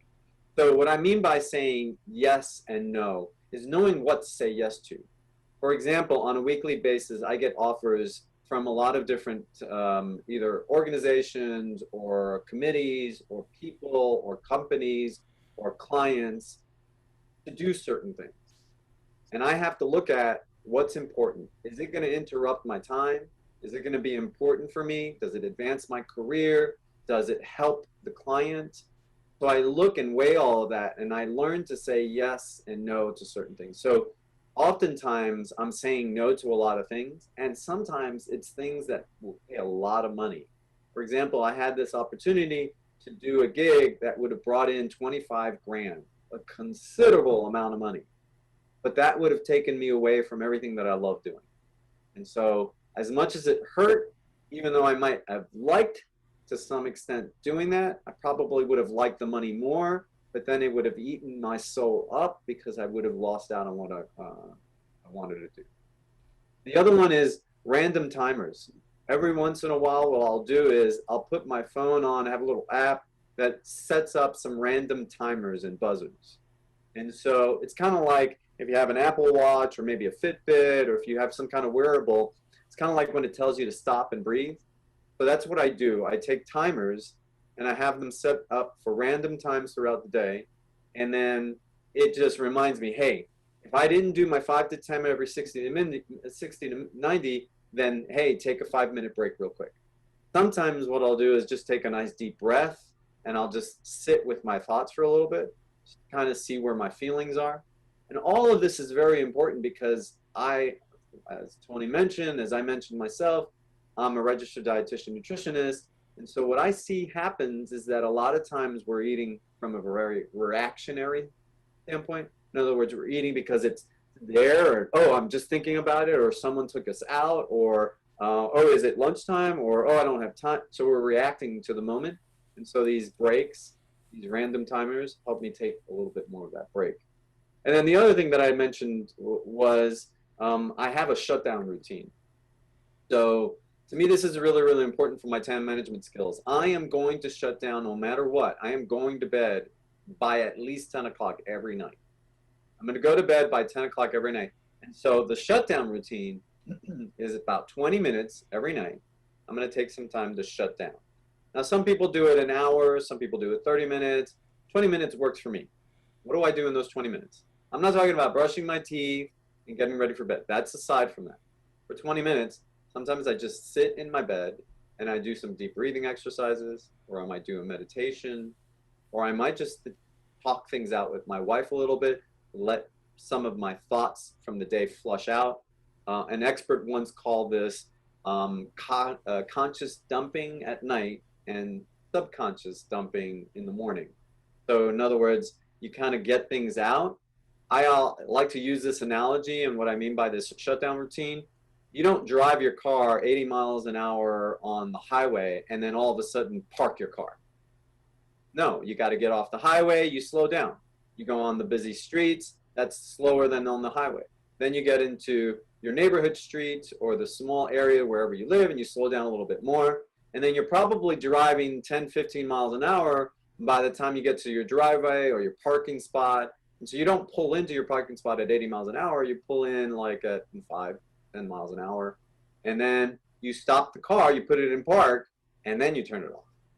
That's kind of the way I look at that shutdown routine at night. And then lastly, in the morning, one of the things that I love doing is, like I mentioned a little while ago, is I'll think about the most important thing that I need to do in that day. And I'm always focused on just one thing. That's why my podcast is called One Small Bite. What's the one thing that I really need to do today? Nothing else gets done. What's the most important thing that needs to get done? And oftentimes it's not a task. Oftentimes it's a matter of saying, block that time. Or it's a matter of saying, I got to say yes or no to this. So that then makes me go, okay, so what are the 3 things that I have to do? What are the top 3 things that I have to do today? And if I can get to all 3, great. If I don't get to all 3, then that's okay, because I've got that one thing that's really, really important. So those are all the things that I do to help manage my time. It's been a labor of love. I can't say that I was an expert in time management. I still get it messed up. I'm dying to check email, or I get distracted by social media, or I want to send a post out, or so on and so forth. And it's still a challenge. I'm not an expert, or excuse me, I'm not perfect at it, but this is definitely something that I try to strive for more and more. And it's accumulating over time. I get better and better and better and better at it. I have to tell you that. Awesome. Management skills, and I don't know. You have any questions about that? I guess. No, it's honestly it's good to hear, and it sucks to hear at the same time, because I think everybody, you always want to go, what is that one thing? Give me that one little thing. You know, actually, it's a combination. Damn it. Okay, cool. So yeah. But to that point, it starts with one thing. Even though it's a combination of things, it starts with one thing. Like, of all of those things that I said, just pick one to start working on right now. And then once you're really good at it, then you move the needle over to the next one. Like, for example, when I tell people, usually one of the biggest challenges that I see for a lot of people is breakfast. That's one of the most difficult meals to get balanced. And by balance, I often tell people, well, what's the largest meal of the day? And most people are going to tell me dinner. Usually the biggest meal, at least in the United States. But when I tell them, okay, if you're eating all of that food at the end of the day and you can't eat it at breakfast, then why are you doing it at dinner? I mean, why can you eat all of that at dinner, but you can't eat all of that at breakfast? Well, I'm not used to it, or well, so on and so forth. And I say to them, okay, cut back on the dinner so you have a little bit more hunger for breakfast, or maybe get up a little sooner or something like that. So we start with that one thing, and then they get better at it, and they get better at it, and they get better at it, and they get better at it. And then all of a sudden they've got a routine, and it becomes a new habit that's now automatic. So it replaces an old habit, and so you start seeing those changes over time. And that's how all of this had come for me as well. So. Coolness. Yeah. All right. My next question for you, and definitely, I know as an artist, like artists, musicians, definitely animators, we run through this a lot. If I'm pulling an all-nighter, are there any foods that are quote unquote safe? And by that I mean, unfortunately, my go-to is usually leftover pizza, or if they're nachos, or definitely got to get my caffeine in there. But what is I mean, constantly pulling all-nighters can't be healthy anyway. But if I were going to say I want to grab something, what should be, or what are suggestions for my go-tos? Well, I'm going to disappoint you, because the answer is there isn't any safe. Good to know. That's an easy answer to explain that this is a complicated situation. Okay. So there really isn't any safe foods. I don't have a good or a bad food list that I give to people. Pizza to me is perfectly fine in anybody's diet. Nachos are perfectly fine in anybody's diet. Caffeine is not a food, so I'm going to leave that one off to the side. I can get to that one later. But generally speaking, I'm not going to go and talk bad about a certain food. Now, with that said, yes, of course, I'm not also trying to say, oh, look, he said there's no bad foods. I could go ahead and have my nachos and my pizza. If you heard me earlier on talk about prioritization, saying yes and no is also about saying yes and no to what's important in your life. So let's first go and break this down by what it really means to eat at that time. We're talking about doing an all-nighter. So in my mind, when I picture someone doing an all-nighter, almost always they've already been up most of the day before they do an all-nighter. So that right there in it of itself is a challenge, it's a problem. Why? Because you are physiologically forcing your body to be stressed. Now, when your stress level goes up, you may not feel the stress. Well, you might because you're pulling an all-nighter to begin with, but you may not feel the stress like, you know, tension in your shoulders or you're about to throw up or something like that. But there is an increased level of stress because your body should have been asleep. And again, why is your body asleep? Or need to be asleep? Because you've been up all day already. And there is a natural physiological cycle in our bodies. We have melatonin and we have melatonin and we have serotonin. So melatonin helps us fall asleep and serotonin helps us wake up. So if we disrupt that cycle, well, then that's a strain on our bodies. And that's just one example of how we strain or stress our bodies. When we are stressed, our bodies are going to dump sugar into our blood in addition to other chemicals or substances for energy. But it only do it for a certain period of time. And so after a while, the body knows, okay, well, he or she's going to stay up. So get me hungry. And the hunger comes on suddenly, or it comes on with an urge. And you don't really think things through. So pulling all-nighters means that you're putting your body into a strain. So if we don't remember that, then what we're going to do is we are going to end up going into repetitive autopilot mode. And so we're just going to do it. So one of the things that I tell people to do is plan your meals and snacks. If you're going to pull all-nighter, and you've already said that to yourself, add this. Plan my meals then. All right, now, if you've eaten all day long and you're going to be up at night, you don't need to have breakfast, lunch, and dinner through the middle of the night again. But go ahead and plan some foods that will help you a little bit. So what do I mean by that? That kind of gets to the answer, Tony, that you're asking. These would be what you would consider safe foods, right? Now, a little while ago, I said there's nothing wrong with pizza and nachos. If you want them, great. Go ahead. Plan it out, though. Have the nachos, and then maybe instead of having a full bowl or full plate or a full platter of nachos, serve yourself up a small amount, and then on the side, have some kind of vegetable, maybe a salad, or maybe just chop up some cucumbers and some tomatoes, maybe carrots and broccoli, just kind of have that on the side, or maybe put it on top, right? And then have a little bit of a fruit. So now you can divide a little bit of those nachos with the vegetables and fruit throughout the night. And so, again, this is the reason why I'm saying, no, there is no bad foods. There is no good foods. What I'm trying to do is bring in together what you do want to do with what you need to do. And so let me go further about what I'm also talking about. Because again, it does sound like I'm saying there are safe foods. There are foods that are going to have more water per volume in the food that you're going to eat than other foods. So that's what we're trying to do. That's one of the things that I'm trying to help you with. Trying to give you some ideas of high water volume foods that can help reduce both the digestive load in your body as well as keep your energies up through the evening, right? Okay. So high water volume foods, I mentioned a little fruits and vegetables. So fruits and vegetables are going to give you that water that's very quickly assimilated or absorbed and therefore utilized more efficiently. Again, why is this important? Because you are going to need a considerable amount of water if you're going to pull an all-nighter. Now, that's why I said I was going to get back to caffeine in just a little bit. All right. Now, I'll get to it in just a little bit. Just keep that in mind. Energy, water, planned meals. We're all getting to something here. Then the last thing I would say, if you're going to pull an all-nighter, take those breaks, 5 to 10 every 60 to 90. What do I mean by that?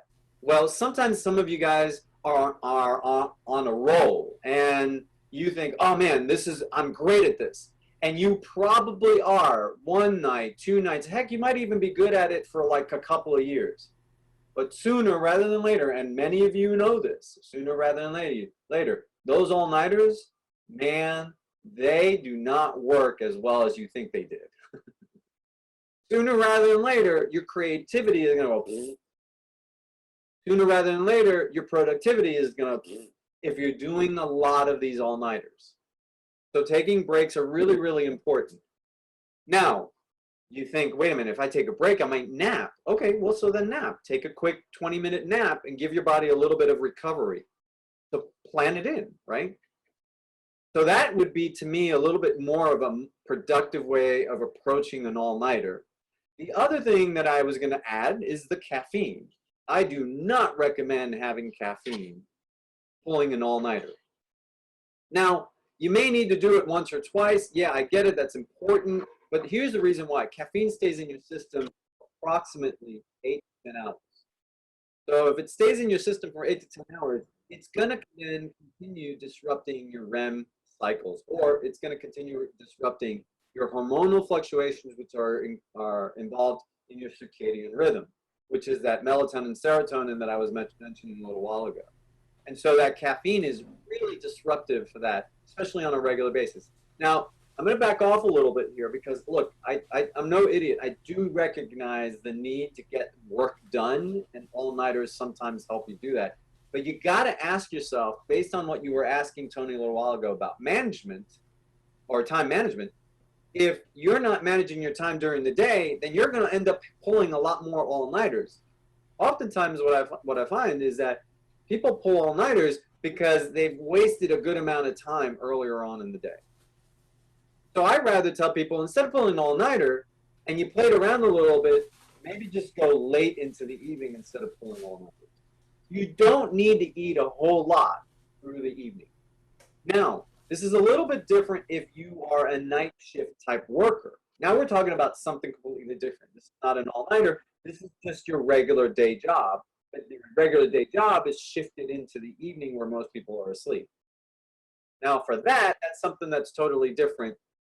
And this is probably not the place to talk about all of that. But that's going to require a different approach. Much the same, the foods and stuff, but that's sort of more or less where I'm going. So to answer your question, you want high water volume foods. You want to plan your meals and snacks. Again, you also want to drink a good amount of water, which probably will help you force you to take those breaks, those 5 to 10, 60 to 90. And so then this way, you get a little bit more variety. Now, there are obviously snacks that you can do. It doesn't mean that you have to have nachos and then fruits and vegetables. You can do some snacks like, you can have some protein bars or maybe granola bars, but match them with maybe some nuts or fruit, and then have instead fruit and nuts, or do a fruit, maybe a piece of cheese, and then have a couple of snacks in an all-nighter, maybe spaced, I would say, every 2 or 3 hours apart. Does that help? Yes.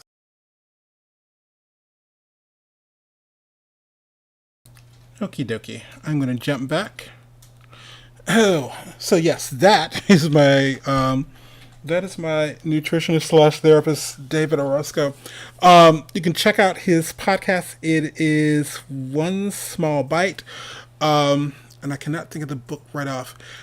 His full interview is going to, again, once we post these on YouTube coming up on around the 19th. The full information is there. But yeah, he is awesome and is constantly saying things that I don't want to hear, but I need to hear. So I wanted to share that with you guys. Okay. So, last but not least, I have some things I need to give away. I have another Harmony license to give away. I have another Storyboard Pro license to give away. And I have one last Wacom Intuos to give away. And again, if you're wondering, well, how am I pulling these names? This is actually, I think the way you can get to it, let me find where I put that. Technically, if you go to tonyteach.com/summit, that is my email list, and I am drawing names from the email list. Okay. Also, if you get an email from me saying 2D, that says 2D Summit, Oh, God grief. Prize winner or something like that. I have to be really weird because it'll get thrown into your junk mail if I go, hey, you won a prize or this sweepstakes. So it's kind of crazy. But just know that we're not going to be asking you again for like your social security number or bank card or anything like that. It's usually just, especially for the software, I just need your name and email just to go ahead and pass that on to Tim Boom. Wacom's a little different. I just would need to get an address, but other than that, anyway, let me go ahead and make some announcements here. So, words. First up, I'm going to do probably Harmony.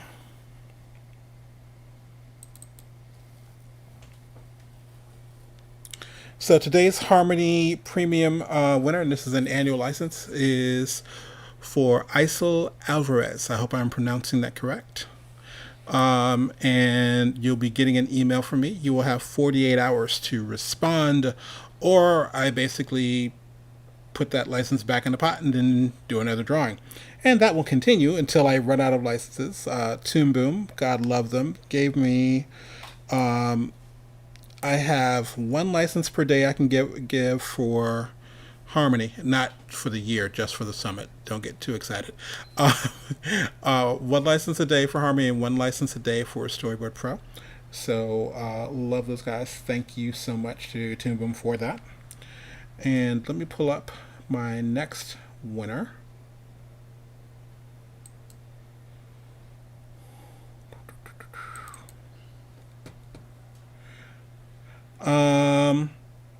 The next winner for Storyboard Pro is for Jose Carlos. And again, that's an annual subscription to Storyboard Pro. I feel like I'm doing an infomercial. Storyboard Pro is an industry standard and is used for films and series like The Walking Dead and other movies like that I can't remember right now. But yeah, Storyboard Pro is pretty awesome. Last but not least, I've got to find out. Not find out. Technically, I know. I'm just pulling up the card. And last but not least, today's Wacom Into Us winner is Jen Jimenez. I think I'm pronouncing that right. And again, I send these emails out. You got 48 hours to respond.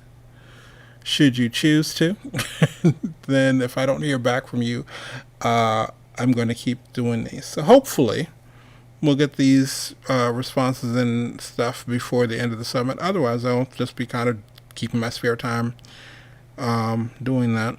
It'll be fun. All right. So this has been Tony Ross for the 2D Animation Virtual Summit. We've made it to day 4. I think the people are there will be an announcement, and I know there are people listed for day 5. The times aren't listed yet, but pretty much everyone that hasn't actually shown up in the summit yet, they're going to be on day 5. I know in particular some of the Toon Boom people. Matt Watts. Oh, you're welcome. I know in particular the video from Matt Watts is going to be there. Matt not only did a session with me, he then, once he was done with that, went and recorded on his own, him finishing it up. We won't be having a full thing on tomorrow, but at least the part of the interview with me will be there. There's also Ollie Putland, who is, if you check out, is it patreon.com/OLI, I believe. This is the guy I was telling you, he's an incredible animator. If you know anything about animation and doing especially cutout animation, Ollie doesn't work pose to pose. He works straight ahead. So, which is crazy on its own. But yeah, he's going to be tomorrow. And also, if you're ever talked about doing any type of online training or building your own course, and this is a shout out to anyone who knows me well enough. You've heard me, especially if you're in the arts, you've heard me say this more than once, that you need to go ahead and make your own course and put it out there.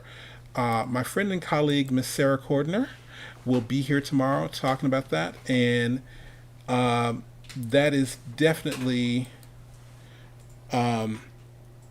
someone who knows what they're talking about. They've helped, I can't remember, they've helped, I want to say hundreds, possibly thousands of businesses over her 14 years of doing this.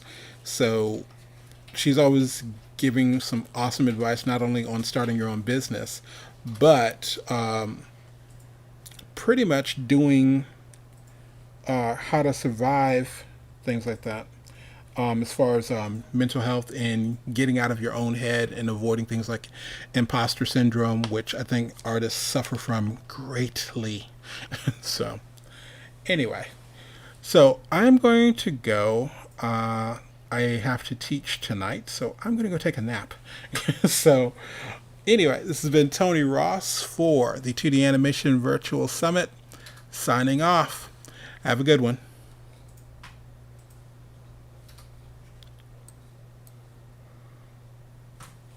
Izzy, come in here, please. I'm so sorry. Mommy needs a wife.